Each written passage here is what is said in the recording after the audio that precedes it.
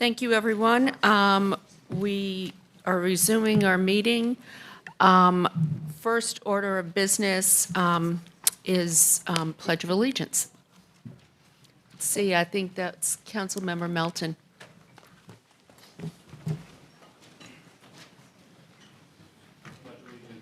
To the flag of the United States of America and to the republic for which it stands, one nation, under God, indivisible, with liberty and justice for all.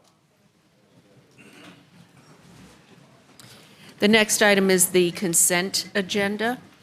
No items have been pulled. Do we have a motion to approve? So moved. All in favor? Aye. Okay, thank you.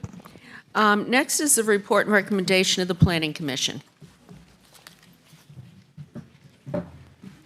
Good afternoon, Bynum Walter, Planning and Development. I'm joined by Chair Blaney Miller from the Planning Commission.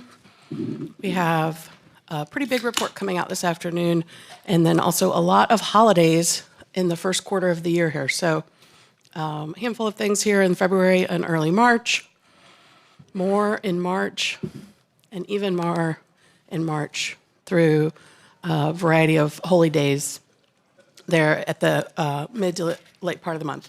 So we have some public hearings that are already scheduled. You'll remember that on March 5, we will discuss again Z9222, the New Bern Station Area rezoning, Hardin Road, Z28. Well, we expect also will be, you've established that as the public hearing date for that. That'll also be heard in committee this week, I believe. And then there's a street closure for a portion of Fairview Road that's already scheduled for the 5th. Then on the 19th, we'll have a handful of items. Gorman Street is an older item coming back to you, Nowell Road, and then portions of some parcels on Buffalo Road. And then there's one public hearing scheduled for April 2nd. That's the continuation of the Blunt Street rezoning in the Prince Hall Historic District. So coming out of Planning Commission, we have a handful of items. The first is text change 823, which would change the name of the Appearance Commission to Design Review Commission. The Planning Commission voted recommend approval, and we're suggesting a public hearing date here of March 19. Also coming out of, this is a somewhat unusual item. This is a streetscape plan amendment, and if you think you haven't seen one of these before, that's because you have not. I've never seen one because we haven't had one in a very long time. So this would amend only the signage portion of the Cameron Village streetscape plan to change their common signage plan. The request is consistent with the comprehensive plan. Planning Commission recommends approval. Again, a suggested public hearing date of March 19. And then a couple of rezonings coming through to you. So Z1823 is at Wilson Street and Garner Road. This is an R10 and R6 districts going to RX4 with conditions. It's inconsistent with the future land use map, but is consistent with the comprehensive plan. Planning Commission recommends approval. Again, we are suggesting a public hearing date of March 19. This is a passage home project that would bring affordable units to the site. Then a case on the south side of Rock Quarry going from R4 to R10. Again, Planning Commission recommends approval, and we recommend a public hearing date here of March 19. Rezoning for under 4 acres. This is changing the conditions and some of the district boundaries for these 3 parcels at Spring Forest and Atlantic. Again, Planning Commission recommending approval. We're suggesting a public hearing date of April 2. I apologize that the technology is not working well together on that, but that says April 2. And then this is Rawls Drive, 3 acres here, going from R6 and R10 with conditions to all R10 with conditions. Again, Planning Commission recommending approval, but with a split vote and a public hearing date recommended here of April 2. So 2 items there for April, 3 items for April 2. The last one is a city-initiated rezoning.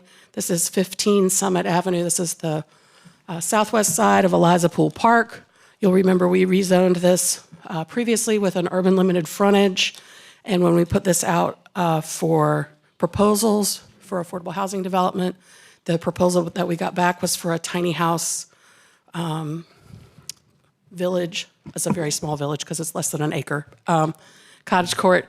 But the frontage prohibited that, and so we talked with you all previously about this, and the path forward was to remove the frontage and to re-advertise once the rezoning is complete. So we're moving along in that process, and again, recommending public hearing date of April 2 here. What questions could I answer for you before you schedule public hearings? Councilmember Jones. I have a few. If we can start with Z18. In the staff report, it indicates that NOAA is likely present on this site. Is that currently being lived in, and how many units are there if there are people living there? I'm going to have to get back to you on that. Okay. Another note from that one is the staff report also says there are historical incidences of racial discrimination. And the second part of the question is, does the rezoning improve current conditions of discrimination? But I didn't see an answer to that question. It's like a two-part question. And the second one says, does it improve? And you noted that there was racial discrimination, but then I didn't see how this project improved that. Would you like that information before you schedule the hearing?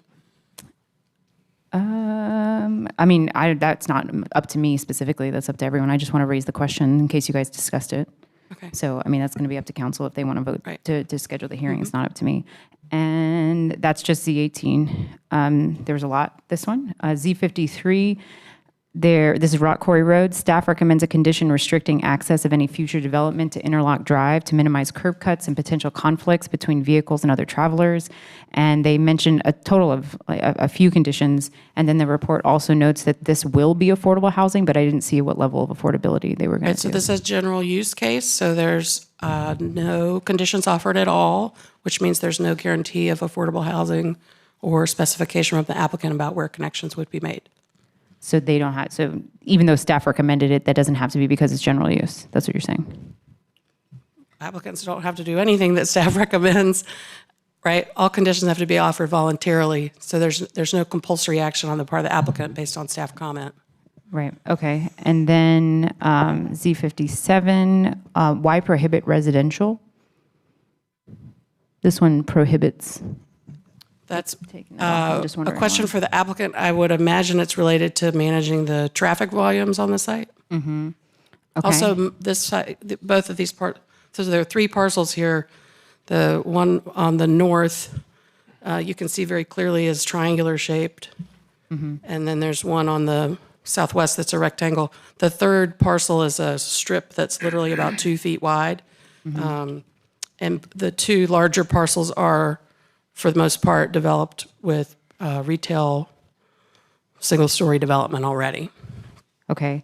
Z58, I guess this might be a question for the applicant. Why not use the FTDO? Because it looks like there's an option 2 and we're not doing it here, but I guess that's a question for the applicant. And then Z64, so that's Summit Avenue, the one that's the city-initiated rezoning. In the notes, Commissioner Bennett noted this is not an area suitable for affordable housing, and I'm just wondering if she went into any further detail, Blaney, of Right, why. so she voted against this rezoning the first time around, and the second time she noted her desire to be consistent in both instances. And I believe I think she expressed concern about proximity to the Bain water treatment plant. Is that right? Thank you. Yes, so this case previously came before the Planning Commission and Council, and it had,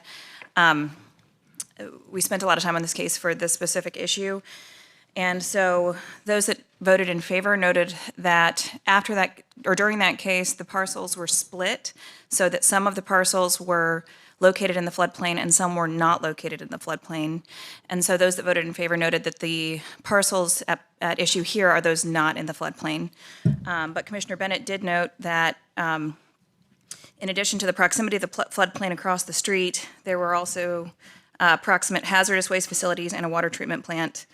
And she thought that this felt like, her quote was, the definition of an environmental justice issue with putting affordable housing so close to those treatment plants.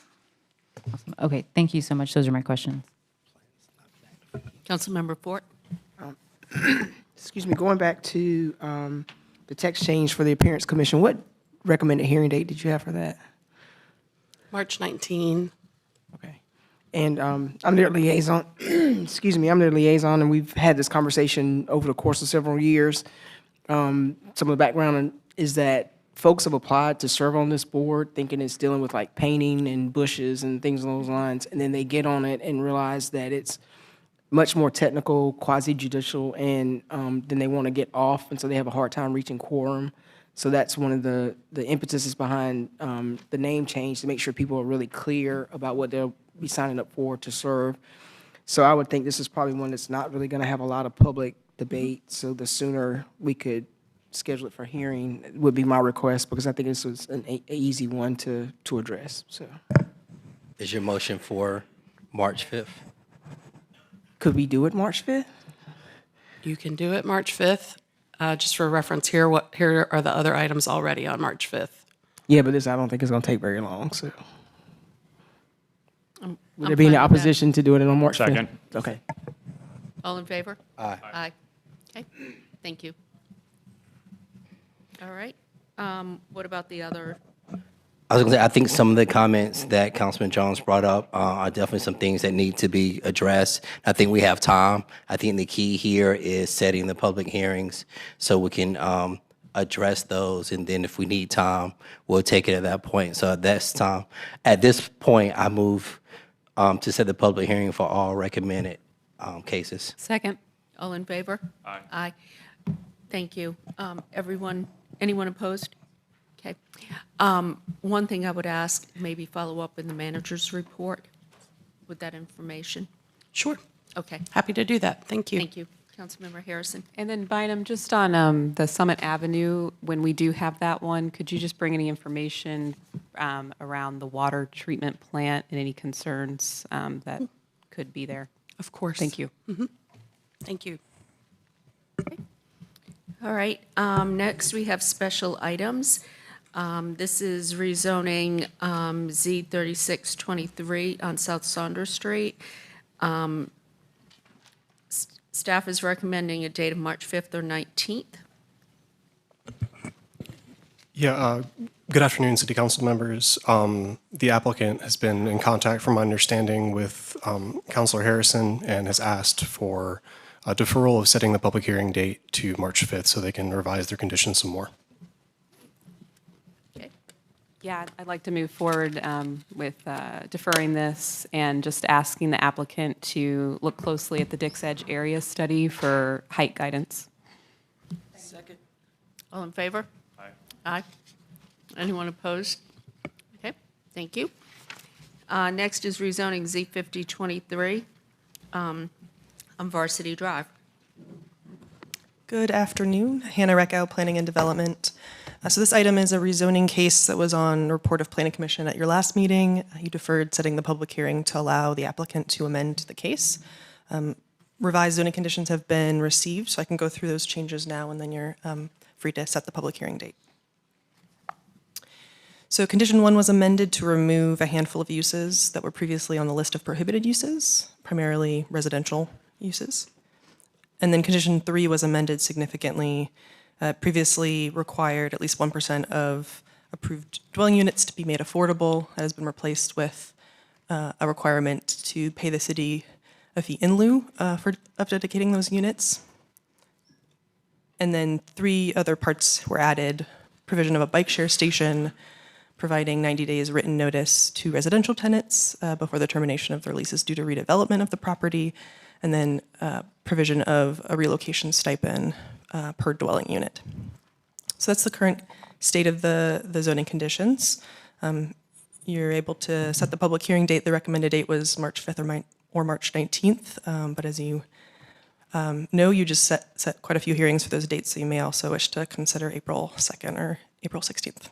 Could you go back to the first slide?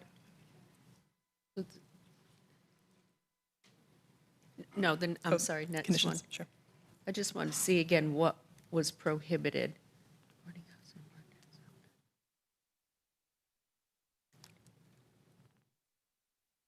Okay, thank you.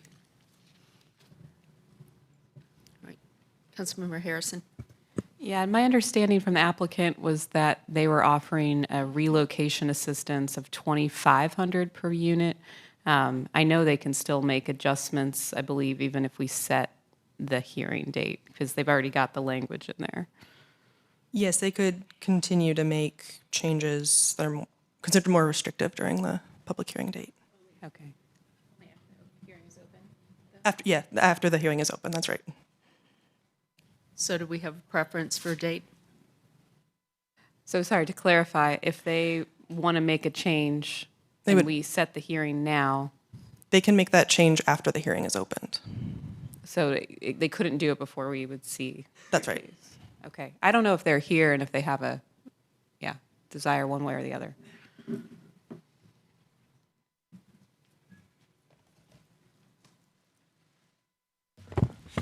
Yeah, apologies. That change was made on the signed version of the conditions. I guess apologies if that didn't get pointed out or noted by staff that that change was made. And so it is on the most recent set of conditions.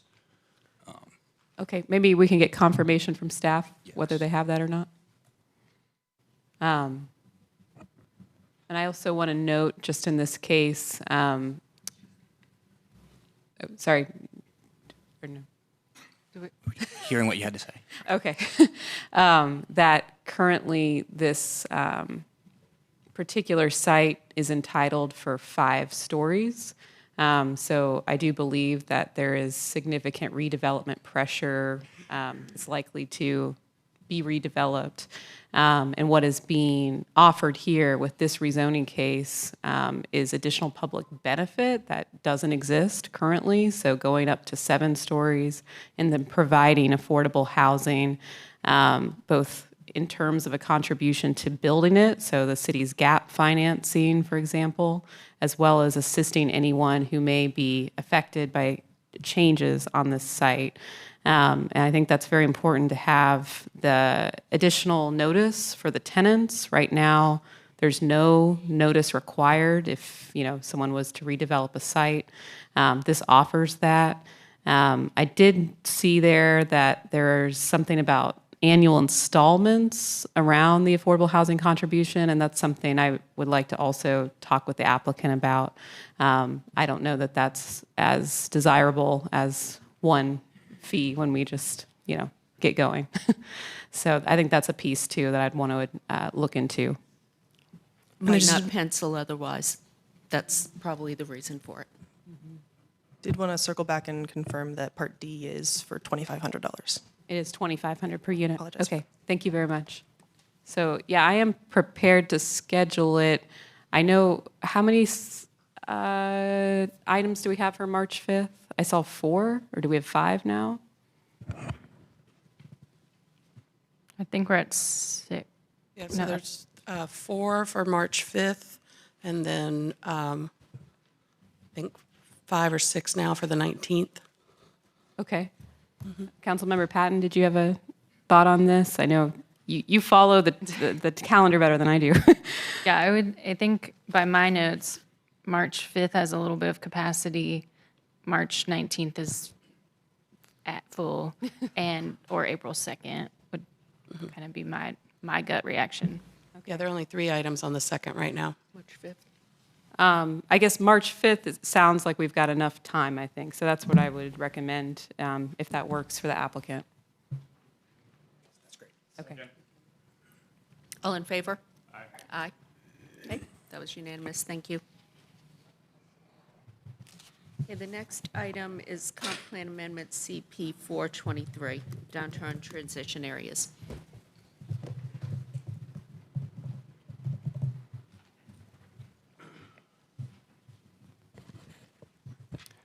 Good afternoon, City Council members. Matthew Burns of Planning and Development. So just for a quick reminder about this request, it's a privately initiated request to apply downtown transition areas to 2 areas in downtown Raleigh, one east of Glenwood, Brooklyn, and the other to the south. Planning Commission recommended denial, then City Council opened and closed the public hearing and referred it to the Growth and Natural Resources Committee. At that meeting, the Growth and Natural Resources Committee decided to recommend approval of the northern portion of the request, but not the southern portion. And just let me know if you have any questions. Councilmember Harrison, then Branch. Yeah, I wonder if we could just get some review around, where the Planning Commission came down on this. My understanding was their concern was that we were not going through an area plan process, but then in the GNR committee, we heard from staff that that was not a requirement. So I wonder if you could just talk us through kind of that conversation and differences of opinion. Yeah, just give me a second and I'll pull up. I think there's disagreement among staff as to whether that applies or not, from what I understand.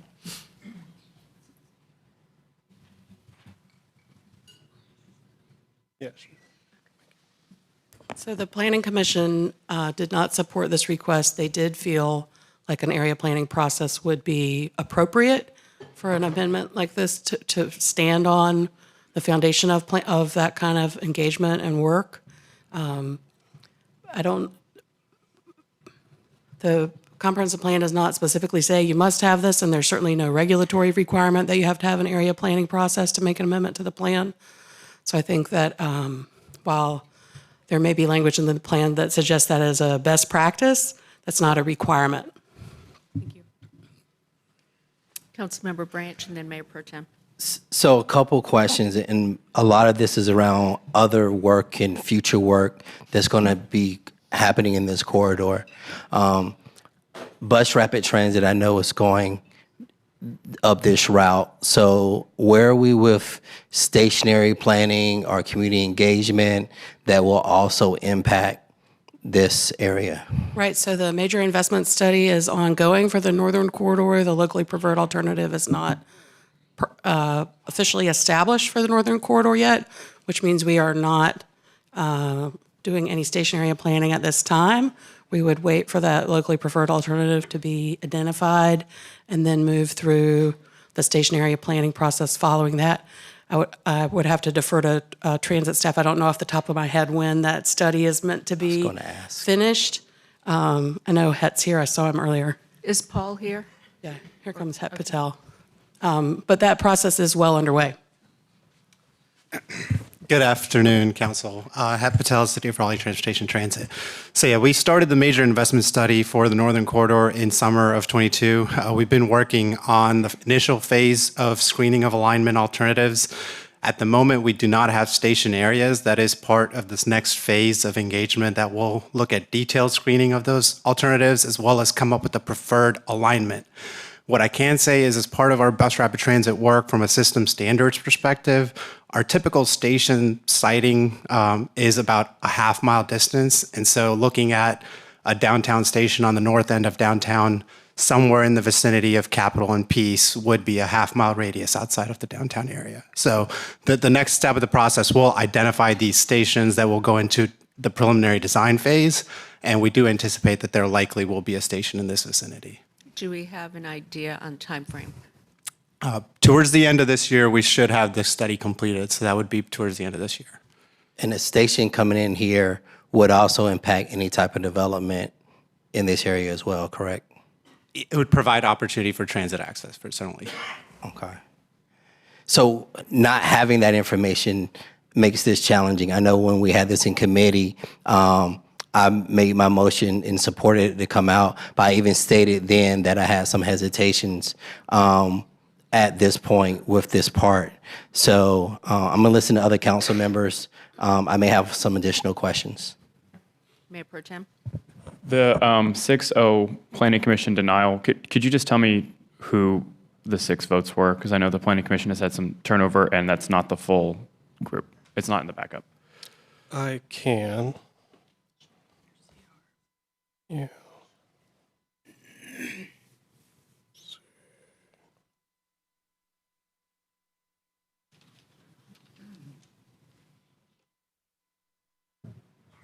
Was Commissioners Bennett, Fox, Miller, Otwell, Peeler, Rains. And they all voted against. Can I talk? Is there a hearing that we're doing? What do we do this hearing? Can I talk? This is it. Can you talk? Yeah, I know we're not supposed to talk about the case until we have the hearing. If it wasn't clear to me. All right, good. Yeah. The other thing I wanted to say was, the site adjacent to this subject property was already submitted for rezoning. It was denied. And my understanding is that prohibits them from submitting for another rezoning for a period of 2 years, or they have to ask for a waiver. Is that right? And so there's no imminent action on the site that I feel like probably precipitated this request for the comprehensive plan amendment. I am uncomfortable doing anything with this until we get the station area planning recommendations back. I feel like in both ways. One, if we take action on this today, it may set an expectation to this community that just gets undone when the station area planning comes forward. And now we're duplicating work and sort of whiplashing folks. And two, there's no imminent development adjacent to the site, nor is there even a pending rezoning case. And so it seems like we have time. And if we held this until towards the end of the year, when we may have some more clarity on the Northern BRT and any comprehensive plan amendments that are going to be associated with station area planning, that seems like it's the more prudent course of action, especially because there's nothing actually happening in this area right now. Councilmember Harrison. Yeah, I just want to answer, respond to a couple of those comments. Definitely reasonable thoughts. One thing to note is when the Planning Commission looked at this, it was a little different. So they had two areas that they were considering. The original amendment, or for this downtown transition area, has Area 1 and Area 2. So there's Area 1, which is north of Peace, and then Area 2, south of Peace. And the south of Peace area is Glenwood South. And so part of what the downtown transition area does is it's prohibiting certain kinds of, or giving guidance to what kinds of activities make sense or not. And so some of the activities that they're saying don't make sense here are like nightclubs. And nightclubs are common in Glenwood South. Again, that was the Area 2 south of Peace. And so when the GNR, Growth and Natural Resources Committee, reviewed this, we only recommended the area north of Peace Street for the downtown transition area, and we removed the area south of Peace. So I just want to make that clear that what Planning Commission denied was the full Area 1 and Area 2, but GNR is only recommending us look at the area north. And so for me, that is different. Also, the rezoning case on Peace and West Street, that could come back to us. I know that the applicant is still interested in coming back, and they've even asked, could they come back early? So I think there is still this conversation that's going on about that property that probably does raise concern among adjacent neighbors. One thing I was just going to say based on this, one of the things I'm a little uncomfortable with is the fact that this is a different case from what we had the public hearing on. What we had the public hearing on was 1 and 2. This is just a recommendation that came out of Growth and Natural Resources, which is different, which means there's been no public hearing on what's being proposed. And I have some concerns about that. And I think if we were going to have a vote, doing it as part of a public hearing would make more sense to me, because it is different, as you just said, from what was originally proposed.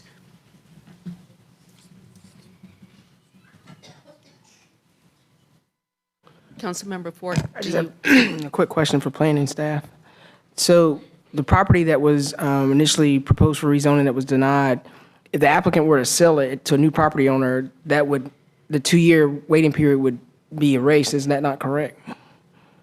No, ma'am, the 2-year waiting period runs with the land rather than with the owner. Okay, all right. Councilmember Branch, and then Black. Just real quick, my other question I have is, earlier today we had a work session on our comp plan amendments and making some changes and going through that entire process. Is this something that possibly could be addressed or even changed while we're going through the comp plan amendment? Of course. I mean, we're going to make a new plan. Everything is up for review. Okay. So that, with that being said, I think this is great. This is probably a part of that whole conversation. And I think from what we shared, based upon that zoning case, I think the earliest they could come back is what, 25-ish? I would have to look. I don't remember off the top of my head. Okay, I think towards the end of 25. Unless we waive the, Yeah, unless we waive it. But also, as far as the comp plan amendment, I think we're saying that'll be done probably within a year after that, 26 from what I saw, 26. correct? But we will be having conversations along the way. That's right.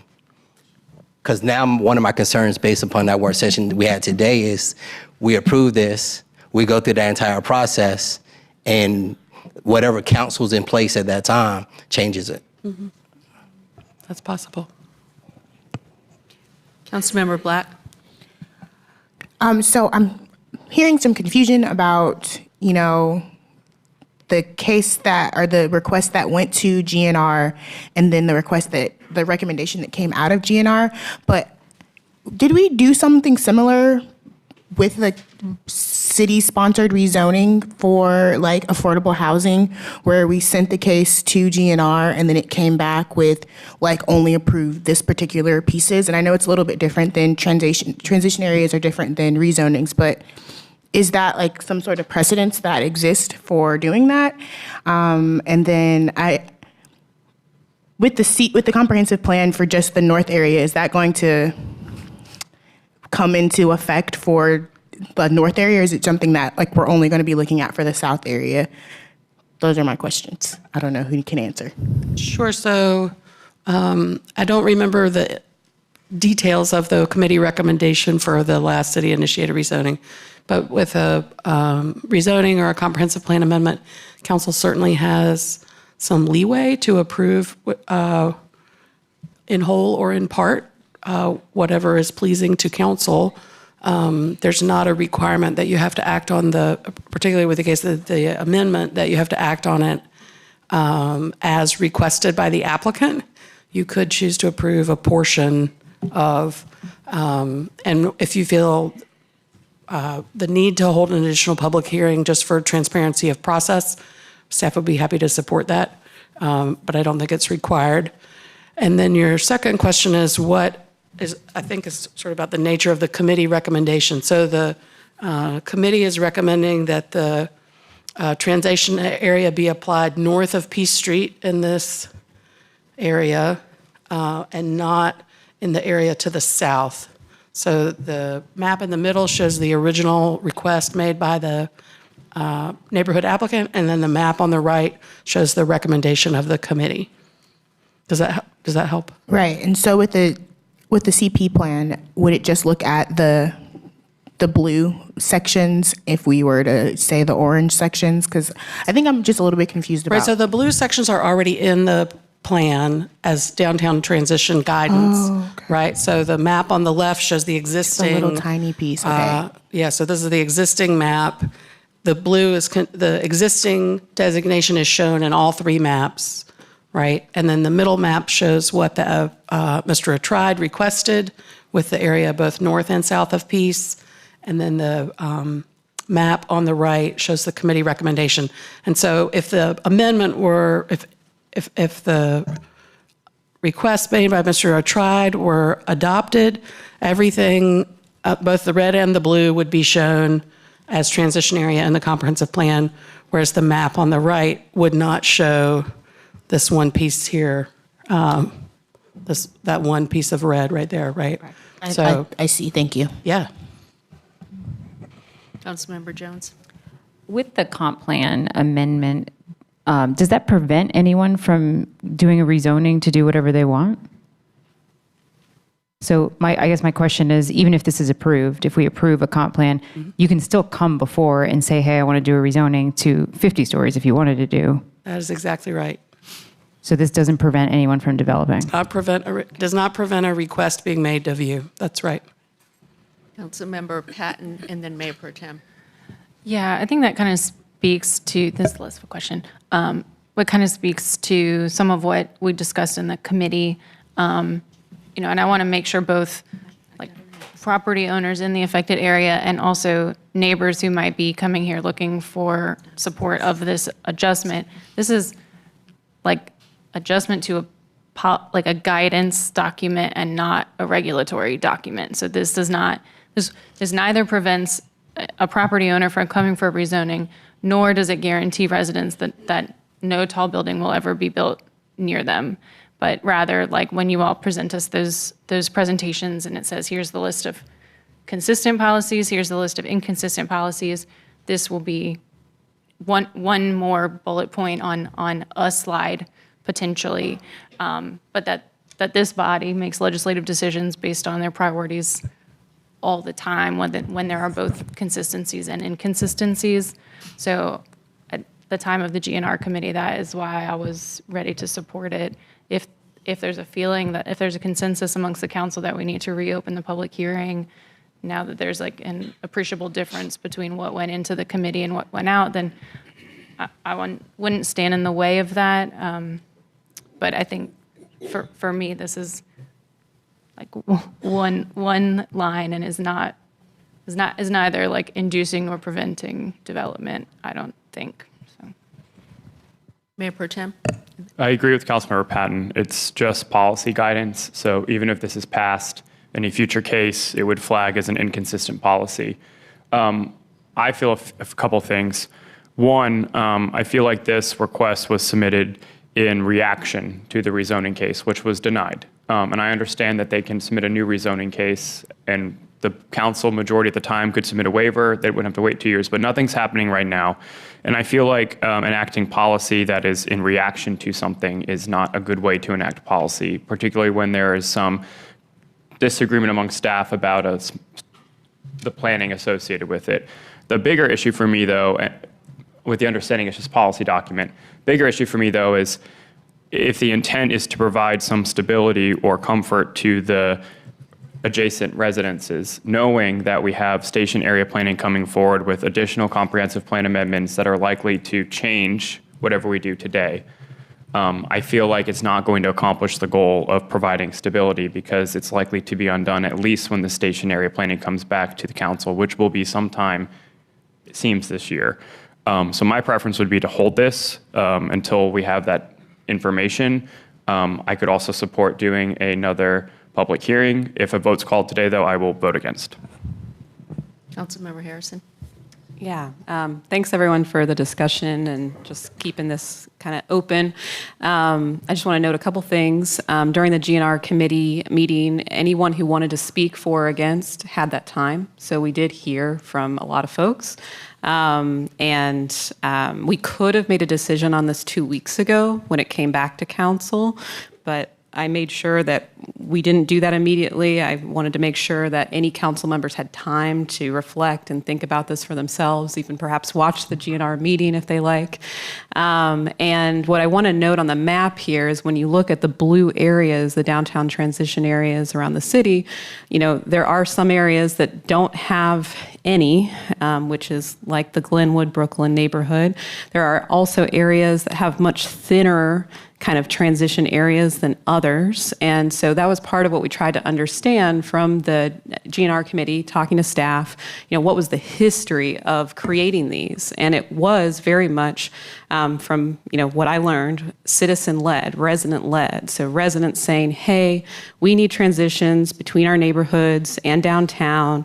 This is what we'd like to see it look like. And it just happened at that time, there wasn't a big call from the Glenwood, Brooklyn neighborhood. Now there is. And so in representing this area, I do want to motion this forward. I do feel like this is not precluding development, but rather providing guidance that's helpful. But again, it is really just one more bullet point on a slide for the council of today or the council of tomorrow to say, this is how I'm going to make a decision. There's often conflicting guidance that we receive, whether it's in an area study, an area plan, the comprehensive plan, the future land use map. And so maybe we're just adding one more little confusion to the mix. But I really do understand understand where this neighborhood is coming from. And I talk with the residents frequently about all kinds of issues that they are facing being close to a very exciting part of downtown. And so I understand, why they're bringing this. And I do see it as, not just in reaction to one rezoning case, but more thoughtfully about what is the future of their area. So with that, I will put my motion forward. Again, this is to recommend approval of the portion of CP 423 north of P Street. With those circumstances, like I said, I would prefer another public hearing, so I'm going to have to vote against this. So as I stated with my initial question about transit, as well as the information we received about the comp plan, I know when it was in committee, I went back and forth trying to figure out, having conversation, how I felt. I'm glad that we were able to come to agreement with the part that we removed from this plan, and that's why I supported it. But as I said at the meeting, I wasn't sure where this was going to go, where I was going to land once it came back to the full body, based upon the other changes that I know are coming. I know we're going to have a transit plan. I know we're going to have a comp plan amendment change, and all of that's going to happen within the next 24 months. Because of that information, I'm going to have to vote no for this. All right, motion's been made and seconded. All in favor? Okay, opposed? Okay, motion passes 5-3. Thank you. Please, no outbursts today, especially after last week. Thank you. Next, we will have the appropriation from council contingency. Can I just move to approve this? Do we need a presentation? I move to approve both the requested amounts. Second, all in favor? Aye. Anyone opposed? Councilmember Jones opposed. Okay, thank you. I'd like to just take a moment to explain. I was a little bit hesitant here. There are two items for contingency, one for $10,000 for a part of a gala towards the Arts Council, and one for a group. The reason of my opposition is because we did the same contingency fund last year for the same amount, and I believe personally that contingency should be one time, that it's for, now that's not a rule, but that is why it's not, that's why I voted against, just to be clear. Our arts community has been suffering ever since the pandemic, and this is one way they've been making up some of their shortfall. I just think that there are other funding and grant opportunities, just like we tell other people to do as well. Excuse me, I was speaking. Thank you. So what I would like to say is that this is making up for funding for children's art programs, and that is what has been their mission. So they have asked us several years now for their assistance, and when I talked to them about this, they said they're still not out of where they were, similar to what a lot of our arts organizations are dealing with. So, but what Council Branch and I had talked about was next year looking at some other options for assistance. So thank you. Next, we have the Six Forks Road Improvement Project.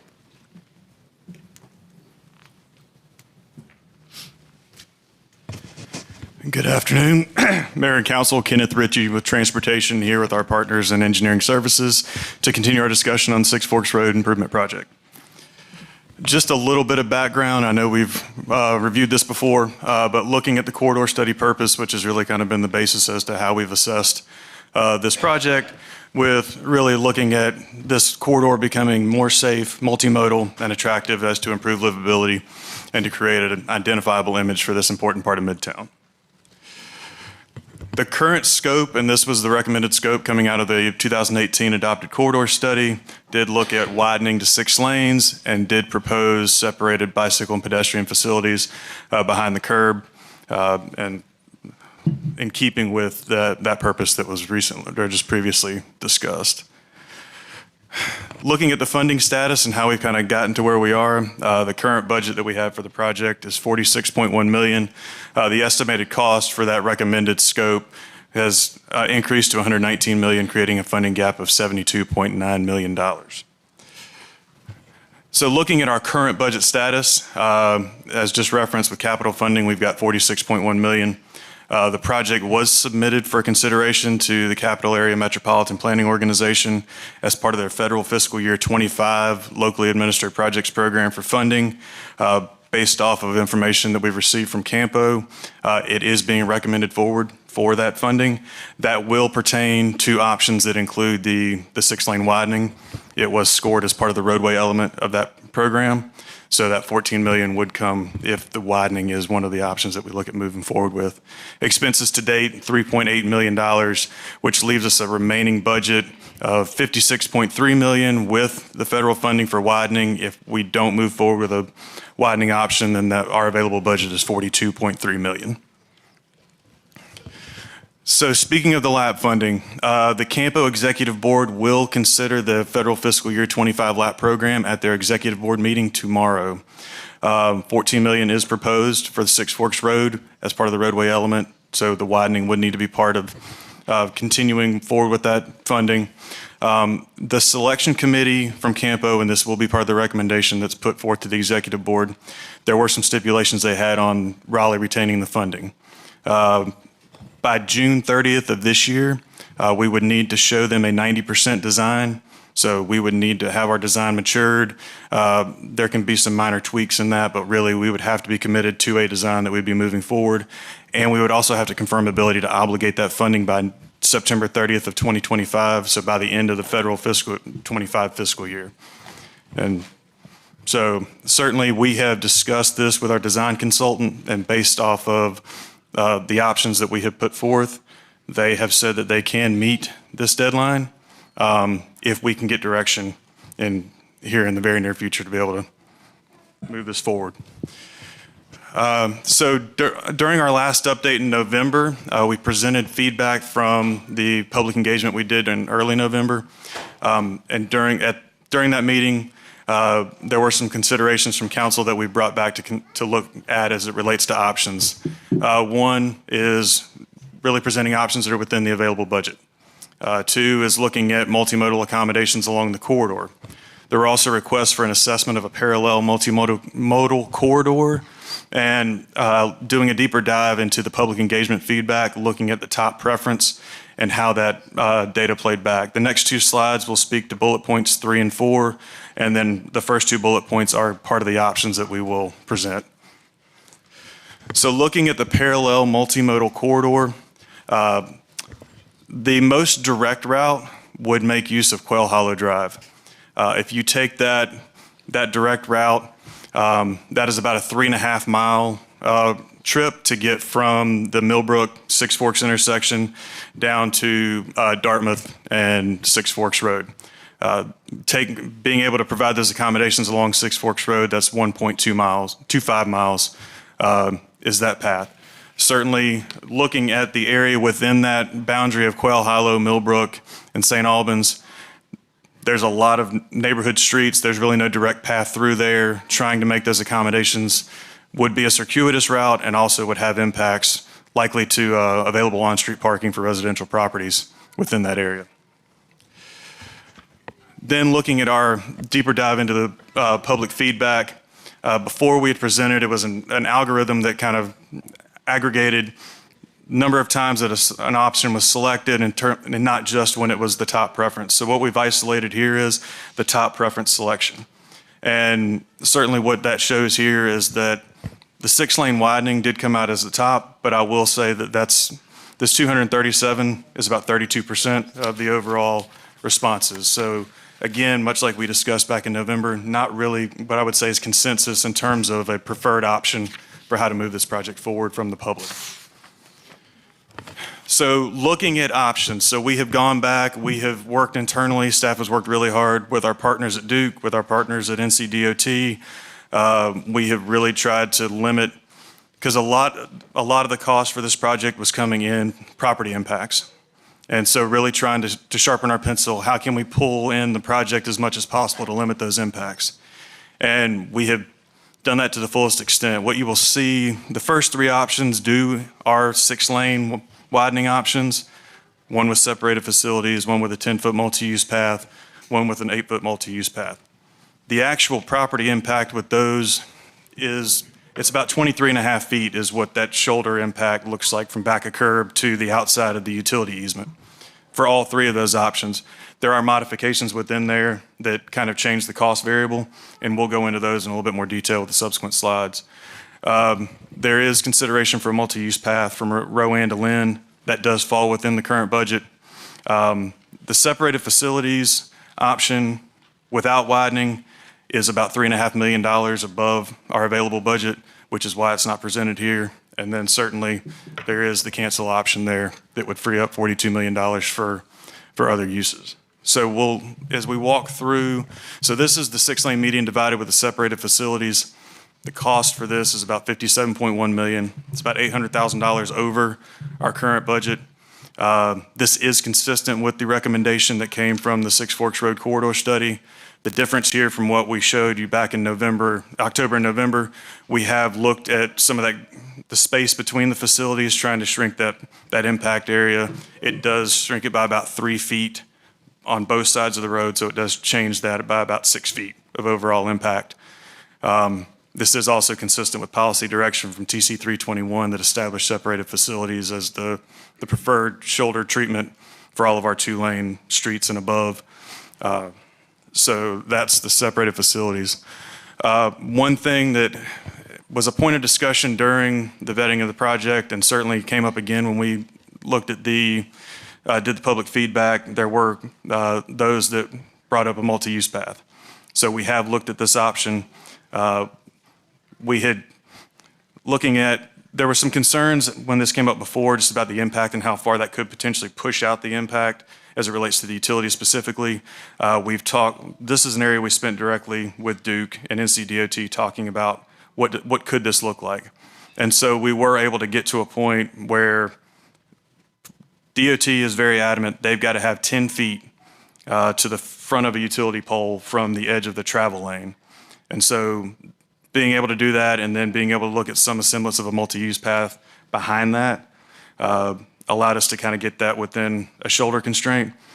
This option with a 10-foot multi-use path, which is 1 foot difference from the total between the bike and the ped on the separated facilities, does allow for essentially 5 feet. Could be 5 feet for bikes, 5 feet for pedestrians, or 5 feet in either direction. This is about $700,000 over current budget.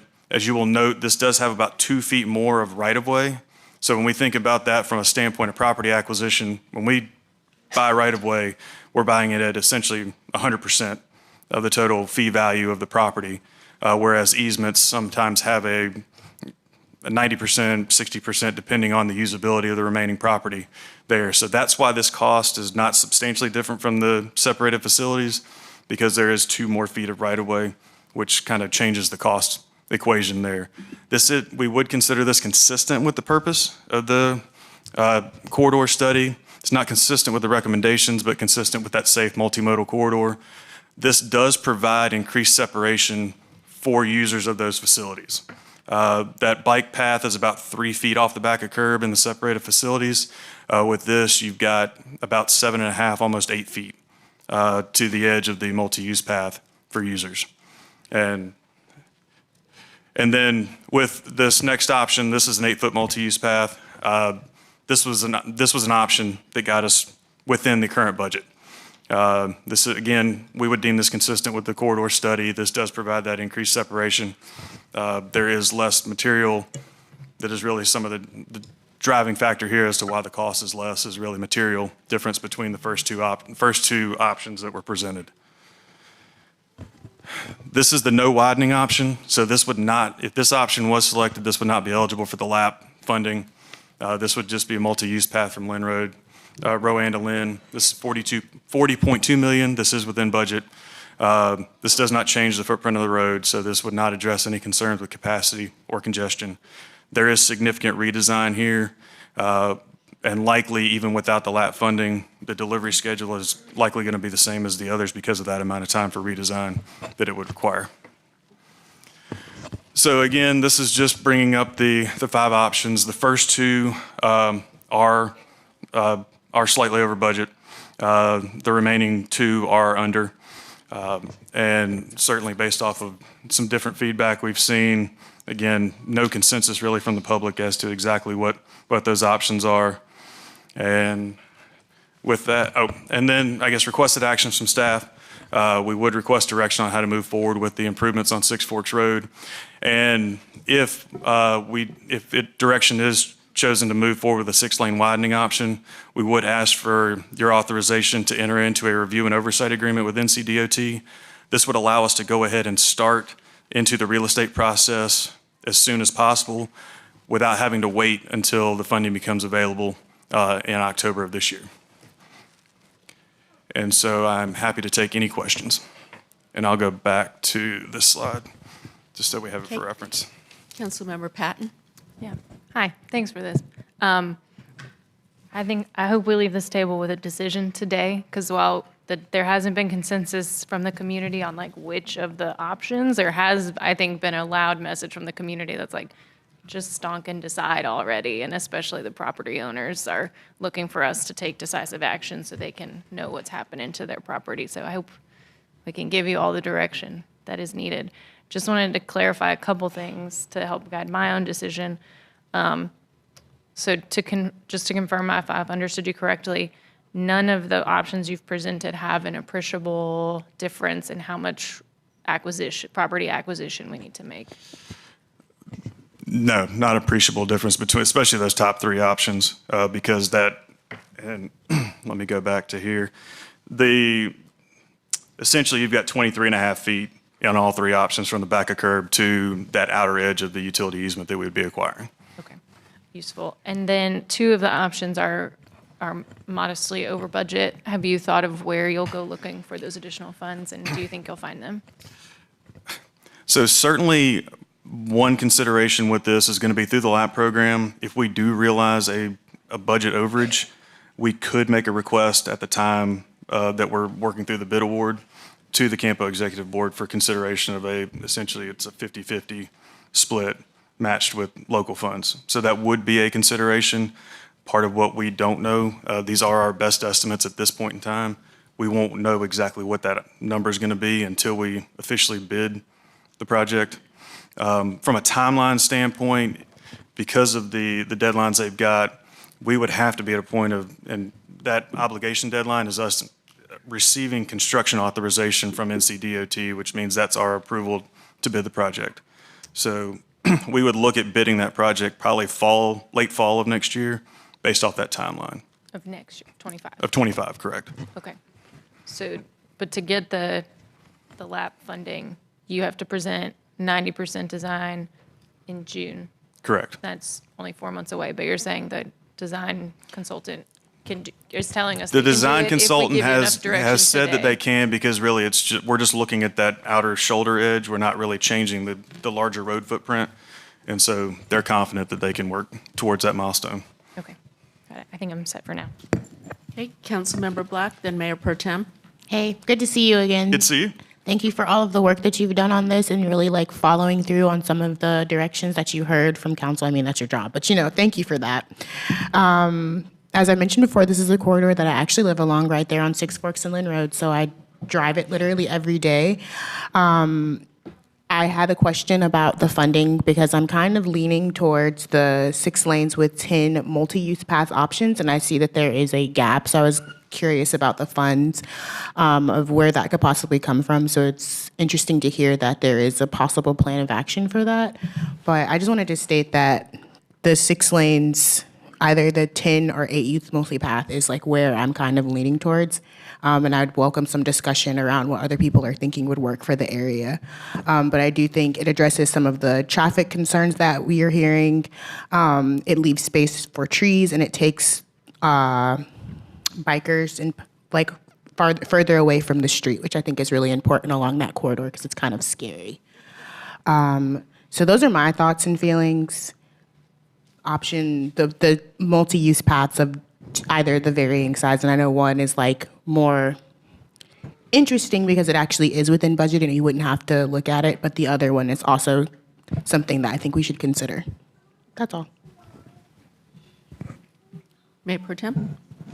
I have a few thoughts. I'm going to first start by saying that I do not want to widen this road to 6 lanes hard stop. That is my personal opinion. However, a lot of planning has gone into this plan, for lack of a better word, already. The community expects it. There was a ton of feedback. I wasn't on council at the time, but I understand that this has been something that has been promised and not delivered. And so my goal right now is to deliver as close to what the community has been promised and make it as comfortable as possible for multimodal transportation. And so, of the options you gave us, there's only one that is squarely within the budget and consistent with the purpose of the 2018 Six Forks Road Corridor Study, which is the 6-lane divided section with 8-foot multi-use paths. My questions are, do we think the 8-foot multi-use path will be enough for pedestrians and scooters and bicycles? And then the second piece of it is, if we're widening to 6 lanes, I know folks that are already crossing Six Forks and having challenges at crosswalks. Are we going to make sure that the timing of is there going to be pedestrian lead intervals? Are we going to build more crosswalks? Are we going to make sure that the timing of the crosswalk signals are extended? I mean, I've seen folks on Capitol that get stranded in the median because the light's not long enough for them to cross. And so we need to deliver the promises of previous councils, but I also think we need to be making the area safer for all forms of transportation. So I would support option 3, assuming we can accomplish the goals with the safety I just asked about. So certainly the 8 feet is tighter than 10, I think, but it certainly does provide more accommodation for the aggregation of bike and pedestrian movements with essentially what you could say it could be 4 feet and 4 feet for each type in that scenario. But I think certainly as you get wider, you just provide more accommodation for that. Speaking to the safety, that is one of the big priorities with this. Certainly looking at our intersection treatments, signal timing, all of that is one of the big priorities that we've got with this project. So it really does speak to that purpose of making sure this is a safe multimodal corridor. Okay. Councilmember Black? Your mic. Are you good now? Because the question I had was something that I had talked to, actually one of the people who got nominated for BPAC board brought up to me about the crosswalk intersections. So I wanted to see if you could talk more in detail about upgrading the intersections along the corridor. So certainly, I'll use the Millbrook intersection as an example. The design we're looking at there is a protected intersection design, very similar to the design concept that's going to be implemented as part of the Blue Ridge Ped Bike there at Reedy Creek in Blue Ridge. And really what the intent with that design is to provide better visibility for bikes and pedestrians, because it accommodates larger trucks that need a wider turn, but there are design elements in there that would take your typical single occupancy vehicles and make that turn a slower, more abrupt turn versus a sweeping turn. And so that helps from a visibility standpoint. What you also have is going to be the signal timing, and the leading pedestrian interval is something that's being discussed on a broader sense throughout the city from a pedestrian safety standpoint anyway. But then certainly looking at, and that's the priority focus here, and we are looking at that is safety for both bikes and peds. Okay, Mayor Pro Tem? Councilmember Branch, you can go first. Go on, I'm sorry. So my question is, between this option here and the 10-foot option, we see the differences based upon the math.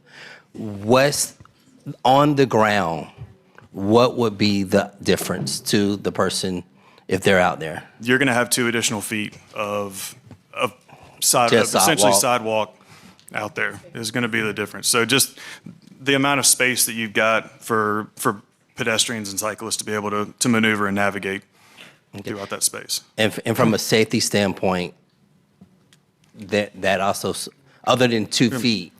I mean, I think any additional space you've got is going to help provide some minimization to potential conflicts. Okay. One more follow-up question, and you may not know the answer to this because I don't think it's our project, but the multi-use path they're installing along Hillsborough Street towards the NC State Fairgrounds, like after the 440 interchange, do we know how wide that is?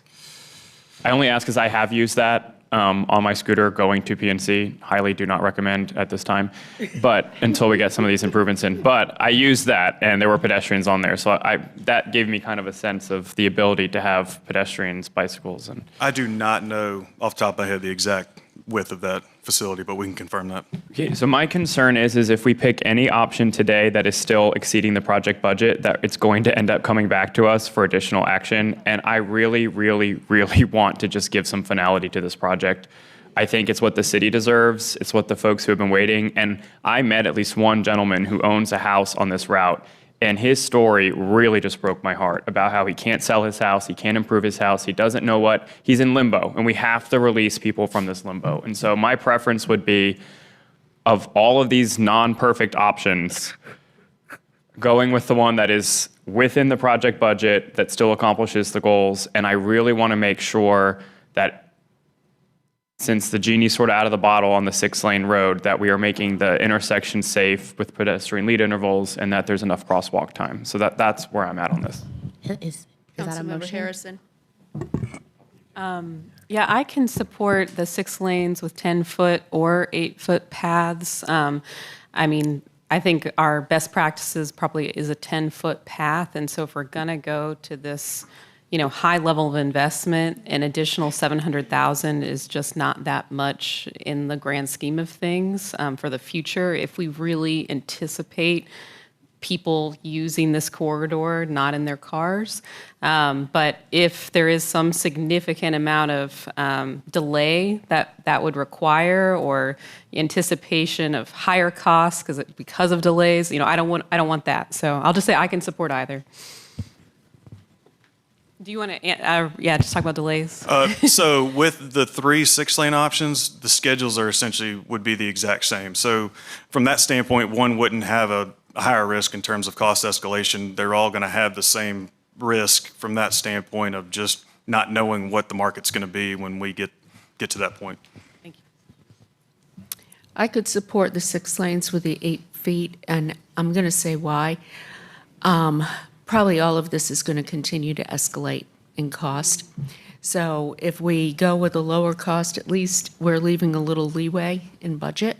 So that would be, I want to create some certainty too. We've been talking about this long enough, so that's where I would land.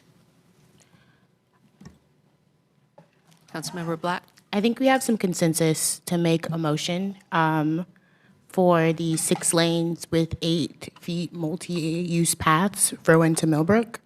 So I would like to motion that option forward, and including the directions that you gave about alleviating the negotiations for the people that are facing issues with realty problems. I didn't say that correctly, but the option, the requested action, the recommended action that you added. That's my Second. motion. Okay, all in favor? Aye. Okay, that was unanimous. Thank you. Thank you. Thank you, finally. Yay. Should we all stand up and cheer here? Woo!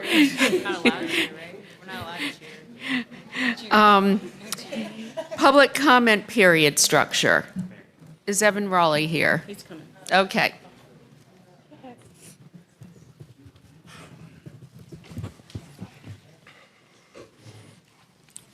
How many years was that? Good afternoon, Mayor, members of council. I'm Evan Raleigh with the City Manager's Office, and I have the pleasure of bringing you a follow-up conversation on the council retreat conversation about our current structure of our public comment period.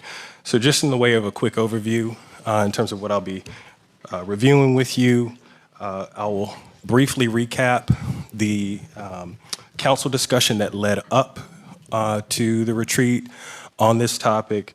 I'll review what consensus themes emerged from the council conversation at the retreat. And I'll also be presenting some recommendations that are generated by staff that are that speak to a lot of the consensus areas that came up, and present you with a few pathways for action should you choose to take some action on this topic today.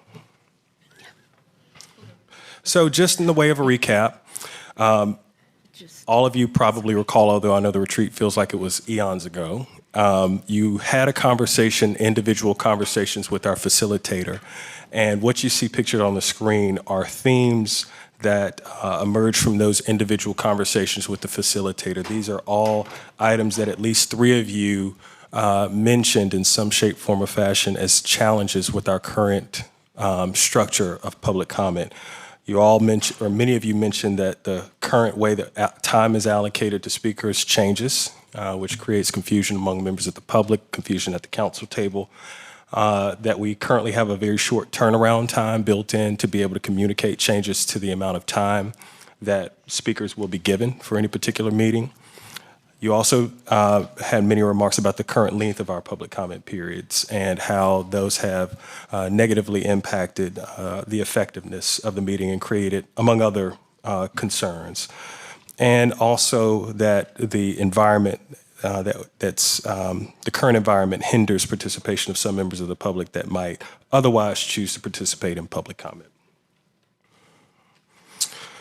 So that was leading up. This is a listing of the themes that emerged from the conversation that happened at the council retreat. And so just to review these quickly, number 1, certainly the desire for predictability of time that's allotted to speakers. That you all wanted to have a defined time period for public comment. We heard consensus for 3 hours on, I'll say, the standalone public comment meeting, and then 1 hour for the third Tuesday meeting. You also expressed the desire for a tiered, non-discretionary system for establishing individual time limits for speakers. And then, of course, concerns about some of the content of the digital material that's has been shared and presented as of late.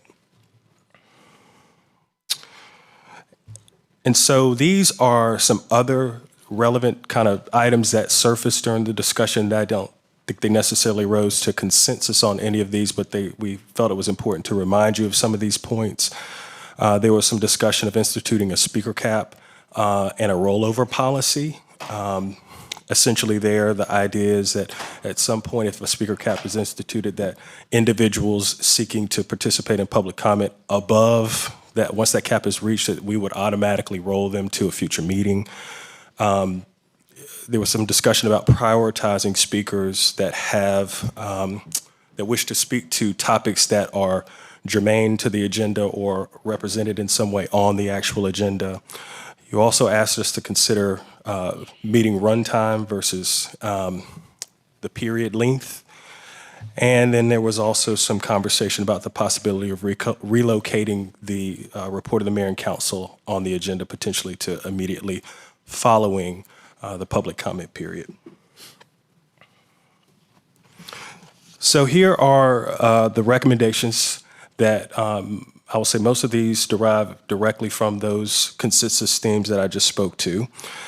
So what staff is recommending is that the designation of 3 hours for public comment on the second Tuesday, and potentially 1 hour on the third, but I will share some other options that you could consider if you want to deviate from that. We are also recommending the creation of a tiered structure, which I'll go into a little bit more detail in some slides that follow, for establishing individual time limit for speakers. And then we are also recommending, kind of along with that, that a speaker cap be created and that the sign-up portal close at the point at which that cap is reached.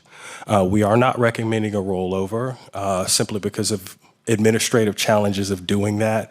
It assumes that folks are actually available at the next meeting, which may not be the case. There's some other challenges with tracking that and managing that appropriately.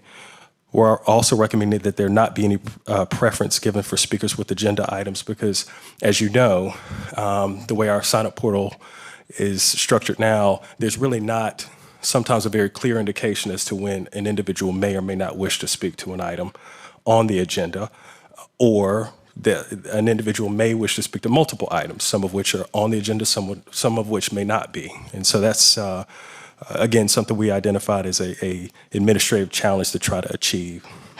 And then finally, we are recommending that the submission of videos and other digital content be eliminated primarily for two reasons. One is safety and security, and the second really revolves around the nature of the content, and we'll provide a little bit more detail on the rationale for that, and just a little bit later on in the presentation. Okay, so this is a look at the way that we have proposed time be allocated for speakers. Again, the consensus was that you'd like to see a tiered structure that made very clear how much time would be awarded based on the number of individuals signed up. So you've got two options for the second Tuesday. Again, this is the long meeting, we'll say. And you can see the tiers. The first option assumes that there will be a 30-minute, essentially, transition period. So what that means is, we actually did the math. If we were to have 30 minutes of transition period in a 3-hour period, that's about 12 seconds per speaker in terms of transitioning from speaker A to speaker B to speaker C. We program 12 seconds of transition time between speakers. So you can see how that breaks down in terms of the number of folks that we could accommodate if we wanted to bake in essentially 30 minutes of transition time within the period. And that second option, again, assumes a 3-hour period with no transition time. And you can see, again, how those times will be allocated based on the number of speakers signed up in that instance. So I'll jump to the third Tuesday meeting, and the same logic applies here. Option one would assume a 1-hour period with 10 minutes of transition time. The logic there was that if you've got 30 minutes of transition time in a 3-hour setting, that you'd have 10 minutes in a 1-hour setting. It's the same transition time per speaker, 12 seconds. The second option assumes, again, no transition time between speakers, and you can see how we would allocate time in that structure. And I mentioned there was an additional option for the short public comment period, and it's listed here as option 3, which assumes a 30-minute period with no transition time. You were presented with information at the council retreat on how other communities structure their public comment periods, and many of our peers do have a 30-minute window for public comment. So this would put us closer in line, at least for this particular meeting, with many of our peers: Charlotte, Wilmington, Fayetteville, Greenville, Gaston. There's several cities that limit it to this. So here's just a look at an additional option for you to consider. Okay. So I referenced at the outset the challenges with the content, digital content, and here's just a quick summary of some of the concerns that we have on the staff side about the way that we currently allow submission of digital content. So you can see we don't necessarily always have the ability to securely read or display some of the media that we receive. Naturally, media and the forms that we receive it do introduce complexity. Really, I'll highlight that last piece about the content. There's currently no disclaimer, no rating, no review of the content that's submitted. And then lastly, when media is sent to us and we make that choice to download it in order to display it in the form, it presents a heightened security risk to us, and it also doesn't allow us adequate time to ask these questions, as you see there, which really, again, give us comfort in knowing that the point at which we download that material, that it's safe, that it doesn't contain malicious, malware or anything that would create a security risk for us. We are essentially taking that chance at this particular time, and we've recognized that as a vulnerability. And so I will pause here and allow our communications director, Robin Deacle, to speak a little bit in greater detail about the challenges of some of the content. Thank you, Evan. Good afternoon, Mayor and Council members. I'm Robin Deacle. I'm the Communications Director, and my job today is to talk to you about the content itself. And just start with, we are responsible for what we broadcast. There are 3 places that we broadcast City Council meetings, as well as other boards and commissions meetings. The first is Granicus or Board Docs, and this is the most prominent link you get when you go to our website and click on View Now. You'll get sent to Granicus. There are no restrictions or expectations we have from them. We just stream our feed straight through to them, so no restrictions. Spectrum is a little more difficult. As a cable channel, we have 3 cable channels. We stream on 2 of those 3. The third is for college and university content. They mostly have to broadcast what we send them. However, they do have the option to not broadcast obscene or harassing content. There's just been a Supreme Court ruling that says basically governments get free reign to broadcast, but that there is an option for them to make one step back. On YouTube is where we have kind of our backup streaming of live meetings, but also where a lot of our rewatch traffic goes. And those guidelines are actually a little bit more complex and intense. The way you get in trouble on YouTube is somebody reports you. So there's not anybody sitting at YouTube watching our feed looking for something, but someone could report us for almost anything. YouTube then reviews that, and if they determine we've messed up, they'll give us a warning.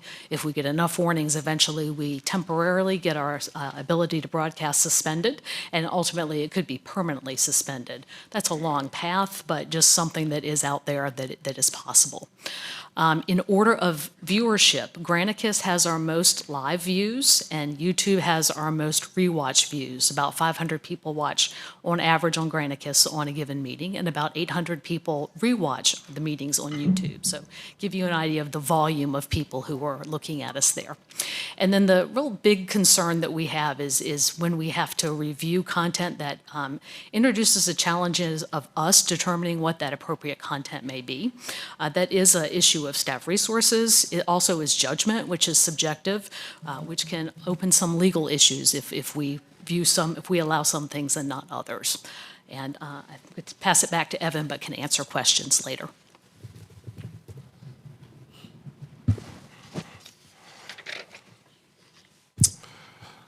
So these are some additional recommendations beyond the ones that I just shared with you, and I'll say that these really are kind of, to some extent, companion pieces to the recommendations. These are really very staff generated that we determined in the midst of our review of this topic would be beneficial to put in front of you for consideration. The first of those is moving public comment, the sign-up time, to Friday at 3 p.m. The rationale for that is, again, you all identified a concern about not having an appropriate amount of time to alert the public to changes in how much time would be awarded for a speaker. By moving the deadline to Friday at 3, that allows sufficient time for staff to be able to determine how many speakers we have for a given period and to communicate that to individuals that are signed up to speak for that particular meeting. And so the idea there, it gives you, instead of a day or less than that, it gives you a full weekend plus to be able to make any adjustments to the comments that you had prepared. The second item we're proposing is the creation of a formal process for submitting physical documents during the meeting. As you've seen, we have had lots of paper to be distributed. It can sometimes interrupt the flow or efficiency of the meeting.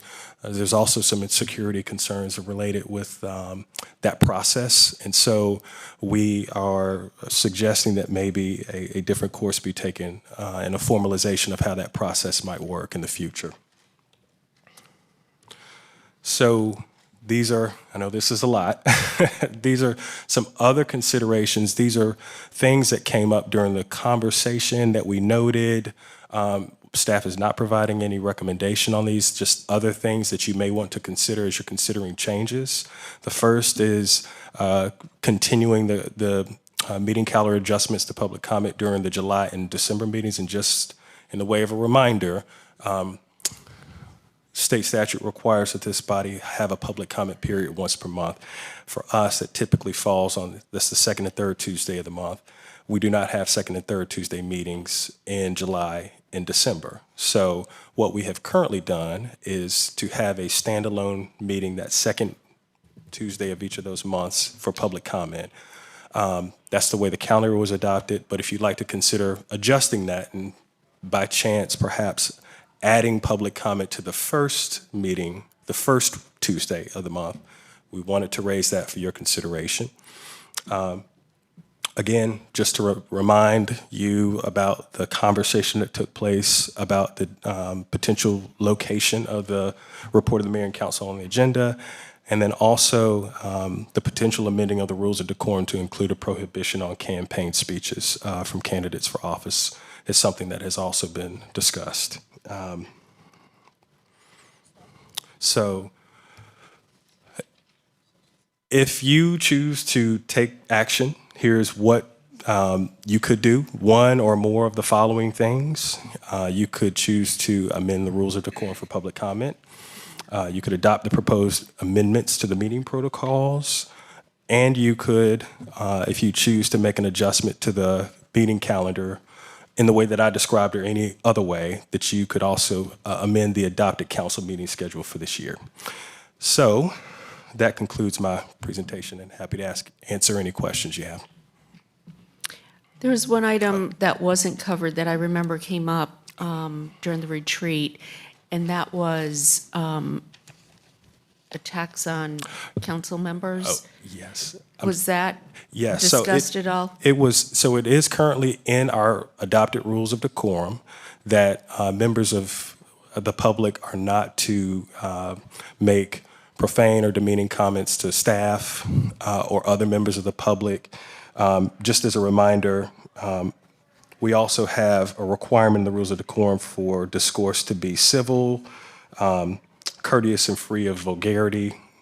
There are many other provisions, but yes. So I don't think that it, as I take a quick look at the rules of decorum, I don't think it at this point prohibits speakers from having threats or making any attacks on members of the body, but it does specifically call out a prohibition on threats to staff or members of the public. So that is something that you could decide to make an amendment on. What questions do we have of Evan? Councilmember Jones? I don't know that I have questions. I appreciate you bringing all this in front of us and corralling all the stuff that we've been discussing over the last month. I do have comments.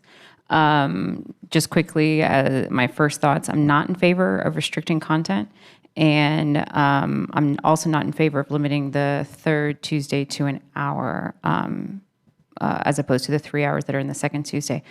There was something that was just mentioned that just left my brain. Oh, and then amending, I'm also not in favor of amending rules of decorum to include prohibition on campaign speeches from candidates for office. I think that's overreaching and people should be able to say what they want to say. So those are my thoughts of what I'm processing in this moment. Councilmember Fort? I guess it's not really a question, but a thought. I would think that we would probably need to build in the transition times, just kind of watching how the meeting flows, getting people when there's folks in overflow from one room to another. I don't know what the process is going to be in terms of documents, but I know people want to come up and hand us stuff, and as they're passing it to the clerk and go back to the podium, you know, all of that to me, I think has to be built into some of the transition times. And so whatever we do, I would probably support having some of that built in, because I feel like just based on the logistics that it'll be hard to just get speakers going back to back to back to back with no built-in transition time. So that's my thought on that. Yeah, the 12 seconds does not really allow for what you're saying when we have overflow. It's a very different animal. So, Councilmember Black?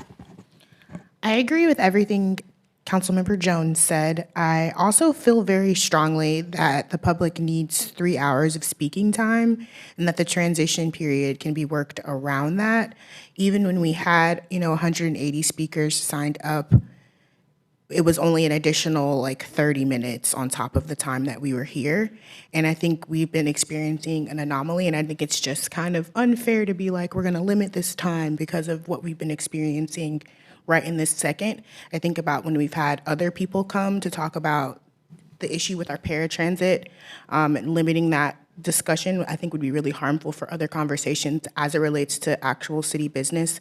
And I personally, again, just feel really strongly that the speakers need a 3-hour period. We're here to serve, to listen, to be a part of a council that is listening to the community. And I think like limiting that like kind of oversteps on what our job is doing, specifically, again, with 3 hours for public speaking time specifically, and then working the transition times around that.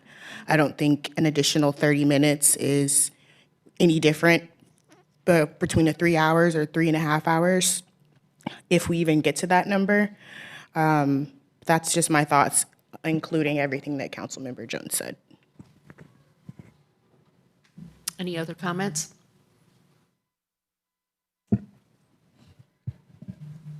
A question for staff. Councilmember Patton. Maybe for you, Robin. I just want to get some clarity. I have heartburn over limiting the presentations. While we certainly have seen graphic images, there also are times when our residents use that to communicate things that are very helpful, like the flooding on their greenway near their home. And so I have a little bit of heartburn over that. But and forgive me if you said it, but could you just go back over what are the consequences if you said like you showed us what the restrictions are, but like what are any consequences that exist? Certainly. So on Granicus or Board Docs, which is where most people watch us live, there would be no consequences. On Spectrum, we don't have a good count of viewership on Spectrum, so we're kind of guessing that people are watching there. It would be a stretch for them to say, hey, that was obscene or harassing content. We're not going to broadcast this, or we're not going to rebroadcast it if it was already previously shared at a meeting. I think our biggest risk feels like YouTube because it feels like there's not a consistent flow chart of if it's this, then this, if this, then this. It can be as random as someone complaining, several people complaining multiple times, and then the implication of that would be first we would get warnings, and we would know we need to do something, hopefully. And if we continue to get warnings, that's where we could lose our ability to broadcast on YouTube. Okay, so we would go through some sort of like Absolutely. like a progressive discipline It wouldn't process. just go we would away. know. Exactly. And then would they remove our old content, or do you know if they would remove our old content, or just like the objectionable content, or all of it, or? When I read it, said no more broadcasting and live streaming, so I don't know the impact. I know that there are channels that do go away entirely. I would hope that our government designation would give us a little bit more credibility, but again, I'm guessing here because their guidelines are not black and white as to what they can do. Okay. And as y'all were preparing for this, was there any discussion about potentially like only doing sort of retroactive like rewatch on the platforms with greater consequence? Like could we like that is a cut the film for YouTube? Sure, that is absolutely a possibility. We could limit the rewatch on certain channels. That is certainly something we could look into. We did not before this meeting. Okay. Councilmember Branch. Yes, what would be, and Robin, this kind of, I guess, for you or whomever, what are some additional alternatives for residents that may want to send us materials to review digitally? I know that this came up. I don't know that we have a great answer for you at this moment. I think, candidly, some of the same concerns or security concerns related to our receipt and download of material for this meeting would be the same for emails that you all would individually receive, certainly if it's in the city's environment. So I'm not sure that we have a great answer for that at this point, but it's something that we could explore if there's really a desire to kind of take a different tack with regard to how that material is submitted for this meeting. We could have some conversation about that. Mayor Pro Tem. Well, there's a lot of moving pieces here. And so just trying to figure out what we have consensus on. There are some of these other recommendations that were in the back. And so one was moving public comment period sign up deadline to Friday at 3, creating a formal process for submitting physical documents during the meeting. Both of those sound fine to me for providing some predictability to the public. I would be fine with those. It sounds like we may want to just pause on this video submission issue for more discussion or options. You know, it came up because the comment at the retreat was, how can we limit some of the sensitive topic? At the public comment period we just had, there was a video where the city attorney advised that I needed to give a disclaimer. I sort of like what Councilmember Patton said, whereas if something is submitted, we could cut it from any subsequent stream. The security concerns, while I can appreciate that, we're already doing video submissions and we have for a long time, so I don't feel like those are like imminent threats. So I think we could just hold on this one briefly. And so I think that leaves us with the number of hours for the public comment on the second Tuesday and third Tuesday, and then this tiered system. I do think we need some structure. I would be fine supporting the staff recommendation of 3 hours for the first public comment period, which is only public comment, and then 1 hour for the second public comment period, which is the third Tuesday. As far as the tiered system, I appreciate Councilmember Fort's suggestion of building in the transition time. I feel like that piece of it is something that I think it's more important that we get this system in place and the structure in place, and if we need to make adjustments, we can make adjustments. And so I'm just trying to get us to consensus. And then the last piece that I don't think we talked about was what happens in July and December where we don't have a second Tuesday meeting. My preference would be to put the public comment back into the first Tuesday. I do not want to take anybody's summer or Christmas breaks away from them. That's a whole nother week that folks cannot make plans, us and staff, and really the public too if they want to come talk to us. So that would be my suggestion. And I said I wasn't going to talk at all, and here I am talking. One thing we might want to consider for July and December, because usually those meetings are heavy duty, because we're trying to get a lot of stuff done before the end.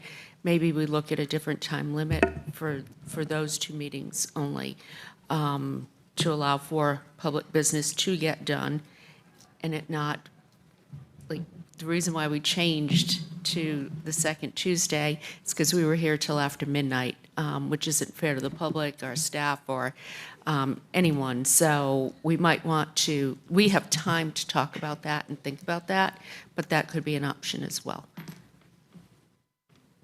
I'm going to ask if there is some consensus where with what Councilmember Melton just said.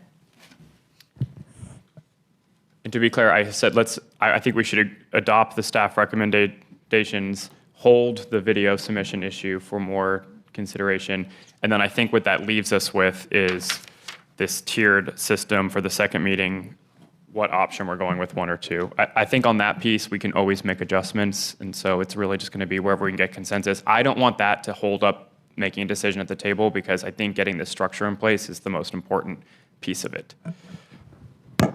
Yeah, I agree. I think the whole purpose of this was to provide predictability for staff, residents, and the council. And I think getting this in place accomplishes that goal. I think, as I said at the retreat, like, we're not writing this in stone.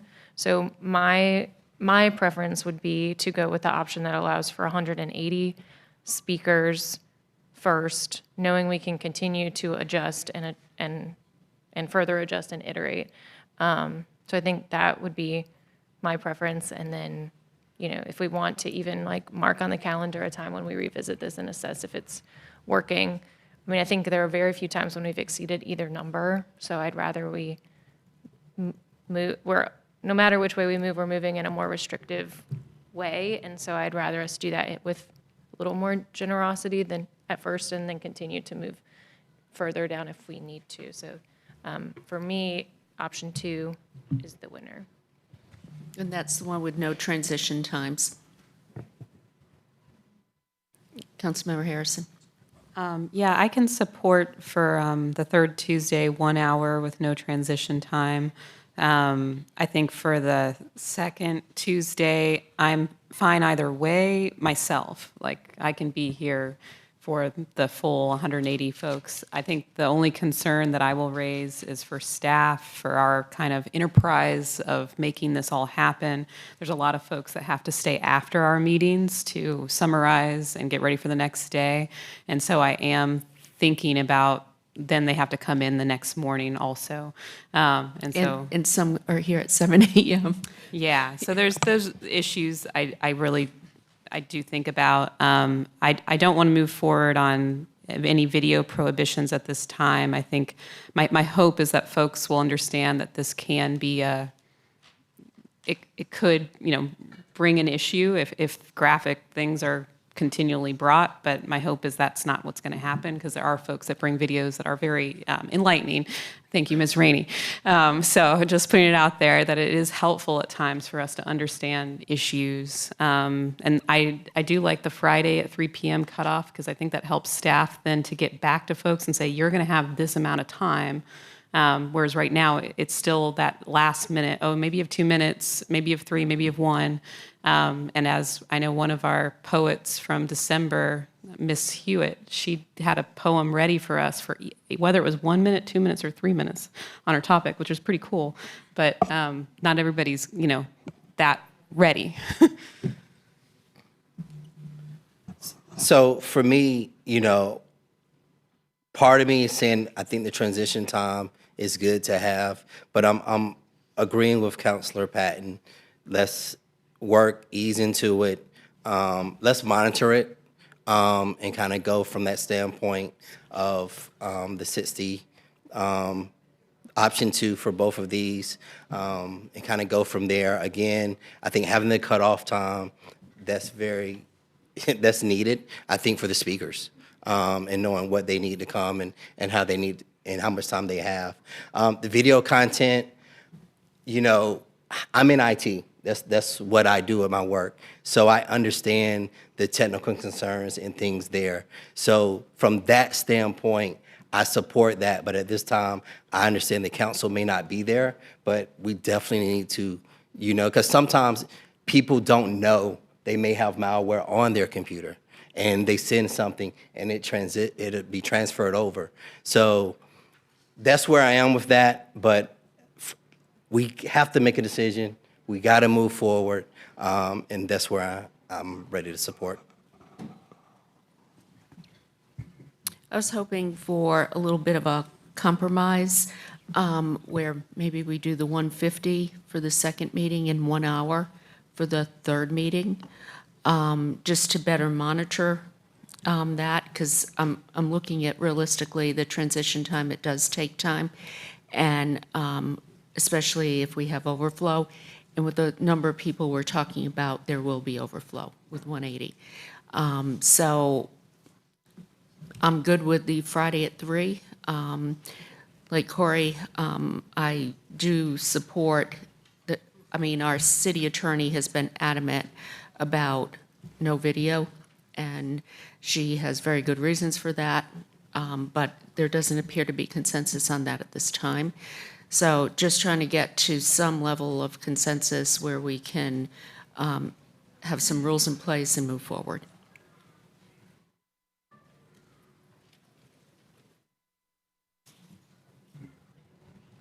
Councilmember Black, do you have anything? I was trying to see if we have some consensus on some things. It seems like we have some consensus on some things and not others. So I wanted to pass the mic to Mayor Pro Tem to just get back to what we were talking about. All right. What I think we should do is, why don't we vote on everything except options 1 and 2 for the second meeting? Hold that, get the other stuff through, and then we can take a vote on those and just see where we land. So we do that. So I don't know how to phrase this now. Hang on. All right. So I move to adopt the staff recommendations, not including the video presentations and not including the options within the tiered time limit. Hang on. I'm being advised to do something else. Go ahead. Also, Okay. All right. does that include, but I have a question, does that include the rules of decorum for including prohibition of campaign speeches from candidates running for office, or are we excluding that as well? No, and actually our city attorney just suggested I do it this way. So I move to approve the following recommendations. Designating 3 hours of public comment on the second Tuesday and 1 hour on the first Tuesday. We will then vote separately on what that tier system looks like. Creating a tiered system for establishing the time limit for speakers. Creating a speaker cap and closing sign-up portal once the cap is reached. No rollover. No preference for speakers with agenda items. Hold, please. Moving public comment sign-up period deadline to Friday at 3 p.m. and creating a formal process for submitting physical documents during the meeting. Second. All in favor? Aye. Aye. Opposed? Councilmember Jones opposed. All right, now I'm just going to test out these two options. So I move for option 1, which is the speakers of 150 speakers. Second. All in favor? Five votes that gets, and then opposed. Wait, you just. Oh, you just had your hand up for. There may be a easier way. Let me start with the 181 first. Okay. I move to adopt the option 2 with 180 speakers. All in favor? See, it's going to split. I'll just Or vote four. for it. That's fine. Well, that's 4-4. Wait a minute. All right, fine. Now we Then go back. option 1 with 150 speakers. Okay. Do we have, let's follow rules here. All right, We have so- to have a motion and a second, right. okay? Option 2 with 180 speakers. That just failed. All right, option 1 with 150 speakers. All in favor? Okay? Wait, but so we have to do something now. Or, you know, come on, folks, let's have some way we work together here. We spent a lot of time building consensus during the retreat. Didn't you just? And we all pretty much agreed to 3 hours at that time. So we're at 3 hours. I think the key is how many, are we going to add transition time or not? And I think some of us feel strongly about having the time in there. Some feel strongly about not adding the time in there. So I'm almost my thoughts are that we go and see, like, my other question is, when do we implement this? Let me ask that question. So, well, here's the other thing. If we are doing 3 hours, do we end it at 3 hours? That could be the, But then that's unfair to people who are sitting in the audience. That's why we talked about building in transition time, so we didn't have people sitting there. Everybody would have a chance to speak. Now, we don't know if this 12 seconds of staff time that the staff has built in would be adequate, but I think, you know, that's what we're dealing with realistically. Mayor Pro Tem? I mean, we're talking about the difference of 30 speakers. I don't even know how many times we've ever had more than 150 people sign up. I think it's been twice. I do not think this is a huge issue. We've had 3. Right. I don't think this is a huge issue. I can also acknowledge that at times people sign up and don't show up. I don't know how to track this, but I really think we're splitting hairs on this. I mean, we've agreed to the 3 hours. We've agreed to the 1 hour on the third Tuesday. I don't know how to go from here, other than saying that I don't see this being a regular occurrence, 1, and 2, we can always adjust it, and 3, yeah, I guess I only have 2 points. Those are the 2. Councilmember Fort? And respectfully, I hear what you're saying, but you said we can always adjust it how and when. I mean, one of the things is that we're trying to provide certainty for folks. And so when you say we can adjust it and you adjust it on the fly, then we're going right back to the problem that we're trying to avoid now. Again, with the transition time, you know, I don't want to put her on the spot, but Michelle Millette's running around trying to coordinate all this stuff behind the scenes and make sure people get where they need to be, so forth and so on.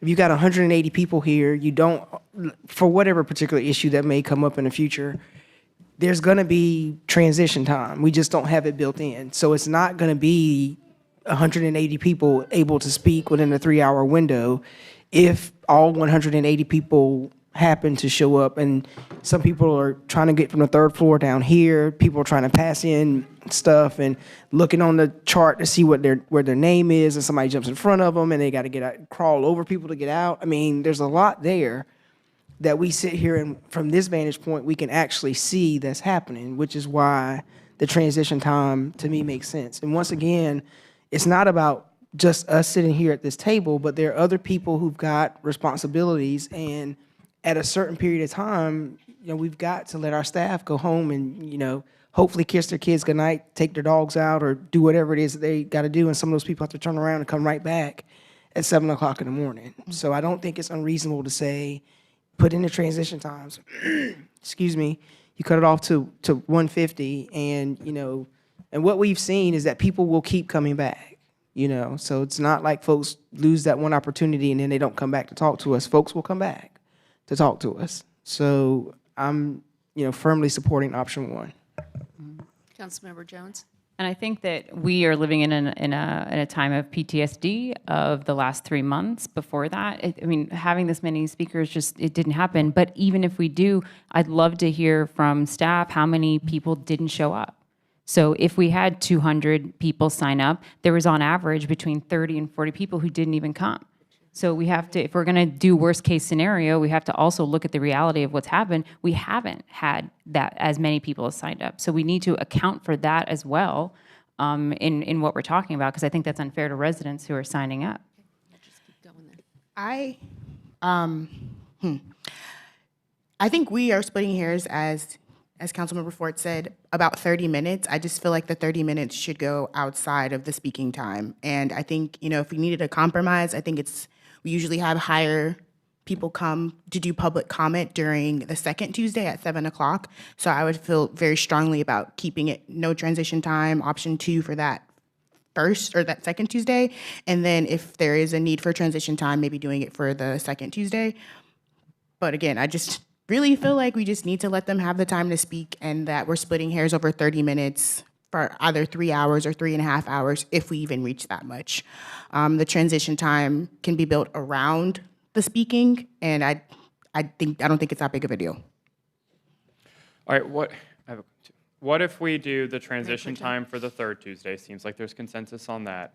And then what if we meet in the middle on the first Tuesday, and instead of 150 or 180, we just do 165 and try that out? I think compromise is good. Otherwise, I think we're going to be sitting here for 3 hours talking about this. Yeah, so moved. I think we split the baby. I hope that's Splitting it. We meet in the middle on the first one. Okay. That's for the second Tuesday? Yes, second Tuesday. All in Second favor? Aye. Can I have a show of hands, please? Okay, opposed? Okay, motion passes 6-2 with Councilors Jones and Black in opposition. Do we have consensus on the third Tuesday? Do we have a motion on that? I thought I did, yeah. So the third Tuesday would be the transition time, so it would be the 50 speakers. So moved. Second. All in favor? Aye. Aye. Opposed? Council members Black and Jones opposed. Okay. All right, what else do we have to cover in terms of giving staff direction? We still have the July and December meetings, but I think we're going to figure that out. We can take that up at a later date, and then the video as well. Okay. All right. Thank you. Thank you, staff, for putting all that work into that, and for the good discussion at the retreat. So is this effective immediately? Yes. Okay. Obviously, today we have more than 50 Right, people. well, not today. Okay. March Yes. 5th. For March 5th. Well, no, second Tuesday in March. Just checking that you'll have time yeah, to 'cause we won't have operationalize that by March 5th. Yeah, Is I that was okay? just going to suggest maybe potentially the next meeting, only because the sign up right now for the March 5th meetings Already started. opens tomorrow So March morning. 12th. Yeah, so March that give us 12th. Yeah, that might give us a little more time to Yes. implement.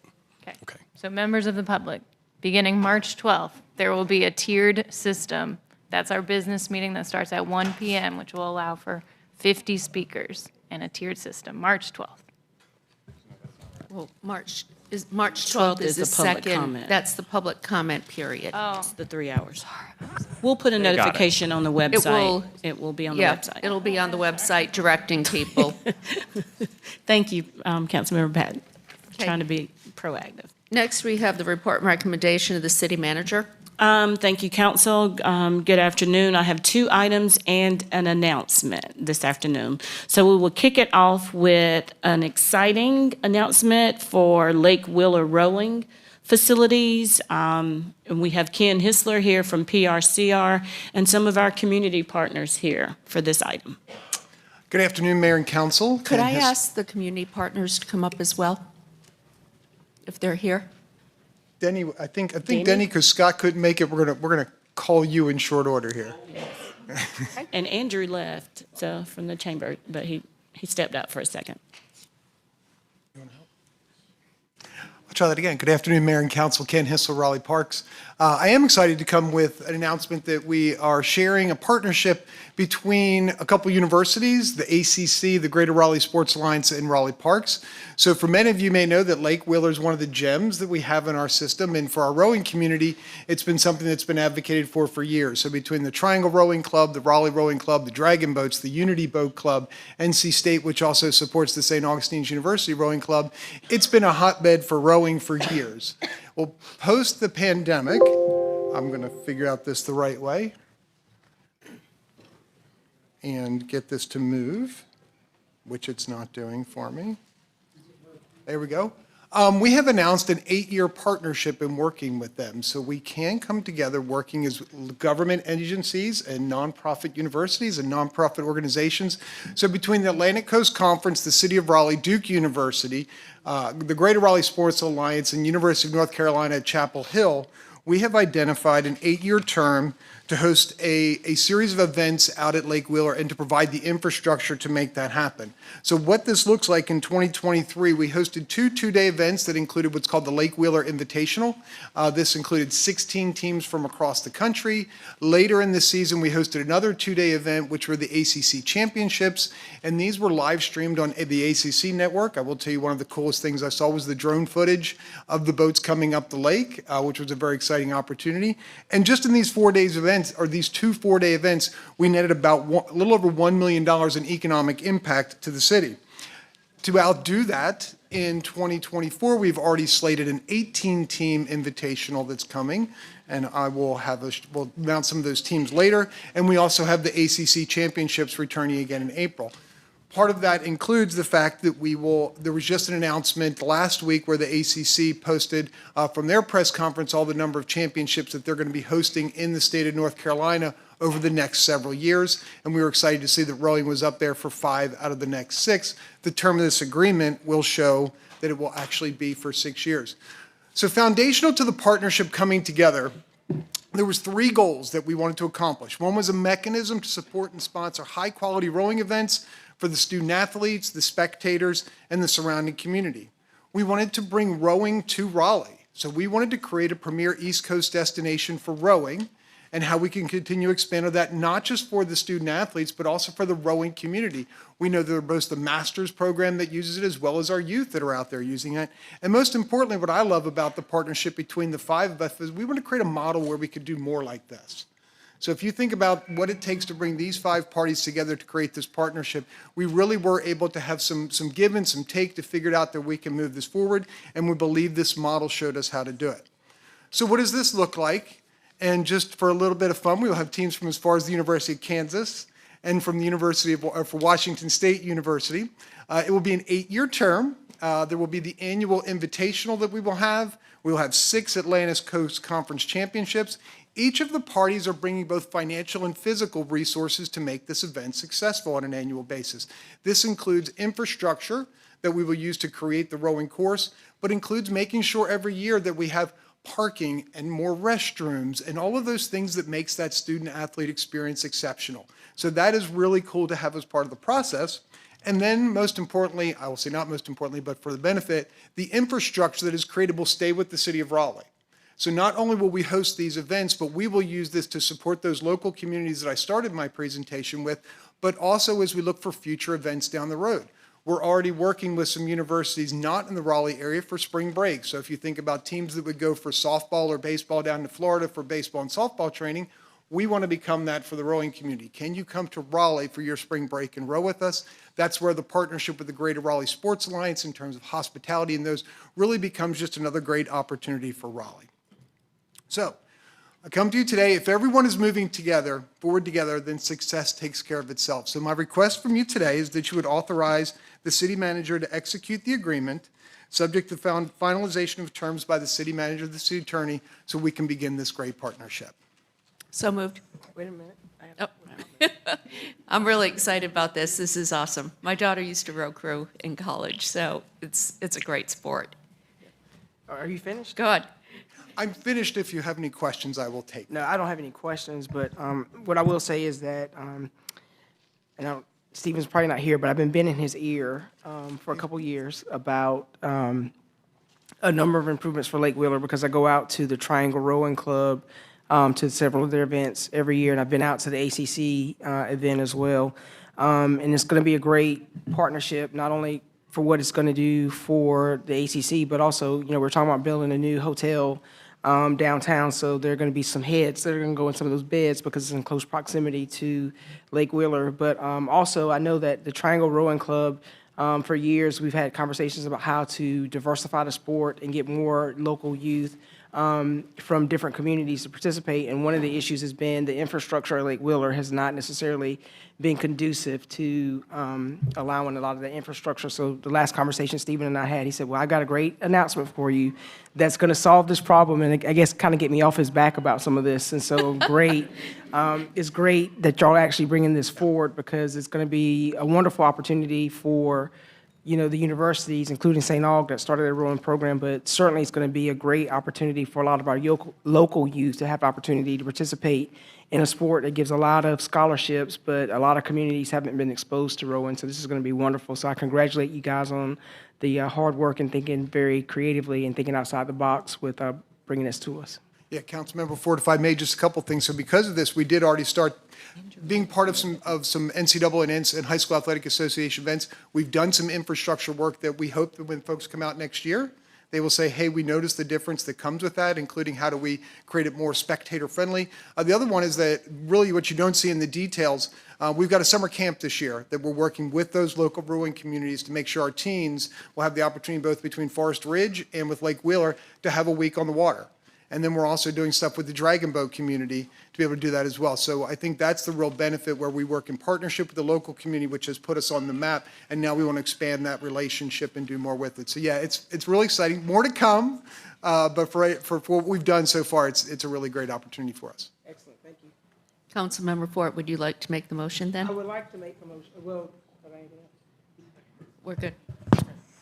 I would like to make the motion that we authorize the city manager to execute whatever necessary contracts and agreements to get this going. I'll second it since I deferred. But anyhow, all in favor?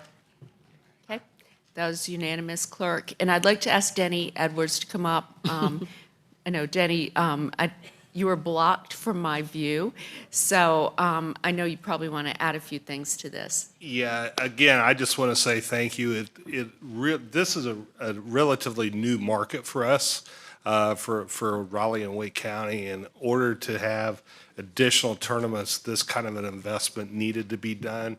I love the fact that we have two universities outside of Wake County that are making an investment in this facility as well.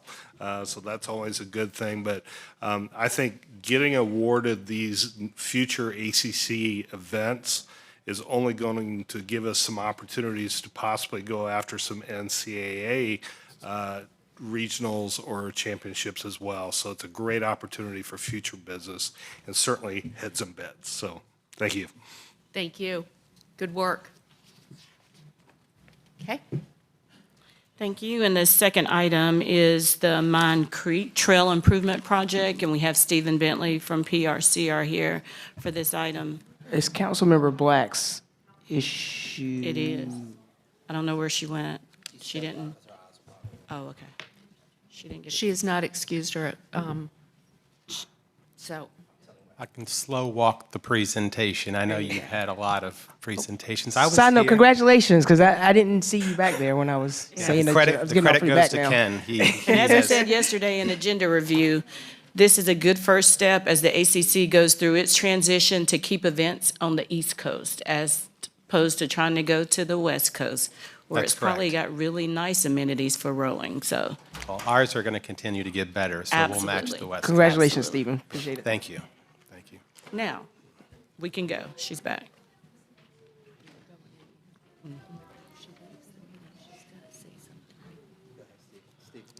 Okay. Well, good afternoon, everybody. Mayor and Council, I'm Stephen Bentley, Director of the Raleigh Parks Department. My presentation today is going to focus around Mine Creek Trail Improvement Project.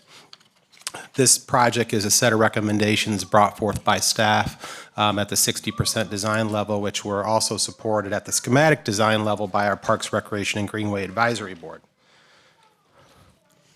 The presentation is about 5 minutes. I'll talk a little bit about the project location and the history of the project, some of the policy and guiding items. There are two proposed options. One is to replace the structures that are in place and relocate a portion of the greenway, as well as realign the greenway to the western side of the creek. I'll talk about relative examples where this currently exists in the greenway system, and then some feedback that we've heard, and then ultimately our recommendations. So this is the Mine Creek Trail, which is south of Shelley Lake. It is a important north and south connector in our greenway system. It connects Crabtree Creek all the way to points north of 540 through the Honeycutt Creek Greenway Trail. This project does have some history. It has been discussed for almost 15 years. It was reviewed in 2009, and the decision at the time by staff was to maintain the bridges in place. And then in 2014, this was listed as a project in the 2014 bond referendum. We reviewed that again with the community, and the community did not support realignment of the trail. And then in 2023, we brought this discussion back forth, as you'll see on the next slide, due to a pretty long list of a series of events that has had us pivot on the way we think about our greenway system. So first is that since that 2014 bond referendum, we have adopted a set of design guidelines. Those design guidelines require wider bridges that can support our fire department, police department, and ambulances. We always say you don't need their help till you need their help. So it is important to have that infrastructure in place. The next, we had the council adopted a Greenway Master Plan in 2022. The focus of that Greenway Master Plan was building a system that was multimodal and supports transportation options versus just focusing on recreational options. The next, and probably the most important, since 2014, we had two major hurricanes in Raleigh. Both of those did significant damage to our greenway system, which required us to table projects like this for multiple years because we were forced to focus on replacing bridges that were blown out and literally picked up and moved as a result of these hurricanes. So going back to the design guidelines, our design guidelines say if we don't have to cross a creek, let's not cross a creek. And they were costly repairs in 2016 and 2018. Those of you that were in and around council, there's an infamous bridge called Structure 106 that was out of place for 4 years. And we constantly got a lot of feedback that it did not provide transportation infrastructure for the greenway system. The other is you'll see in this presentation, one of the options has pretty considerable environmental impact, both to trees and to the stream impacts. And then finally, over time, our floodplain regulations change, forcing us to decide whether it's the right time or the right place to build or replace bridges. So we have two options I'll discuss today. Option one is to replace two existing bridges where they are, as well as move the greenway slightly away from the creek. The reason we have to do that is we're within about 20 feet of the greenway falling into the creek. So not only do we have to replace the bridges, we have to do stream stabilization. I'll talk about that option first. That option is highlighted here. The brown lines where it says Structure 33 and Structure 32 are the location of the two proposed bridges. Again, not only will we have to replace those bridges, we also have to move Mine Creek Greenway slightly towards the three triangles, which are three private property owners. So in this, there are fewer homeowners being impacted, but the cons are safety, tree removal, the resiliency of keeping bridges in place, and the cost for long-term maintenance of these bridges, as well as the cost to replace these bridges is about $1.5 to $1.7 million. This is what the Greenway looks like today. It's beautiful. It's got two narrow wooden bridges. They're about 50 years old. Unfortunately, that they do not support the infrastructure we need for life and safety issues. As you see this today, this is the way the existing conditions look. If we replace the bridges, you will see in the next slide that we'll replace multiple dozens of trees as a result of this and have to lay back. You can see in some of these pictures where the creek is pretty close to the Greenway. So this is the tree removal impacts for the proposed Greenway Bridge replacement in option 1. This is a count of 35 trees that are 8 inches or larger. We did not include trees that are 8 inches or smaller. So that number actually goes up. The reason why we do that, that's what required DBH, which is the height of the tree in which you measured at. We only measure 8 inches above for construction purposes. One thing that is occurring on the same side as the bridge replacement on the east side is that there's also a sewer main replacement project, which also has the removal or plus or minus 30 trees. So we have a compounding effect. We have to slightly move the trail. We have to replace the bridges, lay the stream mains back, and adjacent to that is a sewer project. So the pictures that I showed you is really important earlier of the growth, natural growth of those trees. The Greenway will no longer look like that in option 1. Option 2 realigns the trail down an existing sewer easement. Some pros of this is that there is good sight lines, it's straight. The other option kind of has like an S. There's minimal tree removal. We only remove 4 trees, and it has better access for maintenance purposes. It does move the trail closer to a number of townhouses. There are 3 townhouses in which the trail is already about 45 to 50 feet. There will be 12 more townhouses that the trail will be closer to. The cost of this project, this option, is about $500,000 to $600,000. This is the way it currently looks. You can see it's fairly open, fairly flat, but you can see that there are neighbors adjacent to it. This is just a sketch for option 2. The tree impacts, you can see there are 4 trees being removed. The green line is the realignment. The gray and the brown lines are currently the way the trail exists. This is another sketch of option 2. It shows you some landscaping that we will have a cross section. I'm going to see if I can do this as good as Bynum, which is right here. Here is a rendering of what it would look like in a future state. We have 2 different options. There are more options in which we can work with the community on if they choose and the council chooses to. This shows a 1 continuous linear fence, but we could also provide gated access if the HOA chooses to do so. We would have small plantings, and thanks to our partners in the utility department, they have allowed us to bring the fence a little bit inside the easement, which is not tradition in the park system.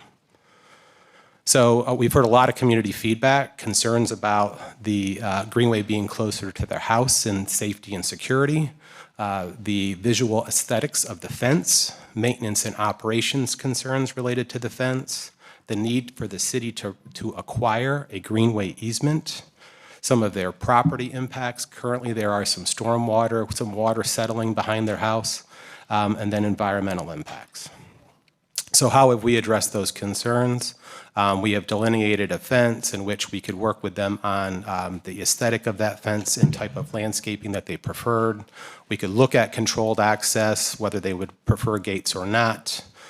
We would implement clear sight lines so that it is safe. We would utilize signage. The city would own and maintain this fence. The homeowners would not. We would provide fair market value to the acquisition of the easement, and we would also improve the drainage problem that they have within the, behind their townhomes. Oops, wrong way. So I think this is really important. This is not precedent setting. These are 4 different locations along the Walnut Creek Greenway, which have locations of the Greenway between 40 and 60 feet of homeowners' homes, some of which have a fence in which they built, and some of which don't. So clearly you can see this type of condition exists in our Greenway system. Then other areas of interest we've heard from the community. Staff reflects that there's multiple points of consideration. The community has been concerned that they think this is based on cost. It's not. It's some of the policy issues that I shared with you earlier. Some community members are also concerned that we are changing the intention of the parks bond from 2014, and that does occur. I think you made a motion today from the 2017 transportation bond that changes the course of the Six Fork Road project. We did it with the Biltmore Hills Tennis Project recently in the last bond, and in 2014 we completely changed course at Bailiwick Park and did not build a community center, instead built a multi-sport sport pavilion. These bridges are 50 years old, and the reason they're 50 years old because we've maintained them very well. The project is not triggered by poor maintenance. It's triggered by having a set of standards which we feel like is good for the life and safety of those individuals that use the Greenway system, not only for recreational purposes, but for transportation purposes. And then it's clear both options 1 and 2 will require the acquisition of a Greenway, a Greenway easement. So here's a comparison. Both require easement acquisition. For user safety and aesthetic, there are sightline issues in option 1 with multiple turns. There is significant tree removal in 1 and not 2. There are stream impacts in 1 and not 2. Fairly extensive permitting that would be required for us at the state level. And if needed at the federal level. We have not gotten that far in design, but there's minor permitting with option 2. There's no gaps in either. There's longer term considerations. If we build bridges, we still must maintain them. Maintenance access in option 1 is still a bit challenging. In option 2, it would be better. And then the cost difference. And then I just have an asterisk at the bottom. The tree count that I have up there is only for our Greenway project. It does not include the public utilities project. So based on the information I shared from focusing on the transportation options related to our Greenway and being more resilient, the environmental impacts, the cost differential, and the park board recommendation, we're seeking to continue to negotiate with the Ridge Lot community and finalizing design preferences. But our recommendation today is for option 2 to realign the trail on the west side of the creek, and the council to adopt a resolution authorizing condemnation to acquire the necessary property interest, including both permanent easement, temporary construction easement to advance construction of the project, if such interests are not acquired by the city by voluntary conveyance by June 2024. And the resolution is in the back of your materials. Sometimes we have them separately, but it would be the last 3 pages. And that concludes my presentation. Thank you, Stephen. We have questions. Councilmember Jones, then Patton. In terms of the tree removal between option 1 and 2, I appreciate the note that you left at the bottom that it doesn't include the sewer project. Do we know how many trees are going to be removed on the sewer project? It's not my phone. Approximately 30. Is that, and are you saying that 30, that if we did option 1, it would be 60 trees removed? Or is it going to be 30? There are some whatever option? overlap. That I would say confidence more than 60 because we are only counting trees that are 8 inches or larger. We did not count trees that are 8 inches and smaller. Right, but if we're just following what you put in here, this doesn't, Greenway. if we go with option 2, that doesn't mean that there aren't going to be 30 trees removed because you have a sewer project doing that and taking it anyway. Option 2 only has 4 trees being removed. From the Parks Department. But what I'm Yes. saying is that if we did go with option 2, that doesn't mean that 30 trees aren't going to be removed because the sewer easement project is also going to remove trees. That is correct. Okay. Yes. It is just doubling the size of the removal, Got it. approximately. Okay, thank you. Yep. Councilmember Patton? Hi. Just to add on to that, so just to be super clear, the ones that you've marked on your diagram on the previous slide, those are the 8-inch and larger trees. But the ones that are smaller are not marked here, but would still be removed. Absolutely, So yes. it's essentially clear cut because because of the Yes. machinery needed to drop in the bridges of the new standard. The bridges cannot be built in place. That is correct, as well as we have to, let me go back here, oops. We have to lay the banks back as well. Let me try to get so let me try my artwork here. As you can see, the creek and the greenway are about 20 feet from one another. So we actually have to move the greenway in that direction closer to the sewer easement, further impacting tree removal. This is the result of more violent storms. Here's another case and example. With the volatility and climate change, we're building pretty substantial bridges to make sure we can support the transportation and recreational focus of the greenway system. Councilmember Branch and then Fort. Will there be any tree replanting? We typically do not. One, you can't put the trees back in the sewer easement. Right. But we try to keep, if you've seen on our greenways, and we get enough complaints that sometimes they're too narrow because people can't see around the corner. So we try to keep almost like a road shoulder sight lines. Okay. And in this case, you can see this, there's a little bit of curvature to this greenway.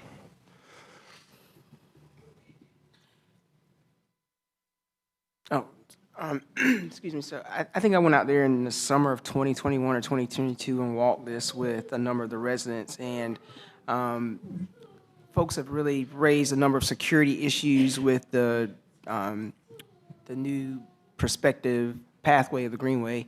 Can you talk a little bit about like what type of assessment you all have done, or have you looked at the safety concerns that the residents have raised if I think it's option 2 would be implemented? Sure. So fence is one, signage is another. The other is this condition exists in the park system. This is not something new. So I want to make sure, and quite candidly, these individuals have been living 50 feet from the greenway the entire time. So if safety has not been an issue, then is there a probability that it could increase? Maybe, but we minimize that through the design process, through signage and boulders and fence, like we do at other locations across the park system. I'm not sure if that answers your question or not. Okay. Councilmember Branch. Yeah, fencing question, because I'm on slide 14. I understand the fencing is there for security, but yet and still you're going to have gaps in it for easement access, or is that going to be gated? So, yeah, so are you easement access during construction or during? So I'm on this slide. Oh, okay. I don't have the number, sorry, sir. Yeah. Yep. So there's the sanitary sewer access right there. Right now, we drive all the way up the greenway. And then when we get to the bridges here, we have to stop. Now, if we put in the larger bridges and do the laybacks, we'll be able to drive across the newer bridges. Well, my question is, the fencing's designed for security, correct? Yes. But where Privacy you're is driving secure. up, is that fenced, or is that gated, or is that open? I don't think I understand. Post-construction. Post-construction, it would be continuous unless neighbors asked, I would like a gate there so I could access it myself. Am I answering your question? So is someone, no, is Will, who's here from Stormwater? It's probably a stormwater question. So my question that I have is, my understanding, whenever you all put in a sewer main and someone has a gate there, there has to be a way of accessing your system. And I'm assuming these two pathways, for what I'm looking at, is your current access, and there's a break in the fencing. So I'm trying to understand the break in the fencing, and yet we have a fence. We say it's for security, but there's a break in the fencing. Do you mean stormwater or public utilities? I apologize. Whomever. Okay. Yeah, these are, sorry, Eric is here from Raleigh Water. These would, I see what you're saying, Council. These would be gated. Okay. And we would work with the utility department. We have a lot of these gates and locking systems, and common locking systems. Yep. Okay. Sorry. Councilmember Jones? Another concern that we've received through emails is the fact that residents received notice back or communication back in 2015 that this would not happen. And so I think some of my hesitation is similar to what we talked about with the Six Forks Road project, is our promises made, and how do we make sure we honor those? So what, can you help me understand better why in 2015 we said we won't do it, and now we need to do it and go against that? And I agree with the community and empathetic in that it was 10 years ago. I think the number one thing is right here. The way in which we have to build our greenway system significantly changed with two 200-year storms in 2 years. At the time I was the assistant director, I got hundreds of emails for a couple of years about Structure 106, that it failed because of a hurricane. And then the following year, we had another hurricane and Raleigh Boulevard picked up and floated away.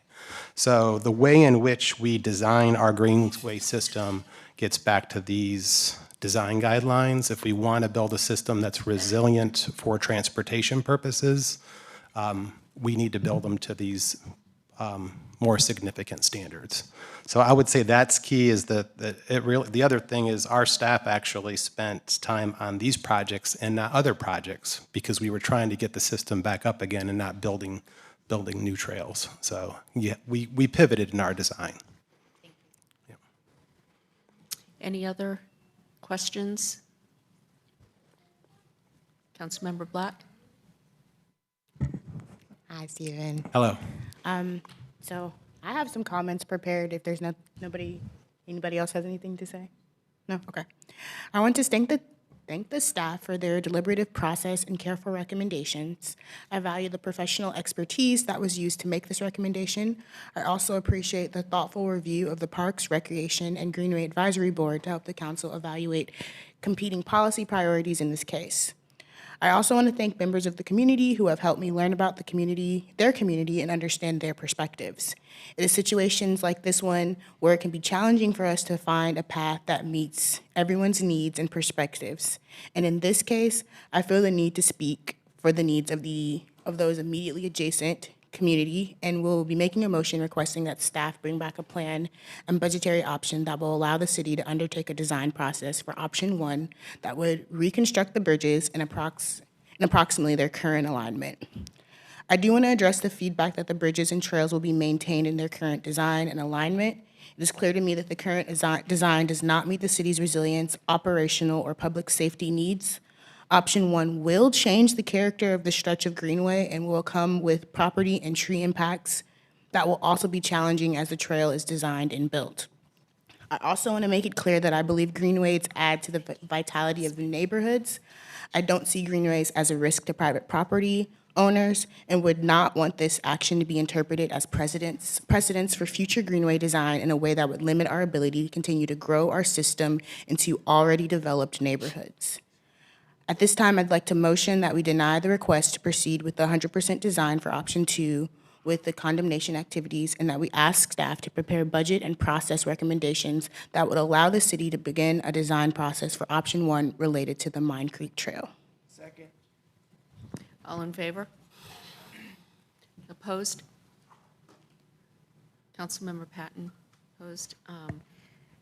I want to thank the staff for your hard work in this, and I was really torn about this because you make some really good points, especially when it comes to climate change. We're going to be seeing a lot of changes coming forward. So, but I do want to say thank you and truly respect the work that you've done and your insights in this. Thank you. Yep. And can I just chime chime in too? I just wanted to explain my no vote, and is for similar reasons. I appreciate all the work that you did, and I realize that sometimes we have the really complex competing values to manage, where we have commitments that were made by the people before us, but at the same time, what I've been trying to reckon with this decision is making decisions that serve the next 7 generations and building a system that will be there for my daughter and my grandchildren and so on and so forth. And so selecting a project that is both 3 times as expensive and less climate resilient ultimately bubbled to the top for me as the primary value. So just wanted to say that. Thank you. And the last item on my report today is an announcement.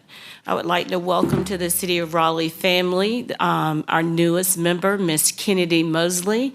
Taisha Hinton Mosley, as you all know, was pregnant. She gave birth to a beautiful baby girl today, and so we would like to welcome Miss Kennedy Mosley to the City of Raleigh. We don't have pictures yet, so I'm sure she'll send us some pictures. She's texting. She's actually watching the city council meeting. So sad. So sad. Somebody needs to have a talk with her. She is me, so I can't say a whole lot. You can't say much. But yeah, so congratulations. Baby and mama are doing very well. And I hope she texts you now and say, oh, I just saw that announcement. Thanks for the good wishes. Yes. So that concludes my report today. Okay, thank you. Always nice to end on a happy note. Next, we have the report and recommendation of the Arts Commission.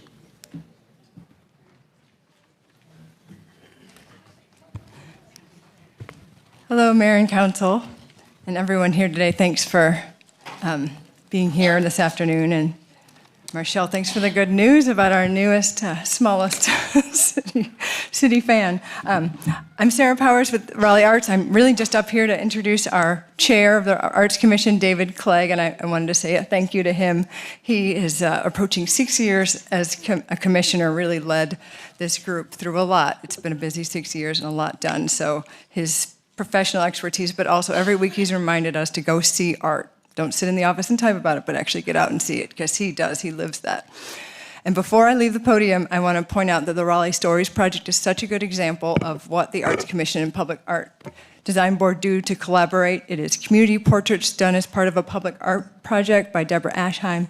She's collecting their images, their stories, and installing them at community centers and the Walnut Creek Wetland Center, but ultimately they will also be displayed at the Law Enforcement Training Center for our recruits to get to know our community through public art.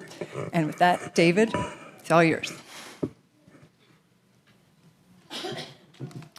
Good afternoon, everybody. I'm David Clegg. It has been a privilege to serve as chairman of the Arts Commission for the City of Raleigh. I think I have rolled up about 14 years of service in boards and commissions for the City of Raleigh, and I just want to go ahead and tell y'all right now, I'm not through. If y'all help me, I'm not through. Of course, want to recognize Councilmember Harrison, who is our liaison, and who has been great to work with, and we communicate when it's necessary and move the needle. In talking about art,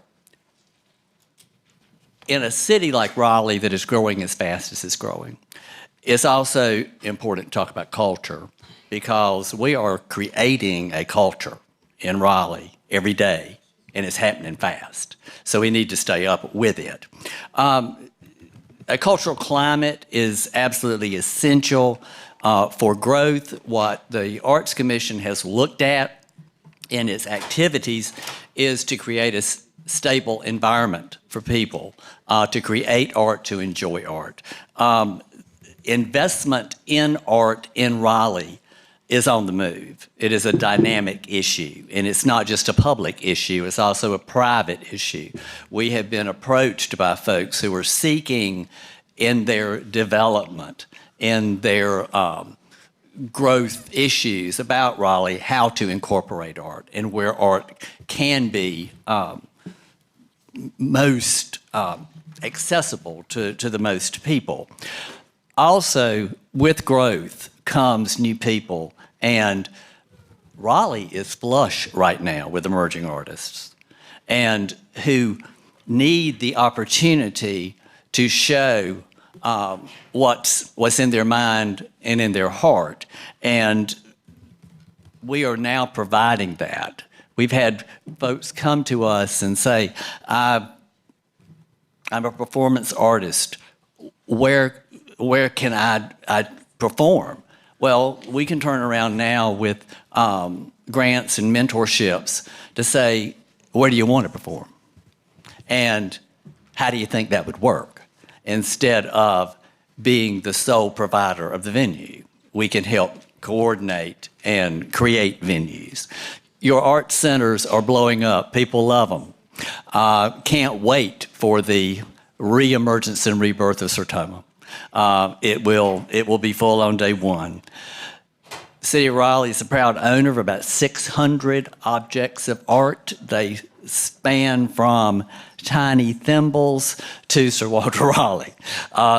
Keeping up with those 600, making sure that they are maintained in a proper way is a huge undertaking.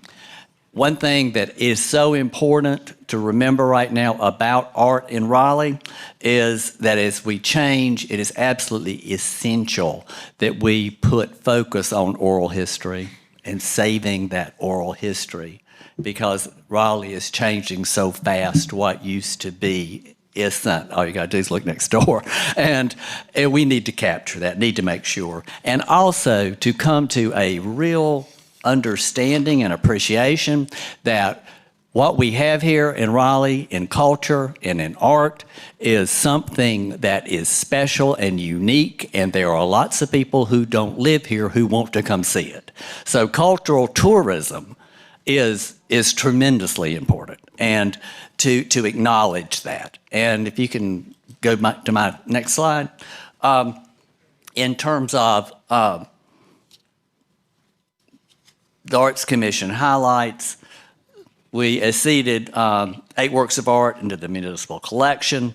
It is tremendously gratifying to me that 658 artists exhibited in Raleigh galleries in FY23. 80 artworks by young artists were exhibited at Martin Marietta. That will occur again in April. I want you to put on your calendar, April 4th, 2004.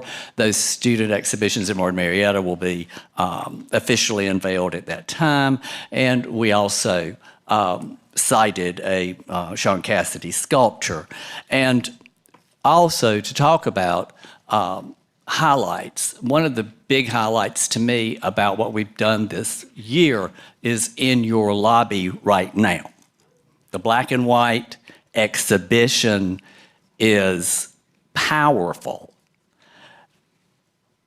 Look at each one of those photographs singularly.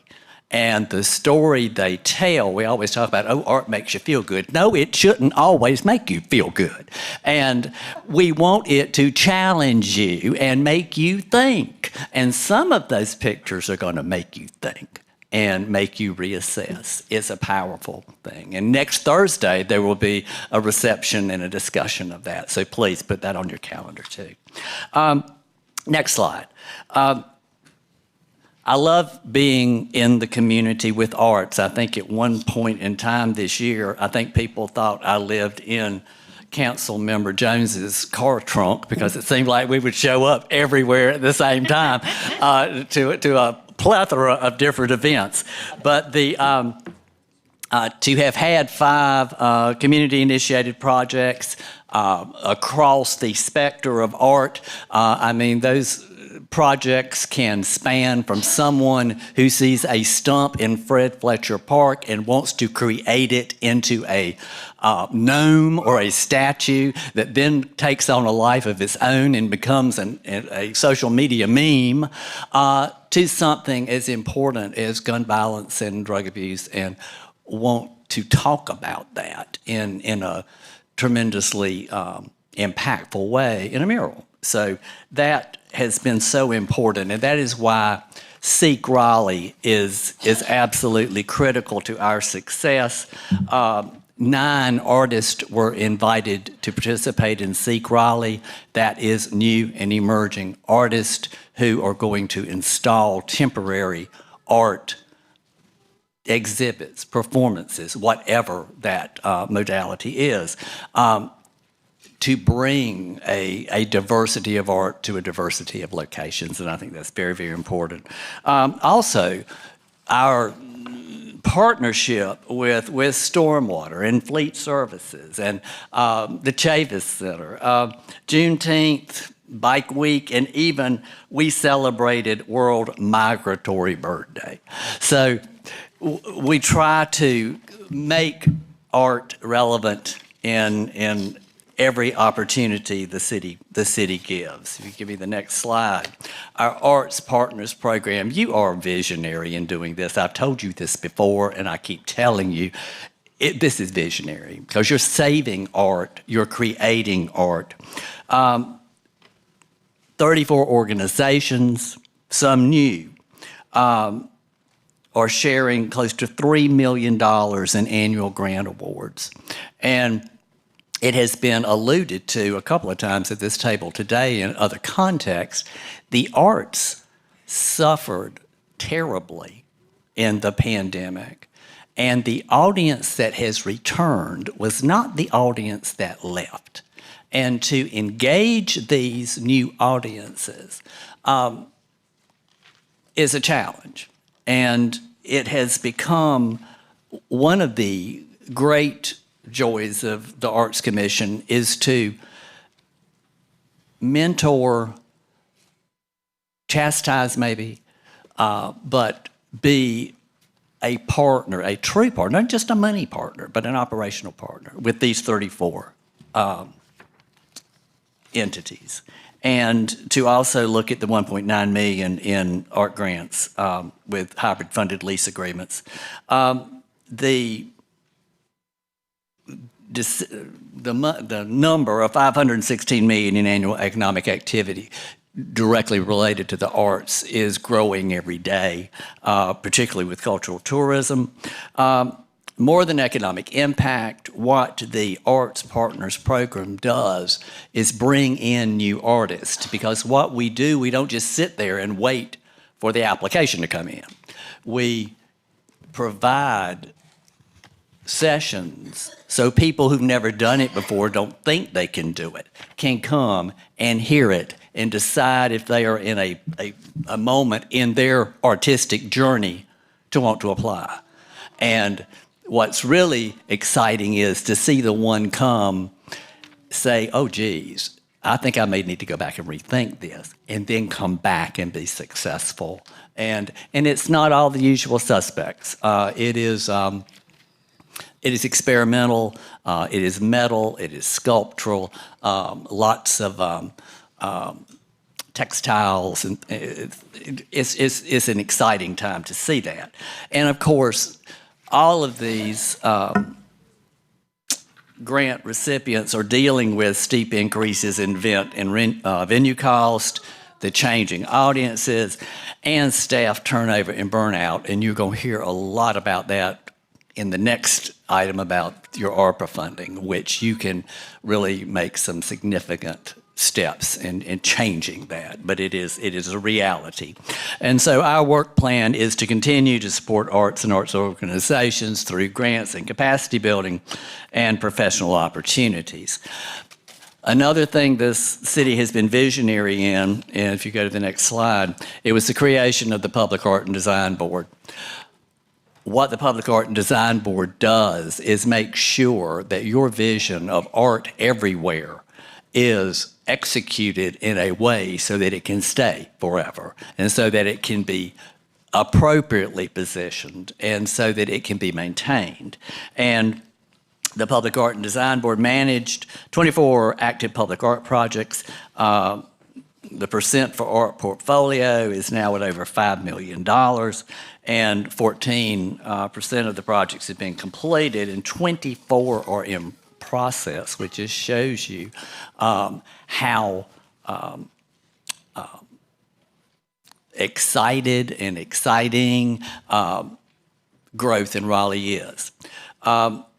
Last year, they completed their strategic plan, completed artwork at Fisher Street Park and Pender Street, managed 11 artists who are creating remarkable work for the 19 Wake BRT bus stations along the Newbern Avenue corridor. That's going to be spectacular.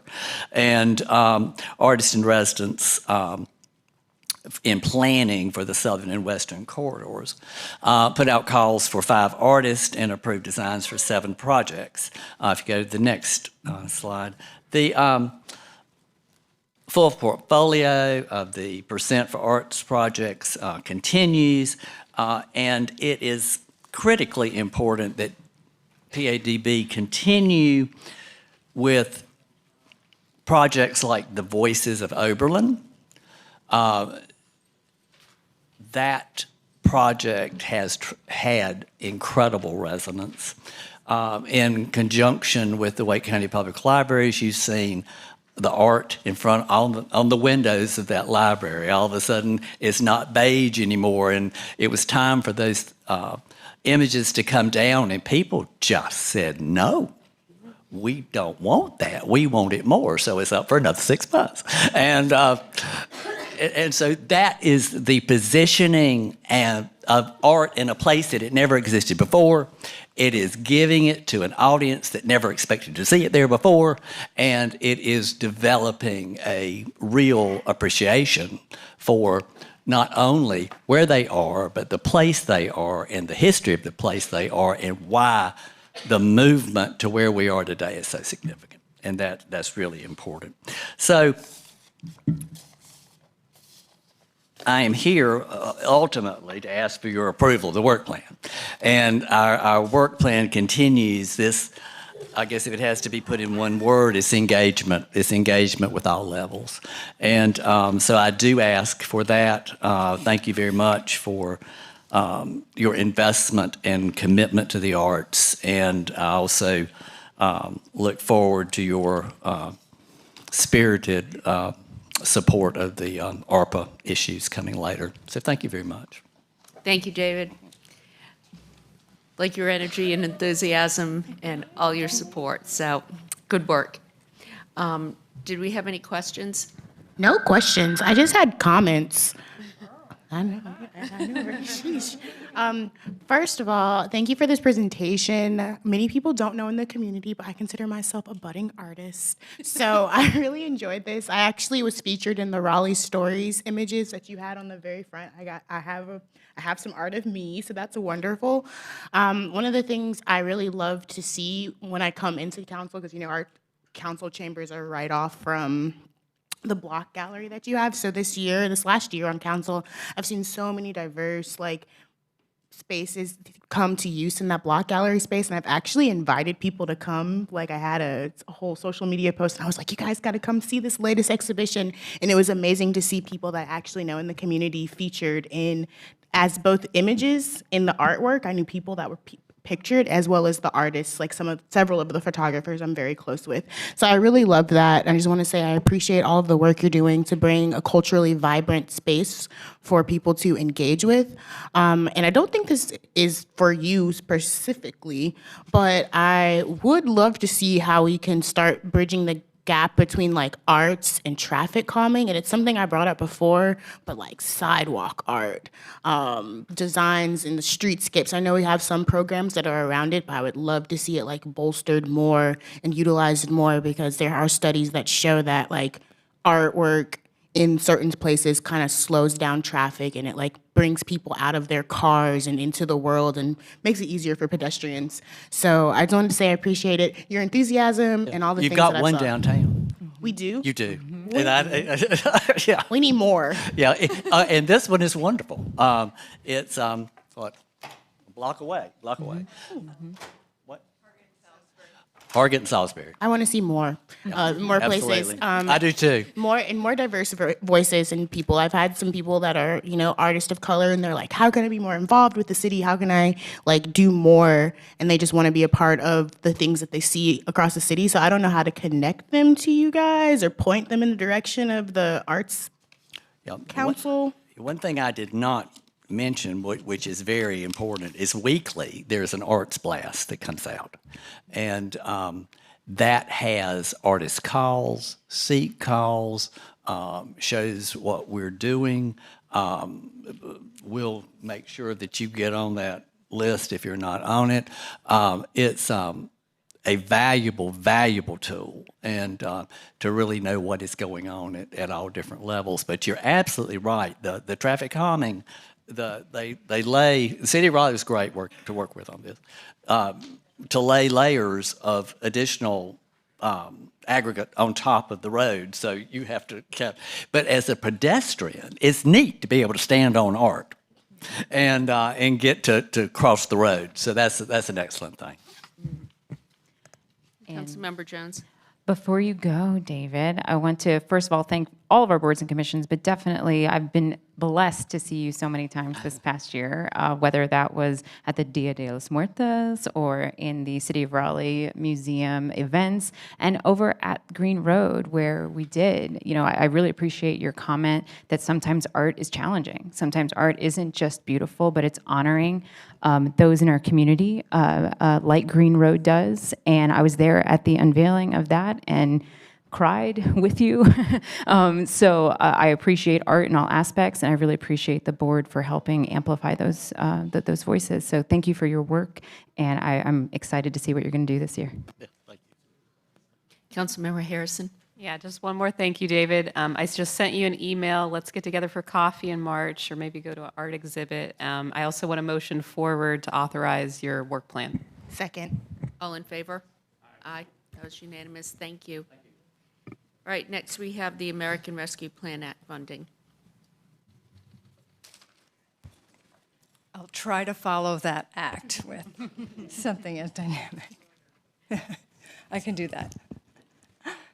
Again, Sarah Powers with Raleigh Arts. I'm here today to talk to you about the next phase of the ARPA Arts Recovery Program. We will go a little over the background of this funding, investments in the arts in Raleigh, as well as go over the Phase 2 recommendations that the Arts Commission has put together and approved for presentation today. So a little bit of background. In May 2022, Council approved $1 million for the Arts Commission to come up with a process to invest ARPA dollars to support our arts and cultural organizations. This last spring, we came back with a recommendation to invest $300,000 of that into a venue program for groups in city venues. And now, again, like I said, we are back here to present what our big next step is. So the three issues that the Arts Commission studied and found were the most important were the long-term creative spaces, the affordability, the accessibility, the geographic distribution of spaces, and can people actually access them in all sorts of different ways. The other thing, which related to universal access in the arts, disability, oh, here it comes. Thank you, Luke. Disability arts, which is working with artists with disabilities and including them in programming as well as providing accommodations for our community. And then organizational stabilization. A lot of nonprofit turnover has happened. So now we've got slides and I can move through. There's our background and our three critical issues. Gave you a little bit about this phase one. We've spent 68% of that funds. That's 3% higher than what was in your memo. So organizations are spending that money to perform in our venues pretty much every day. So phase two, the next $700,000, the priorities we believe are the most pressing are the creative venue issues. We've designed programs that can help not only now, but also thinking about how we can have more sustainability going forward. And the other recommendation will be focused on that universal access. First recommendation I said is focused on arts venue. So we're looking at a long-range plan. There are a lot of needs and a lot of opportunities, and we're not seeing people put together the pieces really well. So doing some planning for a longer-term impact is really what we need to spend some money on. But we also don't want to wait either. Space is unaffordable right now. We've got a group looking at a 40% increase in their space. We've got underutilized space. Things that we can pilot right now so that we can end with some results and also some feedback and data to make these programs go forward in the future. The Arts Commission loved this list of what these things could really look like. So, of course, some deliverables and a strategic plan is something everybody's familiar with. We're looking at toolkits, draft policy, guides. How do you activate an underutilized space? How do you develop these public-private partnerships for the arts in so a way that they're really great? But also the pilot projects that we're hoping. We hear a lot from our groups about what they're hoping to see. How do they use these spaces in a different way? How can we work together as a whole community to share space? We've had opportunities to take over a food lion. A fellow was really interested in taking over a food lion lease, but none of the arts groups felt like they had capacity to take their risk. So there's some capacity building opportunities to show them if you have a plan in 3 to 5 years, you can, in fact, be one of those organizations with your own space. So that's why there's the funds, but also the plan, so we can hit the ground running, invest in the organizations, but also have some longer term solutions. Because COVID may be not as much on our mind, but the city is not getting more affordable, and we really don't want to lose our artists or our arts organizations. Recommendation 2 is focused on universal access to the arts. Technical assistance funding, pretty clear, but also anytime we do any work when it comes to universal access and actually equity in general, providing some training and coaching. This is not a one-size-fits-all. There's not an easy answer to any of these things. So making sure the arts organizations have the knowledge and tools and not out there figuring it out on themselves, be a big support for that. And we also have a great track record of working with a learning cohort and other accessibility groups. In fact, had double the amount of applicants this year. If we learned anything, there's a lot of people who need more support in coming and letting people with disabilities have the same experiences as everyone, but also artists with disabilities. My colleague S.A. Korn gave me a fact that there's, like 25% of adults have a physical disability, and that jumps up to 50% at 65. So this is another issue that's short-term where we can get, accommodations in the hands, we can have captioning, we can have capital improvements, but also looking forward to long-term so that these organizations continue to do this as they will need to more and more. And, Gen Z, they've got their captioning on everything. These are like it's good for everybody. What's good for some is good for everybody, so that I think these investments will come and really is a great way to support these organizations in the long term. Because ARPA money went fast, and they're looking at that cliff.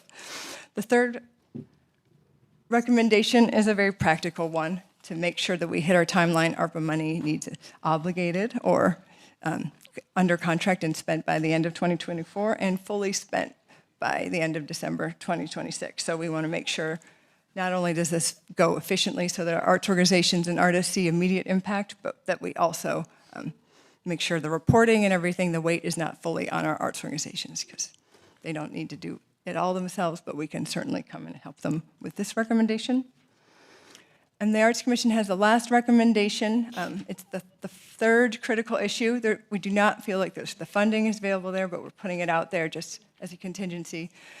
Last year, when we were looking at this and deciding this is maybe something to elevate as a need, we were worried. Now we're seeing the impact.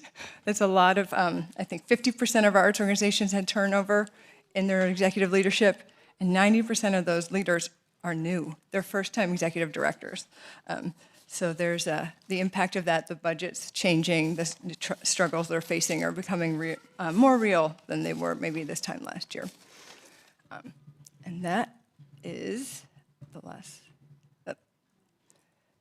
Some of the examples of how we would do this. This would be technical assistance again, so it would be funding so that they could get a consultant to do some planning, to get the deliverable they need in the organization.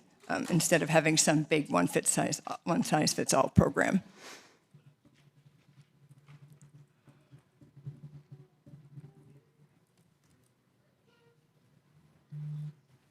Okay, do you have any questions for Sarah? Oh, I think it looks good.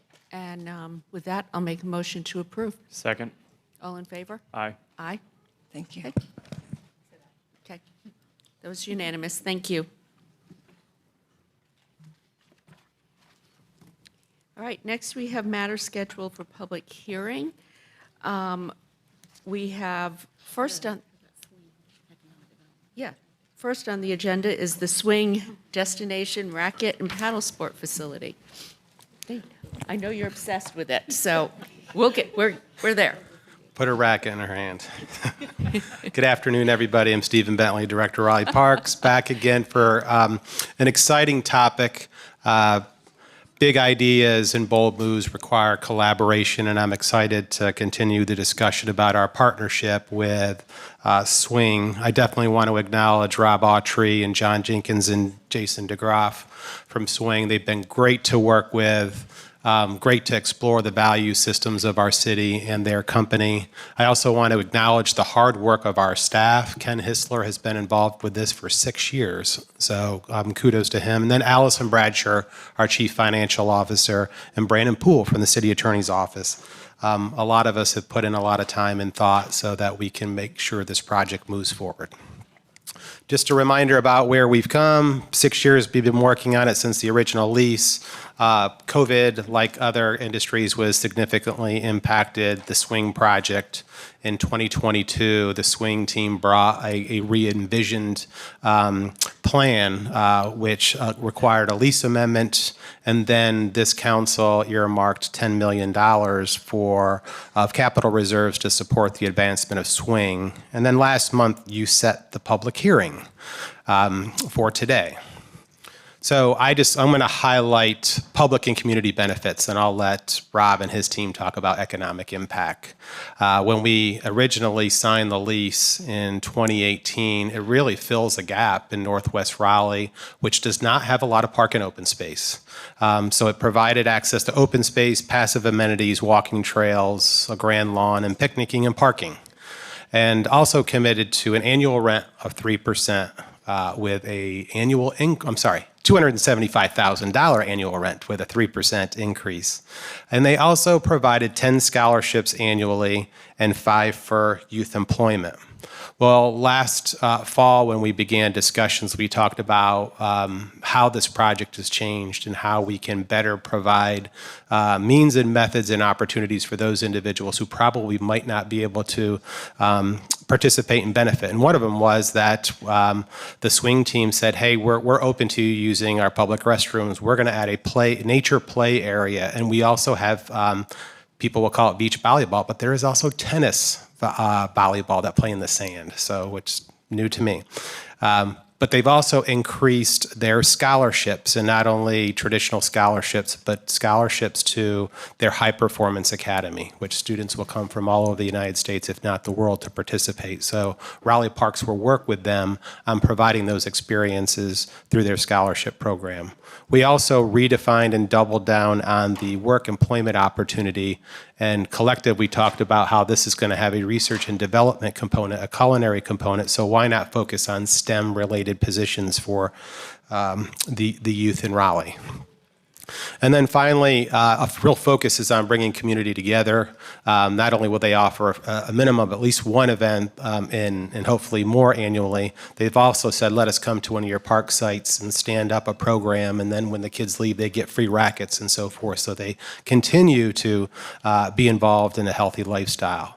And then just to reiterate their impact and commitment to youth, they've agreed to make an annual donation to our Raleigh Youth Council, and then provide periodic, at least twice a year, access to their room and boards and courts for 2 groups of 50 and 2 groups of 25. There is no change in the rent, but if you look at the rent over a 50-year period, it's over $20 million. So it's a big impact to Raleigh. So I am going to, we have a really long recommendation. I'm going to read it for you. thanks to our attorneys. And and after that, I will ask that you close my presentation and open the public hearing. But the recommendation today is that the council, following the public hearing, find that the appropriation of financial assistance of $10 million for the project will increase taxable property, employment, and business prospects of the city, and authorize the city manager to execute an economic development incentive grant with Swing Sports Incorporated, as described in your agenda materials, as well as an amendment to the lease between the city and Swing Sports Incorporated, with both instruments being subject to final approval of the city manager and the city attorney. So procedurally, there is a public hearing requirement, and we'll now close my presentation and turn it over to the mayor for public hearing. Thank you. Thank you. We have 6 people signed up in support. 1 person signed up in opposition, Cole McMullen. I am going to open the hearing. I'm going to ask, is Cole here? Mayor, I was just going to. Can't make it today. He emailed us as well, to tell you. Sorry. Okay. All right. So I've opened the hearing. Anyone from the swing team, would you like to say anything? You got 8 minutes. We hope you will keep it brief. I will. I will promise that. Well, Madam Mayor, distinguished city council members, and I must say the much appreciated city staff. It's been incredible getting to know everyone. Stephen, thank you for the introduction. Good afternoon. My name is Rob Autry. I'm with Swing, Racket, and Paddle, and we've got a group of our great team members here as well today. So the evolution of swing, Stephen mentioned this, but again, in the interest of time, I'll be brief as I know the presentation time is limited. I'd like to stress on this slide that not only has the project grown in scope, but has grown from being a private tennis facility, and we originally started talking this conversation to Ken Hissler, but it's now open to the public. It's got multiple racket sport experiences, and with free access to parks, to walking trails, and access to a future greenway.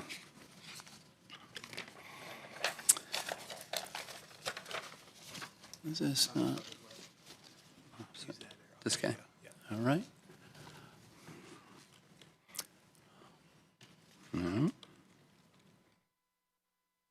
There we go. So this is a rendering of the actual end result of swing. And you're probably familiar with this is 44 acres, and it's in Briar Creek. Note, this will be local, regional, national, and international destination for racket sport events. We'll include tennis, as you see, pickleball, as well as padel. I know the pickleball community is in desperate need of some additional courts. So we'll have 1 million annual visitors to this facility, with 500,000 of those being unique visitors, meaning they're out of town, coming to our market. And our intention over the course of time is to put a racket and paddle in every citizen's hand in our community and getting people off their armchair and swinging. So this is, next slide here. It's just a few renderings of the facility itself. You're seeing an entrance to the main building at Swing. Guests can check in, shop, dine, play, and relax. This next rendering, again, a crowd pleaser to the pickleball community. This is a bird's eye view of the pickleball area. We'll add 25 indoor and outdoor courts to Raleigh's much needed inventory of courts. This is a view of our tennis neighborhood that includes 28 courts, of which we'll have a mix of indoor, outdoor, as well as covered tennis. We'll have a high performance academy, again, that Stephen mentioned, which will be a destination for international travelers. So the economic impact, we have come a long way with this, and again, we took you quickly through our history, but you're looking at an investment of $125 million into the facility itself. There's $5 million invested in marketing and PR to drive major events to Swing. $20 million in annual payroll and benefits by the year 2028, $13+ million in annual area hotel and food and beverage spend, and close to $40 million in annual revenue.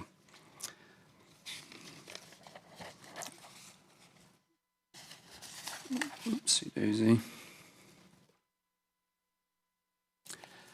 So the community impact, again, I can't stress enough how much we've come a long way working with city staff and seeing the demand of the community. Stephen has already spoken a little bit to this, but we're making a real relative impact to the community. The one major thing that we're doing is leveraging this campus to use for the community and the youth of this community. So again, noteworthy, this is something that we've been, I say we, myself, my partners, our team, have been doing for years in this community. This is not something that's new to us. This is a part of our DNA. With that being said, I'm going to turn this over to John Jenkins, but in closing, we are honored to have this opportunity. Really greatly appreciate your continued support. Now I'll give it over to John Jenkins, who is our head of development for Swing, and he'll take a couple minutes just to share where we're at with the project. Thank you. Thanks for your time. Thank you. Thank you, Rob. Good afternoon, Madam Mayor, members of the City Council. I'm John Jenkins, and I'm our Chief Development Officer at Swing, Racket, and Paddle. I'd like to take just a moment, just a few minutes, to describe the strategy that we've thoughtfully planned on how we'll deploy the financial assistance with the City of Raleigh. But first, I have really good news.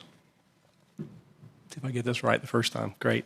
A little bit of off, I see, but nevertheless, we'll have good news. We're shovel ready. We're truly shovel ready. We've completed the design process, the entitlements, the approval process. And we've received the necessary permits to start construction on early site work. So that kind of work would include tree protection, clearing and grubbing, erosion control, stormwater management, as well as mass grading. Also, in short order, with a short amount of time, we'll be ready to receive our permits for other improvements like utility infrastructure, extensions like sanitary sewer and water and energy and natural gas, as well as transportation improvements off-site, which would include nearby intersection improvements, road widening, and turn lanes. And then, last but not least, once we finish our contractual obligations, we'll be ready to commence with a groundbreaking ceremony to which you will all be invited in early summer 2024, before you go on vacation and all that kind of good stuff. Now, it's important to know that through our careful consideration and thought of risk mitigation, we commissioned JLL, local broker who I'm sure everyone's familiar with, as a third-party agent for us and an independent agency to value the improvements of the site. And so the good news is this. In 2003, the City of Raleigh purchased this property for $2.4 million. Its current valuation of the site is $6 million. And when we finish all the early site work that I just described, the value will increase to $14.4 million. So I think that subsequently, that opinion of value protects the city and your investment as we get engaged with the project. So again, I said I'd be brief. I'm going to turn this over to Denny so that he can have a couple of closing remarks, and we'll be available for questions should there be any. Okay, thank you, John. Well, good afternoon. Again, for the record, I'm Denny Edwards, President and CEO of the Greater Raleigh Convention and Visitors Bureau. And I'd like to take just a few minutes of your time to talk about the tremendous impact we believe the proposed swing, racket, and paddle complex will have on our city. There are so many wonderful benefits that swing will bring to our community, but today I'd like to focus briefly on 4 that are most meaningful from our perspective. One is economic impact. As you know, sports is big business in Raleigh, and swing will make it even bigger. Rob has shared the larger economic impact with you already. And Benny, I hate to tell you this, but your time is up. All right, we love it.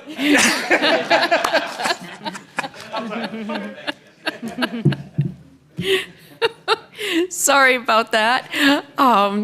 We have I'm going to close, well, first I'm going to ask if there's any questions. Councilmember Patton. Yeah, I just wanted to real quick, Cole wasn't able to be here, but did send comments.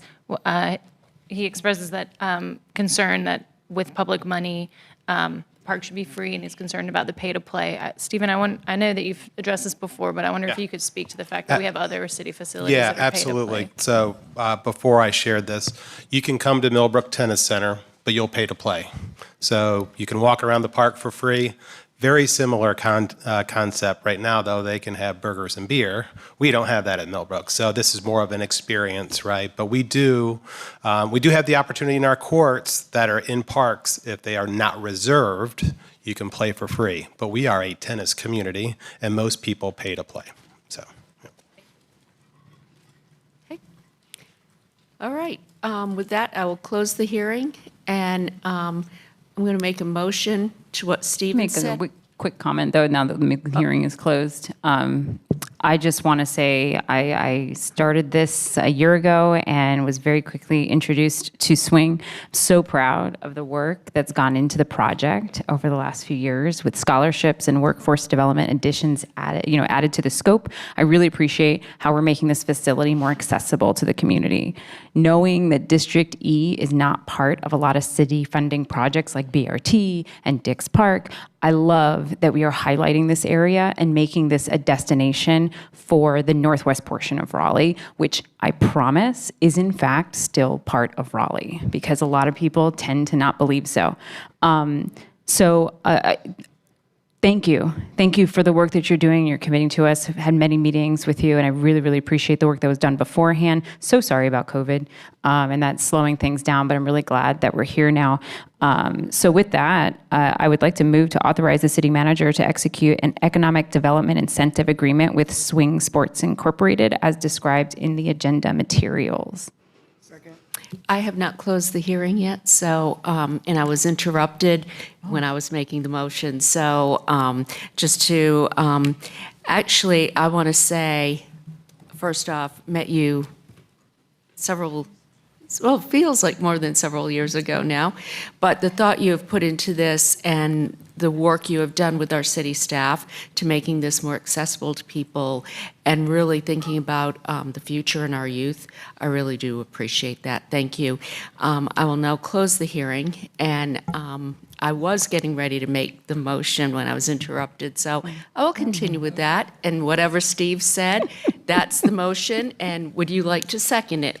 As being the Jones? district counselor, I would love to second that Thank motion. you. So proud of you guys. Thank you. All right, all in favor? Aye. All right, that was unanimous. And thank you all, and thank you staff for the tremendous job you've done on this. And city manager, thank you for being a champion. This is good stuff. All right, next we have a petition annexation, AX 3523. This is 914 Dowling Road. Hi, Brown and Redis with Planning and Development. This is a contiguous and within the ETJ annexation petition for 914 Dowling Road. It's about 2.3 acres. Current zoning is commercial mixed use 3 stories with conditions with a special highway overlay district. A text change for zoning conditions was approved last year in August, so you might remember seeing that. It was this parcel and then the parcel directly to the west of it. 2 parcels included in that.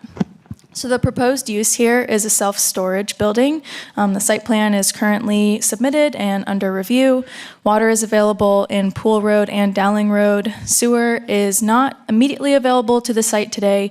It's currently about 341 feet south. There is a sewer extension permit under review right now for that. Some notable surrounding uses, there's low-density residential and manufactured homes to the south and southeast of this site. Here's a look at that utility location. Again, sewer is not currently available to the site, but there is a permit under review right now for extension of that. Again, current zoning. Here's a look at the site topography. Site location, the site is located in the southeast quadrant of the intersection of Pool Road and the I-440 Beltline. This is a view of the site from Pool Road. Here's a view of the site from Dowling Road. And I'm happy to answer any questions you have for staff before you open the public hearing. Okay, Councilmember Patton? Hi. Just confirming the 2 adjacent parcels were rezoned, but only the 1 parcel seeking annexation. I assume that's because that's where they'll put their bathroom facilities, and so that's the only parcel they need water and sewer. Is that a reasonable assumption, or? So just the highlighted parcel in that street view image is for annexation today. Part of the text change amendment that came through in August allowed the 2 sites to develop separately, where they were required to develop together before. So they are being developed separately. Oh, they're being developed separately, so we could see future annexation on that other parcel some other time. Okay. Correct. Okay. Any other questions? Okay, no one has signed up in opposition. Let's see. So open the hearing. We have Devin Basile signed up to speak in favor. Is Devin here?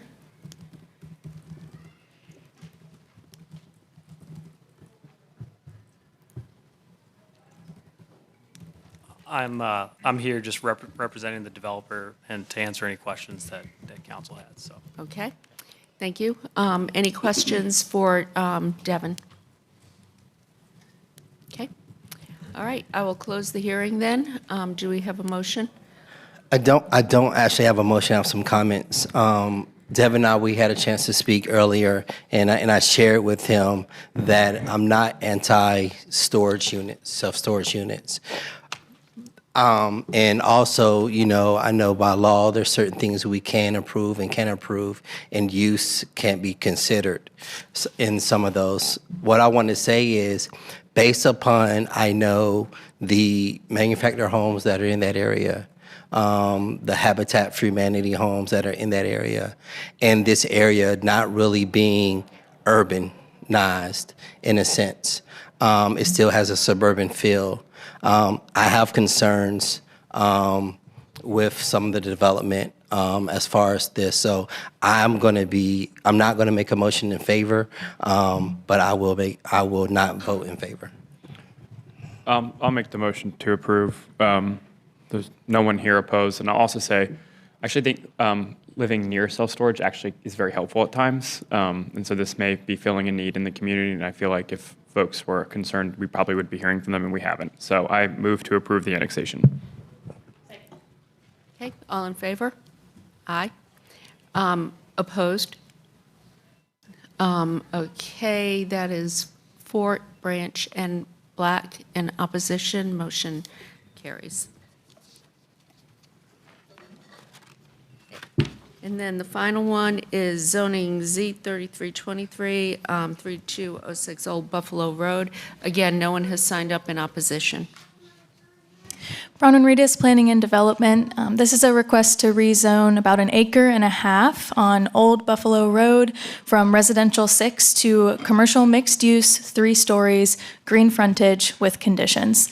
The request is inconsistent with the future land use map, consistent with the urban form map, and consistent with the comprehensive plan overall. The Planning Commission recommended approval unanimously. So here's a look at where the site is located. You can see it's just a little bit east of Capitol Boulevard. It's kind of situated between that stretch of commercial and industrial uses along Capitol Boulevard, and then to the west of the site, or the east of the site, excuse me, is some existing low-density residential neighborhoods. So the applicant has proposed one condition, a 50-foot wide undisturbed vegetated buffer to be provided along that eastern property line that butts up to the existing residential uses that are on the other side of that property line. The vegetated buffer will be comprised of existing vegetation. Here's a snapshot at the estimated increases in entitlement. You can see staff analysis yielded approximately 81 units, and then opens up, of course, the office and retail uses being allowed with the commercial mixed-use zoning. The future land use designation for this site is office and residential mixed use. The request is inconsistent with that designation. It allows a wide range of commercial uses. So the future land use map would need to be amended were this request to be approved to community mixed use. The requested frontage is a green frontage. This is an urban frontage. It requires landscaping along the street frontage, and it requires the building to be located up a little bit closer to the street, and that frontage is consistent with the urban form map designation. There are a number of consistent policies, and there are some inconsistent policies here. So again, the future land use map, and then a couple speaking to the commercial impacts and the proximity to the existing residences. Planning Commission did recommend approval unanimously, finding that the request was continuing to allow for increased variety and supply of housing, and then allowing for commercial uses that could provide goods and services to nearby residents. I did want to highlight just one kind of recommendation. The current language of condition number 1 does state that existing vegetation would be included in that buffer. The UDO does require a neighborhood transition yard because we have a mixed-use district directly adjacent to a residential district. So we would recommend just clarifying that language for enforceability so that there's no confusion by the time it makes it to site plan that that neighborhood transition yard will be installed per the UDO. Again, the request would require a future land use amendment, amending the site to community mixed use, and here's what that would look like. The applicant has also expressed interest in discussing and considering any zoning conditions that you all would like to discuss if that's the will of the council. So I wanted to throw that out there. He's here today, but I'm happy to answer any questions you have for staff before you open up the public hearing. Okay, any questions? Councilmember Branch? Just one question. With the 50-foot vegetation area, is that consistent with the CM zoning that's on the other parcels, that green area? So I think in most locations that strip of CM is about 75 feet wide.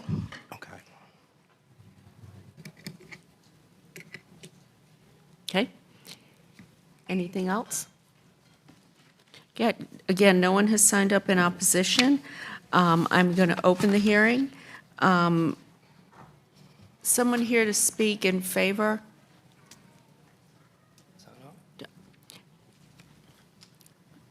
Opening the hearing. Hello, everyone. How are you? I'm actually the applicant, and as mentioned in the presentation, we do want to clarify the buffer zone. It did say a vegetative buffer, undisturbed, but we are going to be consistent with the UDO neighborhood transition yardage, so we thought we would add those for the next meeting because we could not add it for this one. So that's pretty much it. And for our conversation yesterday. Do you have anybody have questions? Did you have Councilmember Patton and then Branch? Hi, we spoke on the phone yesterday. Yes. And it sounded like you were also interested in adding some of those use conditions about prohibiting like destination. Yeah, and we market also bars. were going to add going to prohibit those intensive uses such as bars, nightclubs, or other adult kinds of venues that would be prohibited on that site. Okay. So my Councilmember question is, how much time do you need to add those new conditions? Until the next meeting. Okay, so you can have them in by Friday? Yeah. Yes, sir. Okay. Okay. Staff, do we need to close the hearing, leave it open, and move this to, We can leave it open. Okay, we'll leave it open and then move this to the next, our meeting on the 5th. Sir, could Yeah, I move for this to come back to us on March 5th. Evening or day? Probably day. Second. Okay, all in favor? Aye. Okay, that was unanimous, thank you. All right, now on to our committee reports. First, we have the report and recommendation of the Economic Development and Innovation Committee. We have 2 items pending. We're going to address the downtown Raleigh economic development strategy at our next meeting on Tuesday, February 27th at 1:30 p.m. in the City Council chambers. Okay, thank you. Growth and Natural Resources? No report and no items pending. Okay. Safe, Vibrant, and Healthy Community Committee, no report, no items pending. And then Transportation and Transit. No report. We have 1 item that is pending. We will be meeting this Thursday, which is the 4th Thursday at 3 o'clock to discuss rezoning Z2823 Hardin Road. Okay, thank you. All right, next we have report of the mayor and city council. Councilor Harrison? No report. I just want to say thank you, though, for everyone who came out to the District D Neighborhood Alliance meeting on Saturday. Really great turnout. Thank you to Parks and Transportation staff for being with us to discuss pedestrian and bicycle infrastructure improvements. Really fabulous meeting. Also, shout out to my policy analyst, Kim, for organizing and being there with us, and to Michael Moore also for coming by. It was just a great conversation. Councilmember Fort? It was a great meeting. I popped in. Council member Fort who came, yes. Yeah, it was a really, really good meeting. Congrats on that. So I'm going to be asking to receive a small amount of funds from our council contingency. It's based on a pending reception for Kendall Harris. I would like to honor the memory of Mr. Kendall Harris and recognize the contributions that he made to the city of Raleigh. Kendall Harris was born in Raleigh on May 31st, 1970, grew up in Oberlin Village, and sadly passed on July 24th, 2023. Mr. Harris was a community builder and leader. He served on the City of Raleigh Parks, Recreation, and Greenway Advisory Board from 2016 to 2022.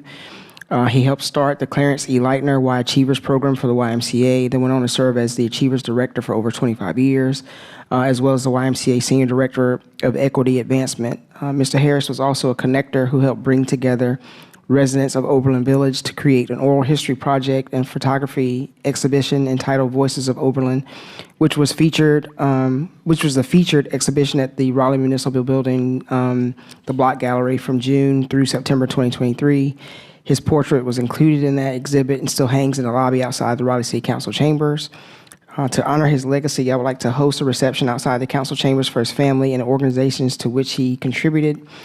Staff estimates the budget to be approximately $300 for refreshments to serve at the reception. So it would be my motion for $300 from our council contingency fund. Second. All in favor? Aye. Aye. Okay, that was unanimous. Thank you. Thank you. All right, I have 4 things.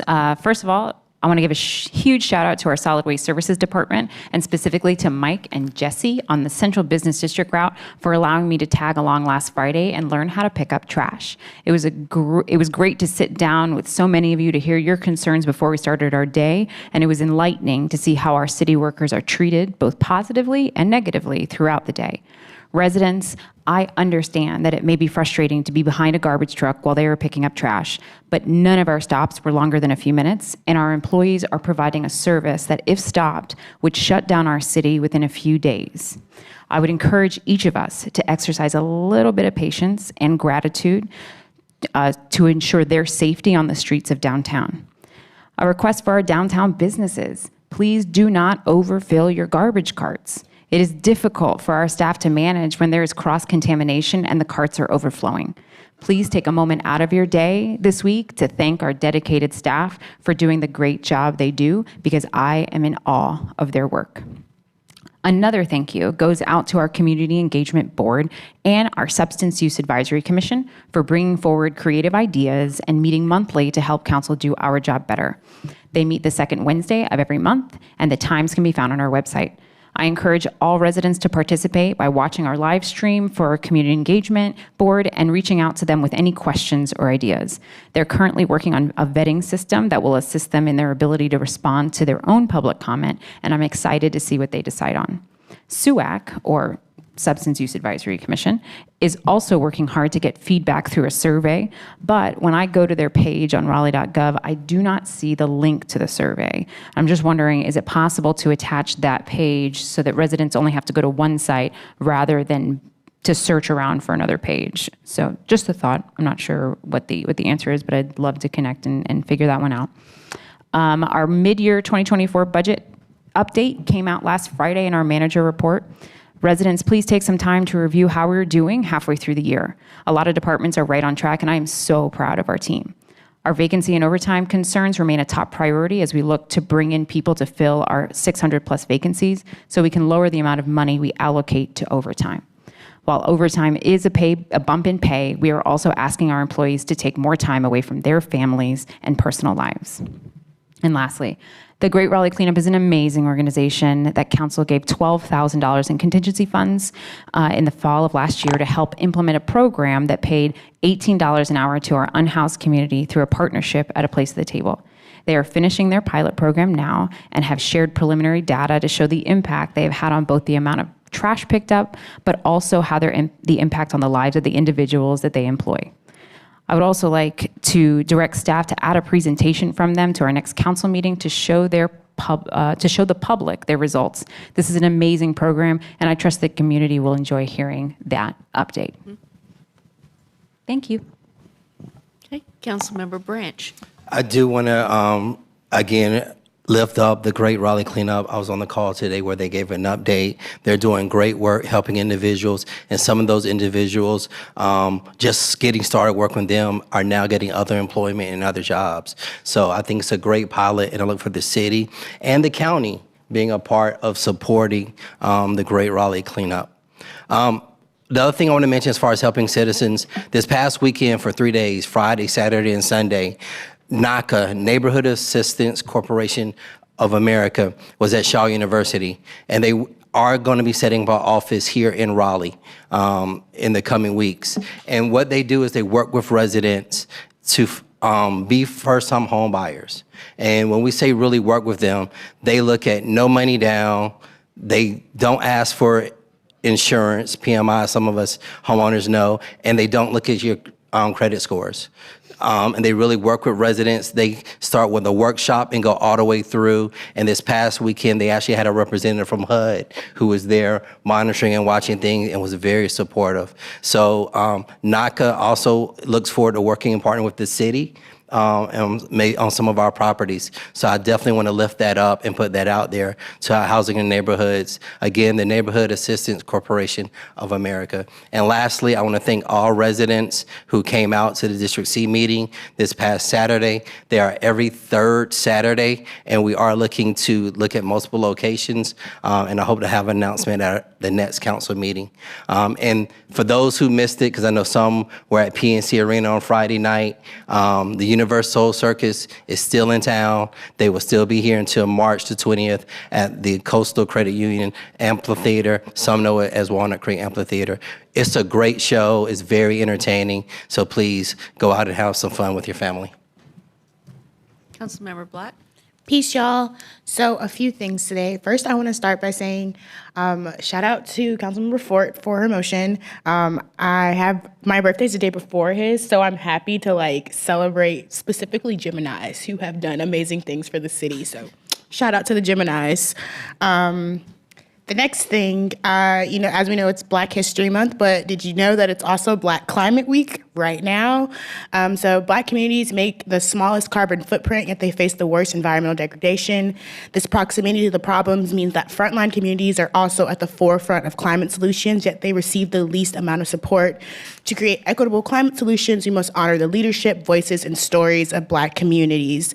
If you're interested in learning more about Black Climate Week, I suggest that you check out the Solutions Project, who has been running this theme for the last few years, and they really talk about some really amazing things. Additionally, our alternative response program, community engagement work is still ongoing. Tomorrow we actually have a community workshop at Shaw University in partnership with Refund Raleigh from 6 p.m. to 7:30 p.m. If you haven't had a chance to engage, I suggest you do. You can do video submissions. We still have our survey going through March, I believe. And I actually had the opportunity to run into people doing a pop-up last week at Morris Square, and it was really great. So definitely come and make your voice heard as we're building out this program. And the last and final thing I want to mention is that I'm having another Around the District with Councilmember Black, but this Saturday at Lake Lynn, the lake in North Raleigh from 1 to 2:30. We're not going to walk around the whole lake because it's like almost 2 miles, but I think it would be really great. So if you want to come get some fresh air and be in community and nature, join me. Councilmember Patton? Yeah. I also am hosting a town hall this week. Mine's on Thursday at Marsh Creek Community Center from 6 to 8. It's going to be styled after a constituent service fair, so less like presentation than Q&A, but rather tables that you can circulate to get your individual questions answered. We'll have, let me make sure I got my departments right, planning, parks, and transportation staff there. And then good stuff from consent. I can't remember if I used to do this consistently. I feel like I've lapsed on it, but good stuff from consent that we did this today. We authorized an interlocal agreement to have emergency water supply with Cary, and I think regionalism is really, really important for that sort of life safety action of keeping our residents like healthy and cared for by providing clean water. We also approved a contract for design work on 250 new bus shelters, bus facilities around the city, and a contract for street resurfacing, including some streets in my district in Headingham and the Beaver Dam Creek area. Mayor Pro Tem? No report. Okay, thank you. No report. Next, we have appointments. Good afternoon. Starting off, we have Arts Commission, 1 regular vacancy. Eliza Kaiser received 2 votes, and Clodagh Lyons Bastion 6, so Ms. Lyons Bastion would be appointed. Bicycle and Pedestrian Advisory Commission, 1 regular vacancy, disability slot. William Smith, who was recommended by the Mayor's Committee and Councilmember Black, received 8 votes, so would be appointed. Human Relations Commission, 1 regular vacancy, youth slot. Sarah Palacio received 8 votes, so would be appointed. Police Advisory Board, 1 regular vacancy at-large slot. Richard Averett received 6 votes. Erica Smith, 2, so Mr. Averett would be appointed. Raleigh Convention and Performing Arts Centers Authority, 1 regular vacancy. Sharon Bradwell received 5 votes. However, Councilmember Melton made a nomination for Chris Mutos, so it's up to the council as to how to proceed with that appointment. Just roll it over. We'll vote again. Okay. And this is also for somebody with a restaurant background. That's what they're seeking. We'll vote again. Yeah. So that'll be carried over. Sharon Bradwell did receive 5 votes, but it's up to the council how you'd like to proceed since a nomination was made. Yeah. So we'll roll over. So that'll be carried over to your next ballot. Raleigh-Durham Airport Authority, Dion Bennett received 1 vote, and Shelley Winters received 7, so Ms. Winters would be appointed. Raleigh Sister Cities, 1 regular vacancy. Melissa Latson received 7 votes, so would be appointed. Stormwater Management Advisory Commission, 1 regular vacancy. Ryan White received 7 votes, and Melody Whitford 1, so Mr. White would be appointed. Substance Use Advisory Commission, 2 regular vacancies. Holt Leary received 5 votes, and Christina Newton 7, so both would be appointed. Yep. I have not been able to I've been in process of trying to contact Mr. Leary, and he has not put his application in, and I have not heard him. So if we can roll that slot over, if that's okay with the rest of council. I have not been able to make contact. So you'd like to withdraw, just to be clear, withdraw the nomination? Yes. Okay. Thank you. So we will withdraw that and carry over that remaining vacancy to the next ballot. Under nominations, City of Oaks Foundation, 3 regular vacancies. The terms of the Honorable Yvonne Lewis Hawley, Antoine Marshall, and Jessica Tisdale are expiring, and all would like to be considered for reappointment. I second, but I have a question. How did all of their times end at the same time, yet they were appointed at different times? So it's actually written into their bylaws that, and we did get a little off kilter in the past, but working with the City of Oaks Foundation, it's written in that all of them are to expire the same time, and they usually recommend a slate all at once. So the previous appointments that we made were actually supposed to be filling the vacancy that happened at the time, which happened for a couple different reasons. So that's where we ended up here, or why we ended up here. Okay, we have a motion, a second. All in favor? Aye. Anyone opposed? Okay, thank you. That was unanimous, clerk. Raleigh Historic Development Commission, 1 regular vacancy. Resignation has been received from John Reese. The RHDC Nominations Committee made a recommendation for an individual named Lauren Woodard, and that information was in the packet and on Granicus. Move to appoint Ms. Woodard. Second. All in favor? Okay, that was unanimous. Thank you. Substance Use Advisory Commission, 1 regular vacancy. The term of DeCorba White is expiring. Staff has not been able to reach Ms. White to determine reappointment desire. So per city code, she will continue to serve until replaced. So that'll be on your ballot. Stormwater Management Advisory Commission, 2 regular vacancies. The terms of Barrett Jenkins and Luann Phillips are expiring. Both wish to be considered for reappointment. Move to reappoint. Second. All in favor? Okay, that was unanimous. That's it. Okay. Report of the city attorney. No report. Okay. Report the clerk. Move for approval of minutes. Second. Thank you. All in favor? Okay, thank you. All right, now we have public comment, but I'm going to ask that we take a break for 5 minutes. And we will be right back at it. Thank you.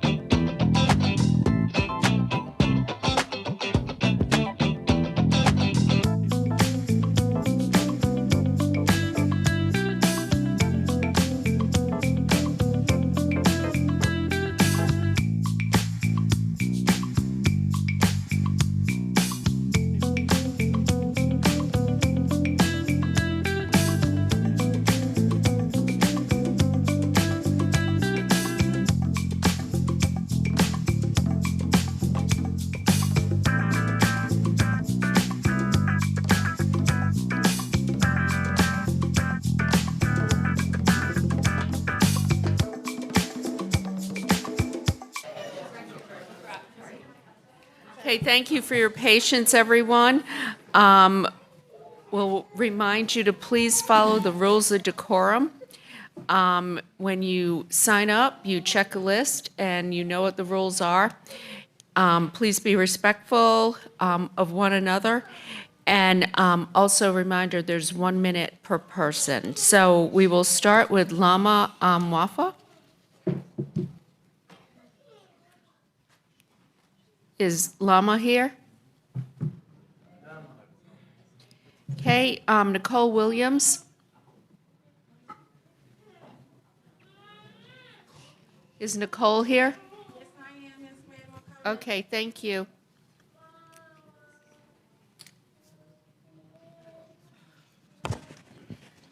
Good afternoon, everyone. Thank you for being here.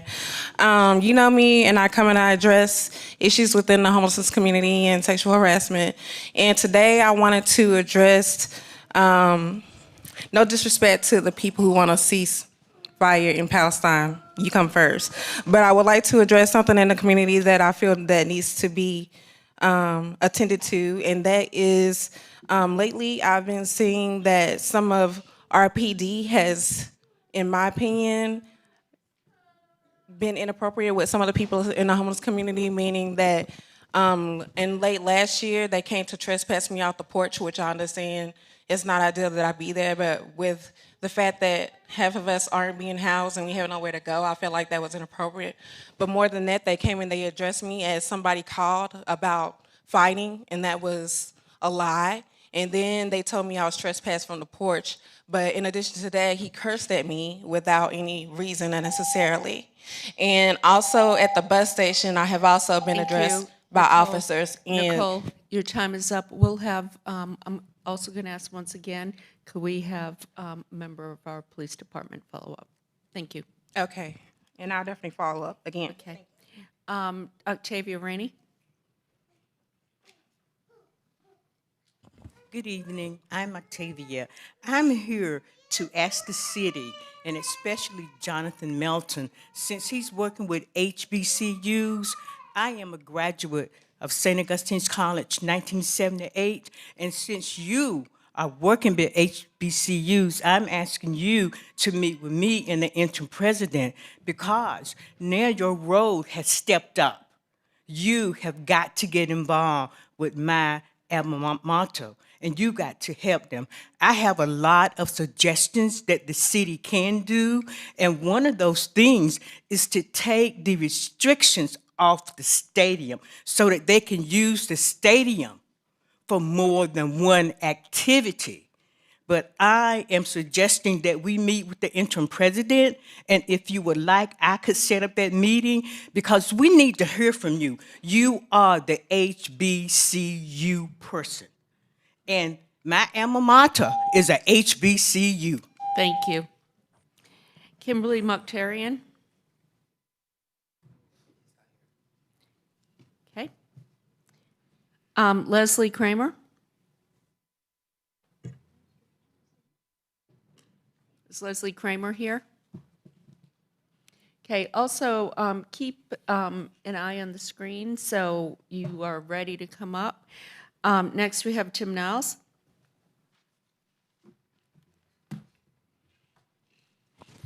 Thank you for reinstating CACs.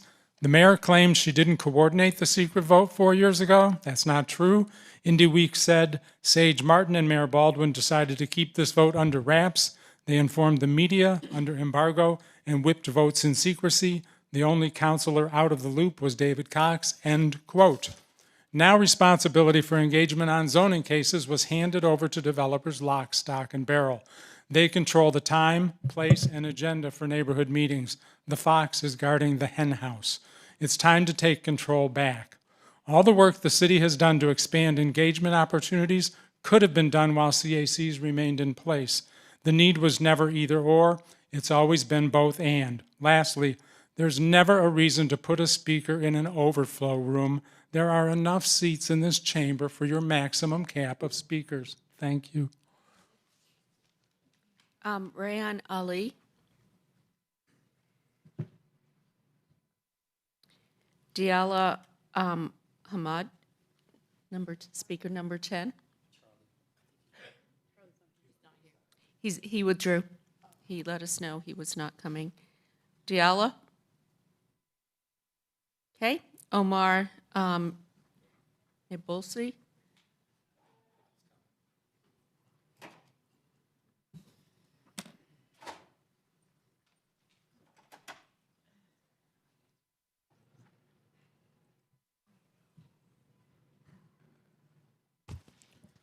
Bismillah. Centuries of history have taught us the cost of inaction and silence. How many more cries from shattered streets must we hear before action replaces apathy? Safe zones, hospitals, schools, there is no red line that Israel hasn't crossed. As we speak, our tax dollars fuel this machine of destruction. This is not just about Palestine, this is about justice and everyone's struggle against oppression. As we approach the holy month of Ramadan, a time of reflection, spirituality, and compassion, Palestinians face famine, loss, and deprivation. While we have the privilege of breaking our fast with loved ones in abundance, they are deprived of the most basic necessities, living under constant fear and uncertainty. On top of that, Israel has approved a motion to restrict access to Al-Aqsa Mosque during Ramadan. What part of that is self-defense? We say clearly to the world, we will not rest until the scales are balanced, until every soul can live in peace, and until our contributions nurture life rather than take it away. Free Palestine, ceasefire now. Nadia Ali?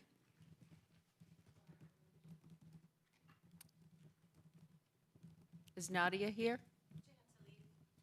Okay. Julia Owen. While America was distracted with the Super Bowl, Israel began bombing the last safe zone in Gaza, a place about the size of Sanford where nearly 2 million civilians were taking refuge. You might also remember the commercial Israel aired asking to bring the dads home. So let's acknowledge the dads, those grieving fathers of the 13,000 dead children, those dads struggling to locate their dead children in the rubble, those dads unable to bury their dead children in a war zone, those dads struggling to find the necessities of life so their remaining children can live as bombs continue to come down in safe zones everywhere. You can choose to give voice to those fathers. You can choose to give voice to those 13,000 dead children, the thousands orphaned, the thousands maimed. Your silence is a voice for carnage.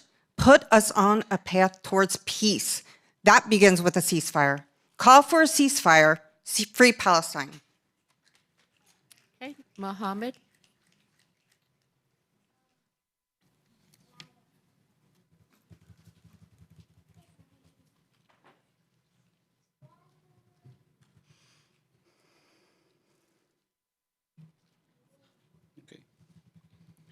All right. Okay. If Hamas, it's a justification for over 30,000 people being killed in Gaza, and not to mention another 13,000 children being killed, then why is the IDF in the West Bank? There is no Hamas in the West Bank. Just over a month ago, a U.S. citizen born and raised in Louisiana, his name is Tawfiq Abdul-Jabbar, like I said, he was born and raised in Louisiana, was over there visiting, and he was shot dead on the suspicion of throwing rocks. And just coincidentally, I actually know the village very well. I was there this past summer. So, like, you know, in what world would this happen? What world would this be okay? It shouldn't be. That's it. All right, I'm just going to say. Thank you. Your time is up. We now have Sarah Quadri.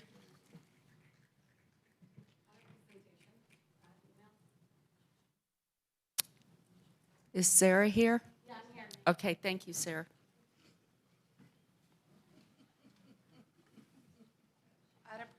Okay.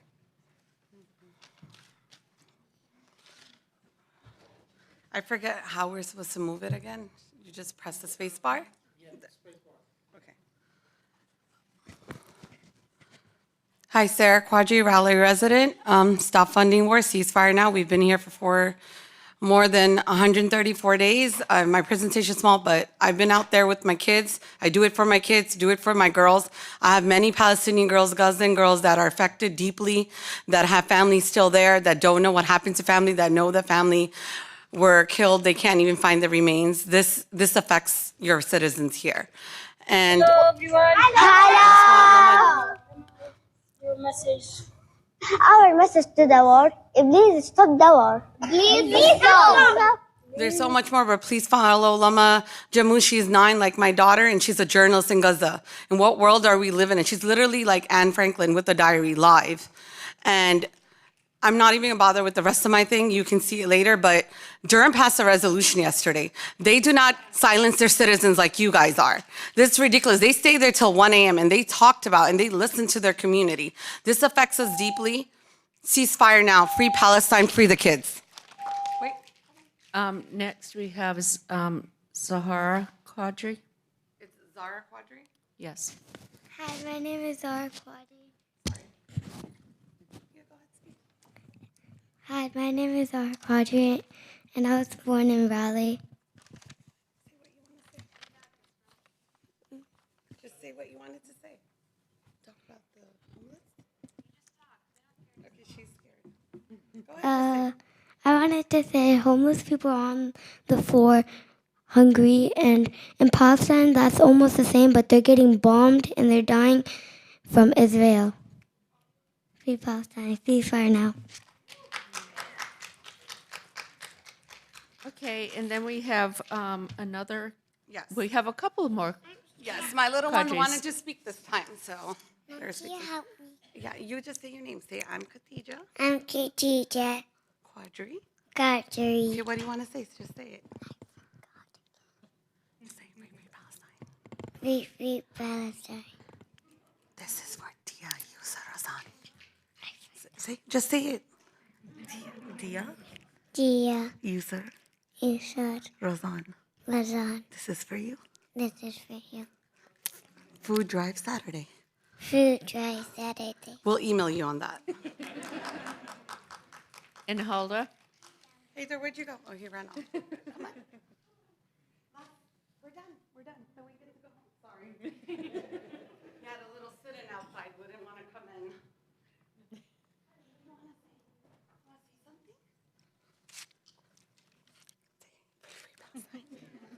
Here, just over here. No one sees. Say it. No. You want to say it? Say hi. Just say hi. Okay. Zara, you want to help him? We'll try one more time, then we're gonna go. We'll give everyone time. You want to tell him? Hayden was gonna say free Palestine, let Gaza play. You want to say that? Gaza play? No, okay. He's too shy, but thank you. We appreciate giving this the opportunity. Thank you. Samira Haddad. She also had to go pick up her kids. Okay. Ember Eldridge.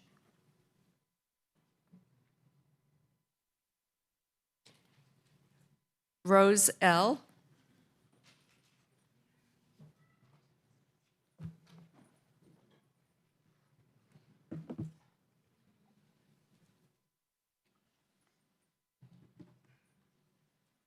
Apologies for not going faster. I know we've been here a while.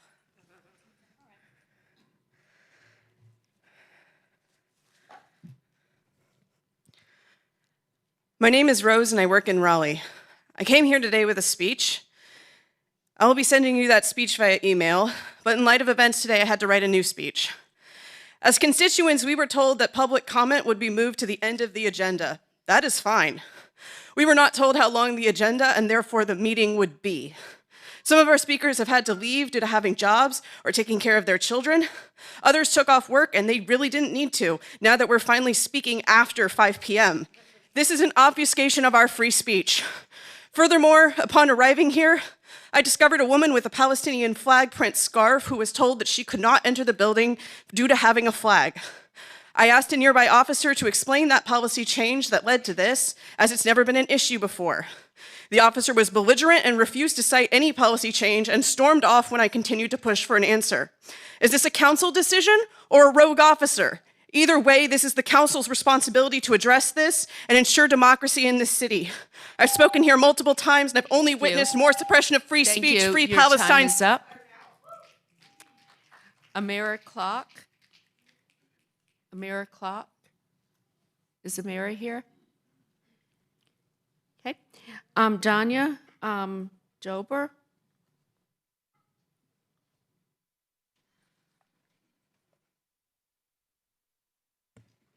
I'm Danya. I hope you're as sick of me as I am of you. There have been over 100 cancer cases linked to NC State students and faculty that spent time in Poe Hall. Someone I know was diagnosed with stage 4 cancer on January 3rd and died from that cancer on January 26th. I soon learned that that student spent a majority of their time in Poe Hall. A lot of people mentioned that Raleigh City Council should not get involved in foreign affairs. And I do agree, Raleigh should not get involved in foreign affairs. Instead of funding settlements, free education, free healthcare for Israelis with our taxes, we should be investing that money right here in Raleigh to ensure that our students in Raleigh have access to clean, breathable air at school in Raleigh. It's too bad we didn't have enough funding to demolish that building with Israeli diligence. We blow up buildings so easily in Palestine, homes, schools, mosques, churches, hospitals, and schools, but not Poe Hall? Calling for a ceasefire wouldn't get us involved. Thank you very much.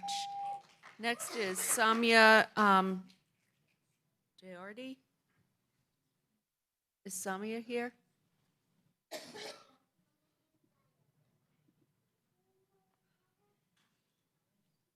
Jajoda Siasi?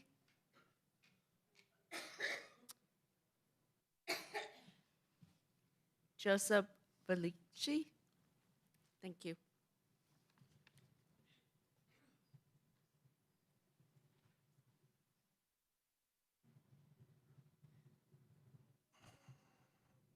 Hello, City Council.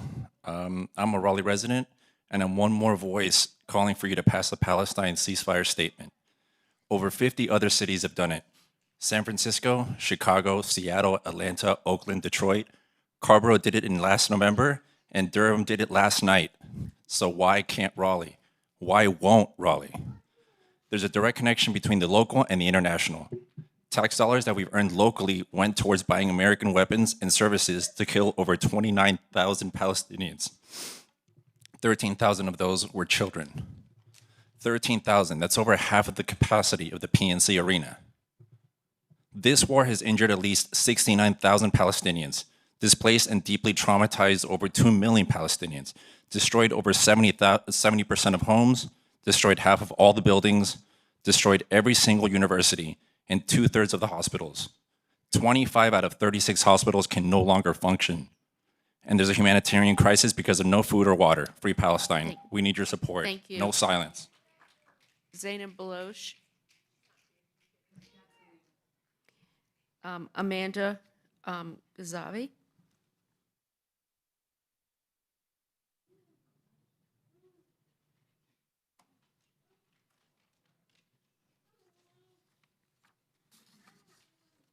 How did you say you do the pictures?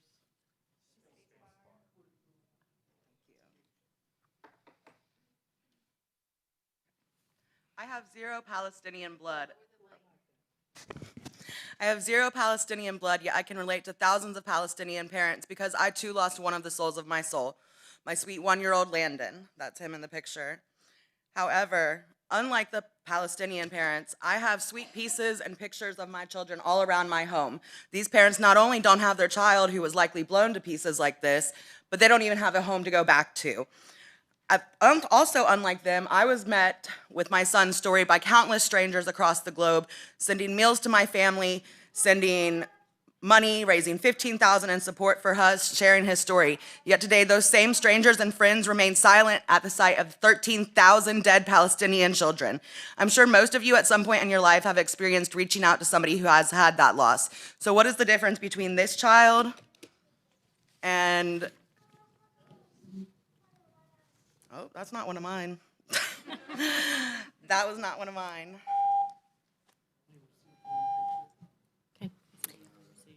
He said he only received one picture. There was 5, but okay. Anyways. And your time is up. Thank you. It wasn't, but okay.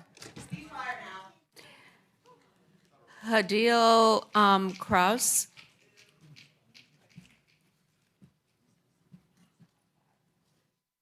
Hello, my name is Hadia Khres, and I stand in front of you today not to request a ceasefire, but to demand it. A permanent ceasefire where Palestinians can live freely. I was born in Baptist Hospital in Gaza, and it was bombed on October 17th and killed hundreds of people. On November 11th, my cousin Iman Khres, her husband, 7 beautiful children were murdered by the IDF. The whole family killed in seconds, their dreams and hopes ended on November 11th. At least 13,000 more children have been killed since October 7th by IDF, and a total of at least 29,000 innocent civilians. Food and water are scarce, and Israel is blocking aid trucks from entering Gaza. They're preventing Palestinians from eating and drinking, which is a basic human right. Children are either dying from starvation, infections from untreated wounds, or bombing. Children are losing families, their homes, and limbs. Free Palestine! Benny Koval.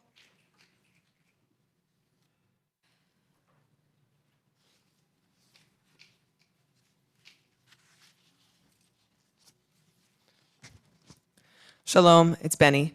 Over 50 city councils have passed ceasefire resolutions, including Durham. We showed you last week that we reject your false neutrality statement. You do not need consensus to vote. Cast your votes either for justice or genocide. Let us know who you are on the record. Durham Councilmember Baker said he hoped that the passage of a Durham ceasefire resolution that included a call to end U.S. aid to the current Israeli government would inspire other cities to do the same. Raleigh, you're late. Let's move. Councilmember Patton, you said you worked on the neutrality statement because you felt the community deserved an answer. Personally, I don't buy that because we want an answer in the form of a vote, which we've made very clear over the past 6 times we've been here. So to repair trust, I think it would be great if you talk to your colleagues, council members, and bring forward a ceasefire resolution for a vote. Municipal councils in England and the US, including here in Raleigh, had a role to play in the weakening of apartheid in South Africa through community organizing towards city divestment resolutions. So no matter how much the mayor wants to silence us, we're going to keep coming back. Free Palestine. Asma Abu Dahab. Hello, Council. How to tell you in 1 minute to care about life. Let's imagine roles are reversed.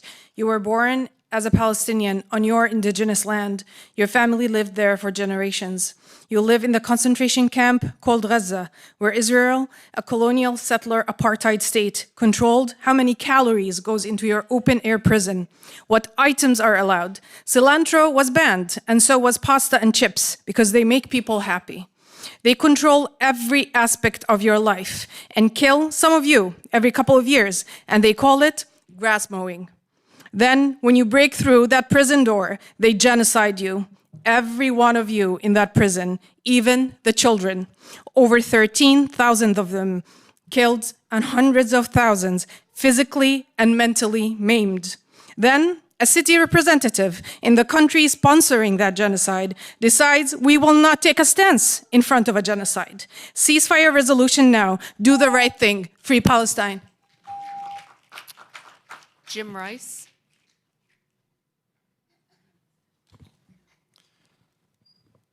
I'm here to say stop stonewalling us on the ceasefire resolution. Since when is consensus a requirement? The council has to decide on a lot of issues without consensus. That's why you take a vote. Your constituents are telling you this is an important issue for our community, so vote. It's your job. You say the council doesn't deal with international issues, then why do we have 5 sister cities around the world? In 2014, the council approved on a roll call vote to fund the Raleigh Sister Cities program, whose mission is to promote peace through mutual respect, understanding, and cooperation in one individual, one community at a time through citizen diplomacy, which is what you've been seeing here. People in our city have real sisters and brothers and family members in Gaza. We want you to promote peace for them. Do your job and vote yea or nay on the ceasefire resolution. Rania Masri.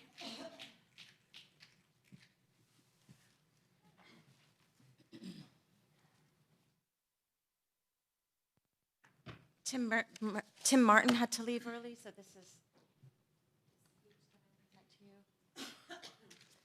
And these are also documents that I present to you. This is what our taxpayer dollars have done to Gaza, a city smaller than Raleigh.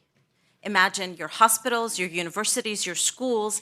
This is what your silence as a city council is endorsing. And I'm trying to understand what is the rational reason that you won't vote. Your own federal judge from the U.S. District Court of the Northern District of California stated, and I quote, "It is every individual's obligation to confront the current siege on Gaza." Now, you're not simply an individual, you're an elected representative, and your constituents have made it exceedingly clear by the vast majority what we are asking you to do. Make your voice known, unless you want to succumb to the very, very, very small vocal minority who are calling for a genocide. Do this for democracy, do this for justice, and do this because this is the place for the vote. The city council is the place for the vote because in this farce of a democracy that we live in, we don't have access to our Congress. We have access to you. Ceasefire now. Ahmed Mustafa.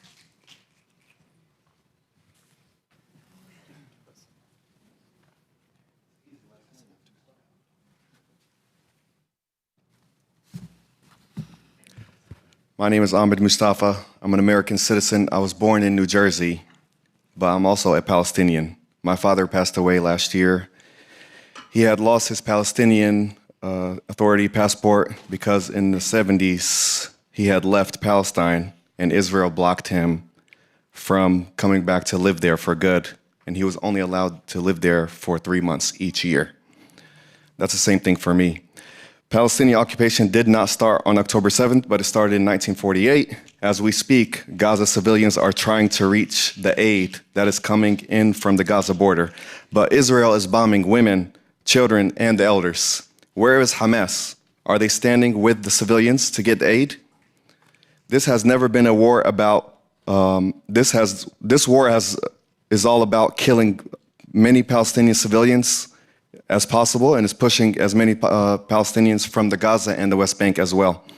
Just last night, Durham stood on the right side of history and they passed a ceasefire resolution. What are you waiting on, Raleigh? Time is Ceasefire. up. Swarnali Sengupta. Hi, I didn't prepare anything, but yesterday Mayor Pro Temp Middleton of Durham said something that resonated with me. City council officials are supposed to represent the views of, or the spirit of the constituents. I want to direct this at Councilmember Branch and Councilmember Fort. Who do you speak for?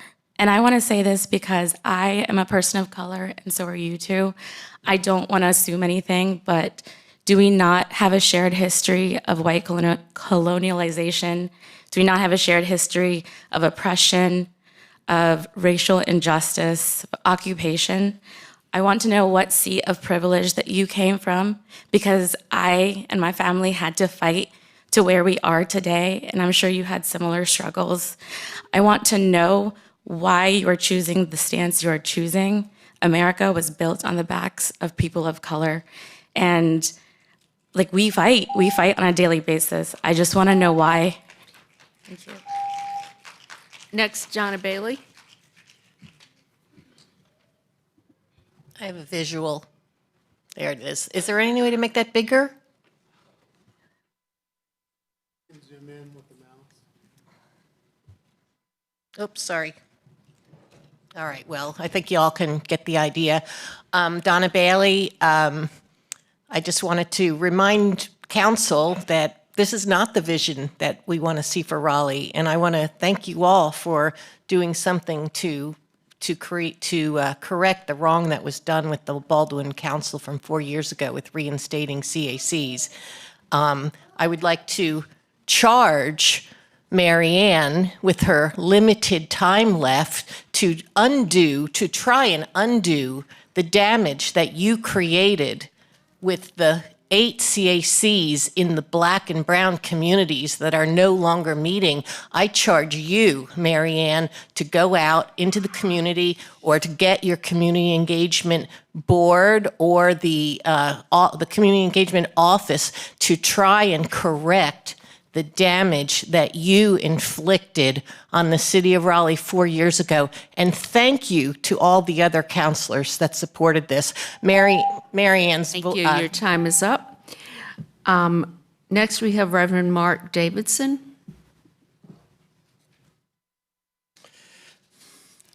Good afternoon, Council.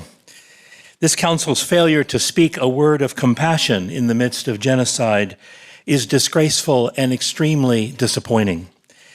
My Quaker faith teaches me that we speak by our inaction as much as by our action.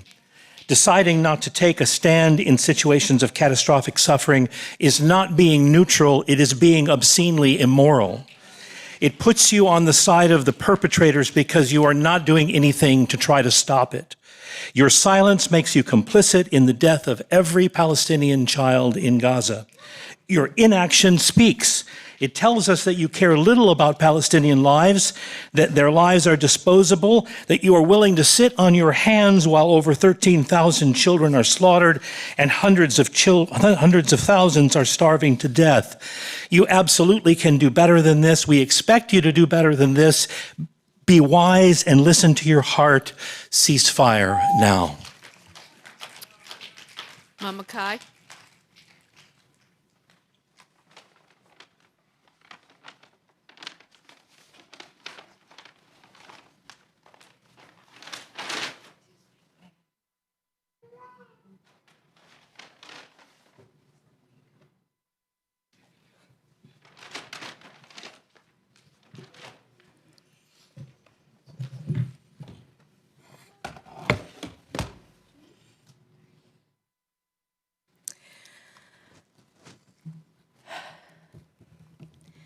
It's another amazing day in paradise, y'all. Last Tuesday marked the 31st year since National Black Love Day was established. So a belated Happy Black Love Day to all of you, and Happy Black History Month too. Thank you for your service. I can't imagine what months of these testimonies have done to your nervous systems, and I've wondered if the Mayor's Commission on Compassion could have handled it if it had been reestablished. Right now, I don't have time to explain what's going on from the perspective of my grade 8, brain development, nervous system regulation, trauma, nutrition, gratitude, oppression, emancipation, or liberation, because it all comes down to science. So I'm going to focus on just one. Last year, I was led to take on the theme, Moving to Peace from War in 2024 this year because of the James Farrell quote found on the card in the journal you received. The journal is a 6-week gratitude challenge called It's Time to Love, and there are some seeds. And I'm here to invite you to participate in a revolutionary act of love and sow seeds of gratitude while sowing seeds of life. This starts the process of moving our hearts and minds to peace from war in 2024. Thank you. Thank you. Arafat Zaid.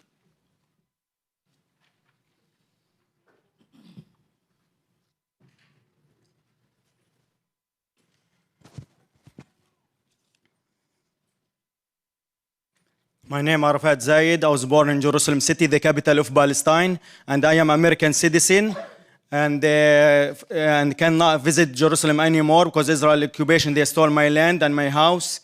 And all the wars in Palestine, all about kicking people, killing people, stealing their land. And all problems start in Palestine in 1948 from Israel occupation, not from Palestinian in October 7. More than 75 years, Israel occupation, they keep killing Palestinian children, women every day and everywhere, West Bank, Gaza. Even they killed American people. We remember Richard Curry when Israel bulldozer ran over her and they killed her by front everyone.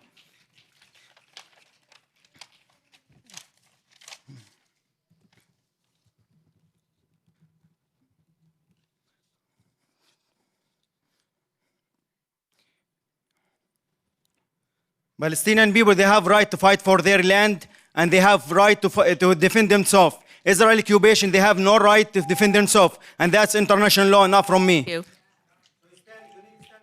Your time is up. Thank you. Isaiah Satori? Is Isaiah here?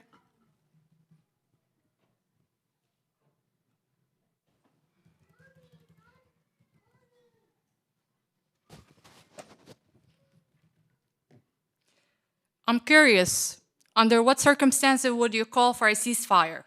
Could you A give your picture- name, please? Could you give your name, please? Mesa Soteri. I'm curious, under what circumstances would you call for a ceasefire? A picture of a little girl, lifeless, hanging from a building is not enough. Maybe watching these parents carrying what remains of their loved ones in a plastic bag still is not enough. Okay, how about the mother who listened to her little girl screams asking to be rescued among her dead family members? And of course, she was killed. This is not complicated.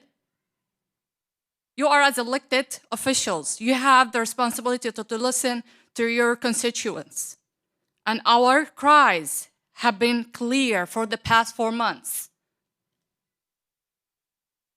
You have the power to issue recommendations to our Congress representative and our president. We ask you to do this, and this is the bare minimum. Call for ceasefire and free Palestine. Thank you. Hanadi Ali.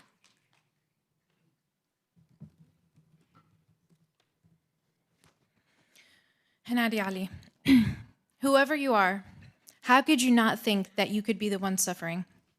And because of that, stand up for what's right. Stand up for humanity. I'm a human, so I feel for any innocent person affected by this. But unlike the Western news outlets that only speak of the hostages, I'll inform you of Israel's genocidal figures. 156 UN staff killed. More than 30,000 innocent Palestinians killed. Children. I have 4 of my own, and this is very depressing for me. More than 65,000 injured. Starvation onset. 396 Palestinians killed in the occupied West Bank for what? Where are the checks and balances for this extreme occupying military? 7,100 Palestinians detained in occupied West Bank since 10/7. Civilians must be protected and have the right to aid. Children are going through the garbage trying to find food and embarrassed about it. Parents are trying to hide their tears from not being able to feed their kids. Thank you. Haley Kinsler.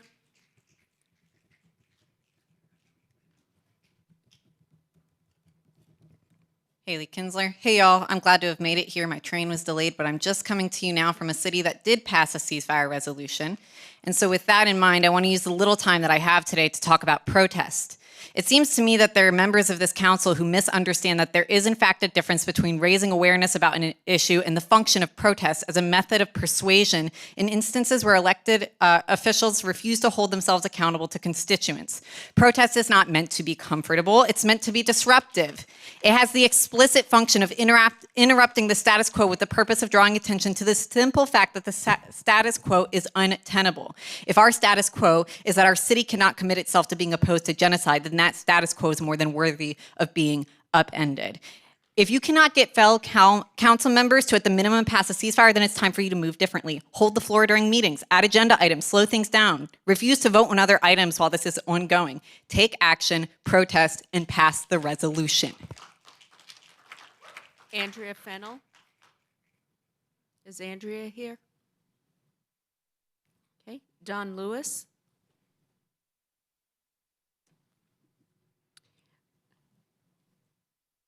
Rashida Garab.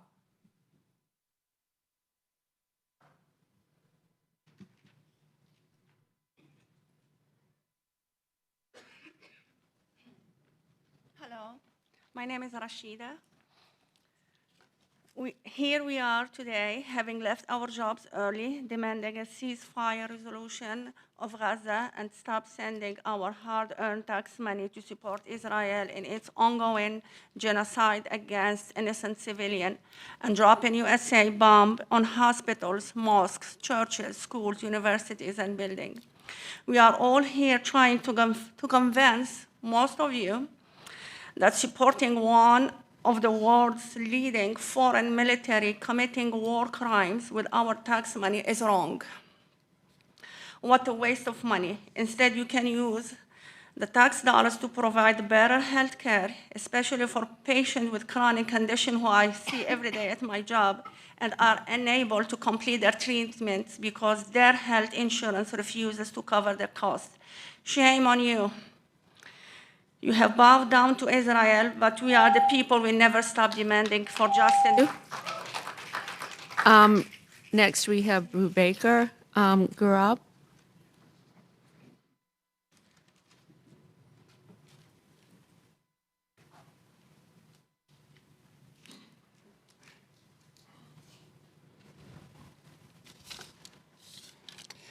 Hi, everyone. It's an honor to receive me and allow me to talk in this office.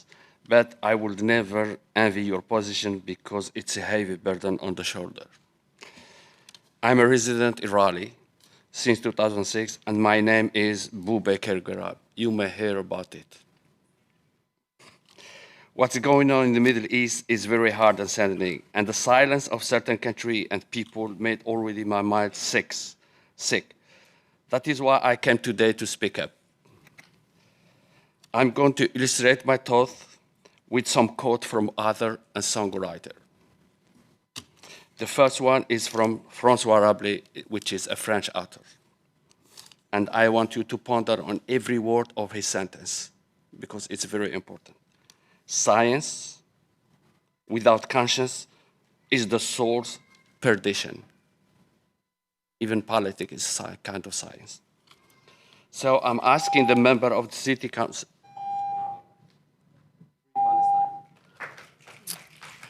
Dana Haddad. Is Dana here? Okay. Rama Amar. Is Rama here? Yes. Okay.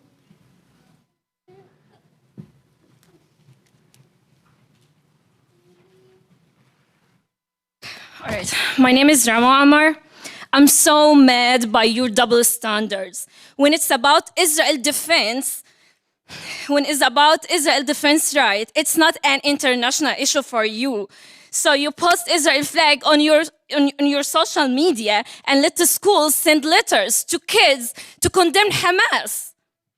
But when it comes to choose a humanitarian solution and call for ceasefire, you're like, oh no, this is not a city issue. Although it's like my first time to hear about like self-defense for an occupation. It's like my first time to hear about this. In fact, the only right that this occupation has is just to leave. They can simply just leave my land, and you can give them Raleigh if you want. You can let them share your houses. You know what? I'm not even surprised because you're still stuck in your colonial mentality and act like you're the godfather of the planet while the blood... Your time is up. Your time is up. Next, we have Kay Manningas. Okay. Chris Cervici.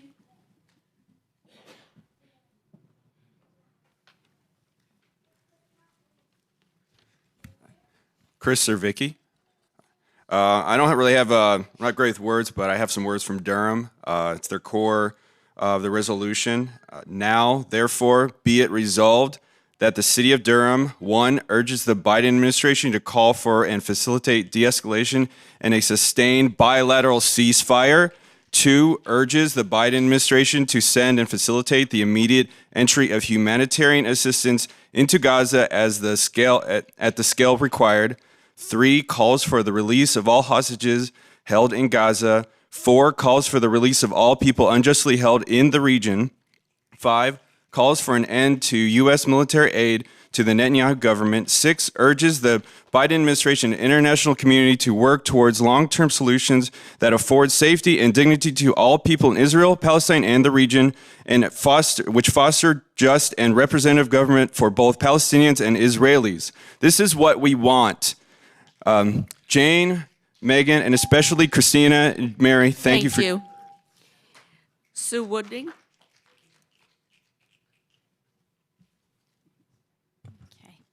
Sue Woodling. On January 26th, the International Court of Justice ruled that there is evidence Israel is committing genocide. The ICJ issued provisional orders for Israel to take all measures to stop the killing and to avoid further harm. But Israel is taking no such measures. Instead, it's thumbing its nose at the ICJ and continuing to perpetrate war crimes. It is clear that the gold is now being used to provide cover for another of other Israel's goals, to complete the ethnic cleansing of Palestinians started during the 1948 Nakba. Kairos Palestine issued a call for urgent international intervention. This is not the time for people of the civilized world to be silent. The urgency of this moment must be overstated. Ceasefire now. Erica Reef?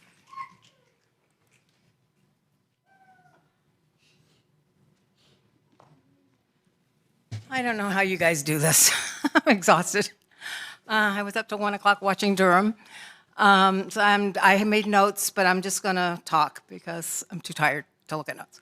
So in the email I sent you at 4 in the morning that Emily says she showed you, that says wisdom, I asked you to watch the last hour of Durham's thing and watch all the council members like yourself and what they had to say. I'm going to ask you just to shorten that for yourselves and just listen to what the 2 no votes said, Middleton and the mayor, because there's wisdom and profound wisdom in what they said also. And that way you don't have as much of a homework as I had planned. So I also want to say, there are 12 people, and I'm sure there were in Wake County government that were on January 6th trying to hang Mike Pence, would you bomb every neighborhood they came from? This is what's happening with UNRWA, the only lifeline to Gaza for food and medical. This is the insanity of it. Israel's shutting down everything because they say maybe 12 people. Thank you. Isra Al-Sayed?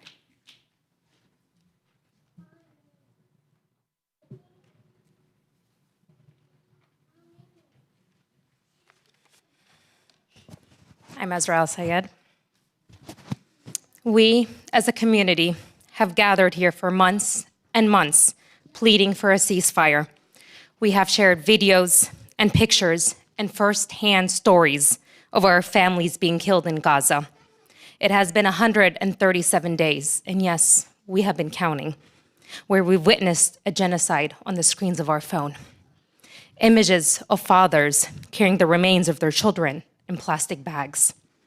Pregnant women crushed by Israeli bulldozers while in labor. Children watching their father burn alive. A child having to pick up the flesh of his mother from the floor, or the babies shaking uncontrollably out of fear. I have lost 5 family members in the last 3 months, 2 of those who were children. I'm sure you remember those images.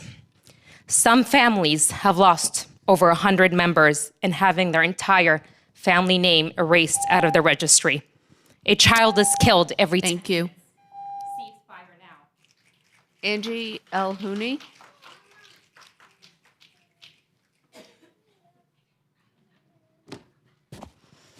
Angie, I don't know how this is going to go because I've never spoken with a child, but I couldn't find the words to speak today that express my disappointment in my council members, my city, and my government. I'm not able to comprehend the lack of empathy that I have seen in the eyes and hearts of some of you. As a mother of 4 children, my heart breaks for each image of a dead child's body or the sound of a grieving mother's cries. Last week, we stood before you and asked you, where are your hearts? But most of you decided to turn a deaf ear on the concerns of your constituents as you quickly exited this council chamber.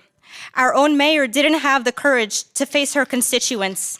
Over the past several months, this council has attempted to silence our voices. First, by limiting our guaranteed speaking time from 3 to 1 minute, and now limiting the amount of speakers at each session. If your interest in serving the public body does not involve hearing our concerns, then whose interest are you serving? Ceasefire now. Cynthia Rice.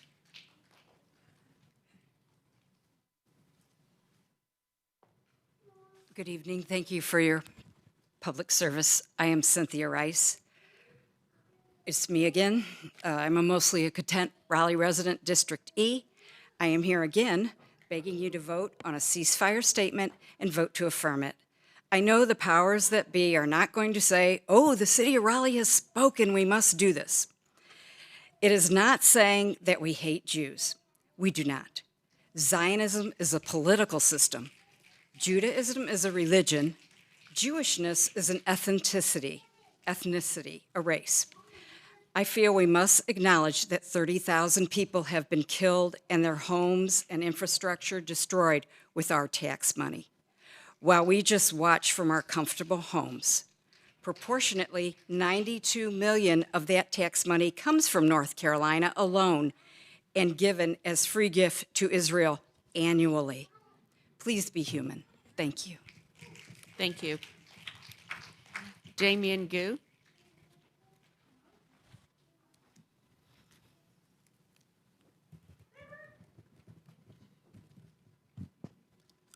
Hi, my name is Damien. I am a member of NC Triangle Democratic Socialist America. I was in Durham last night to show solidarity and can confirm the meeting lasted until 1 a.m.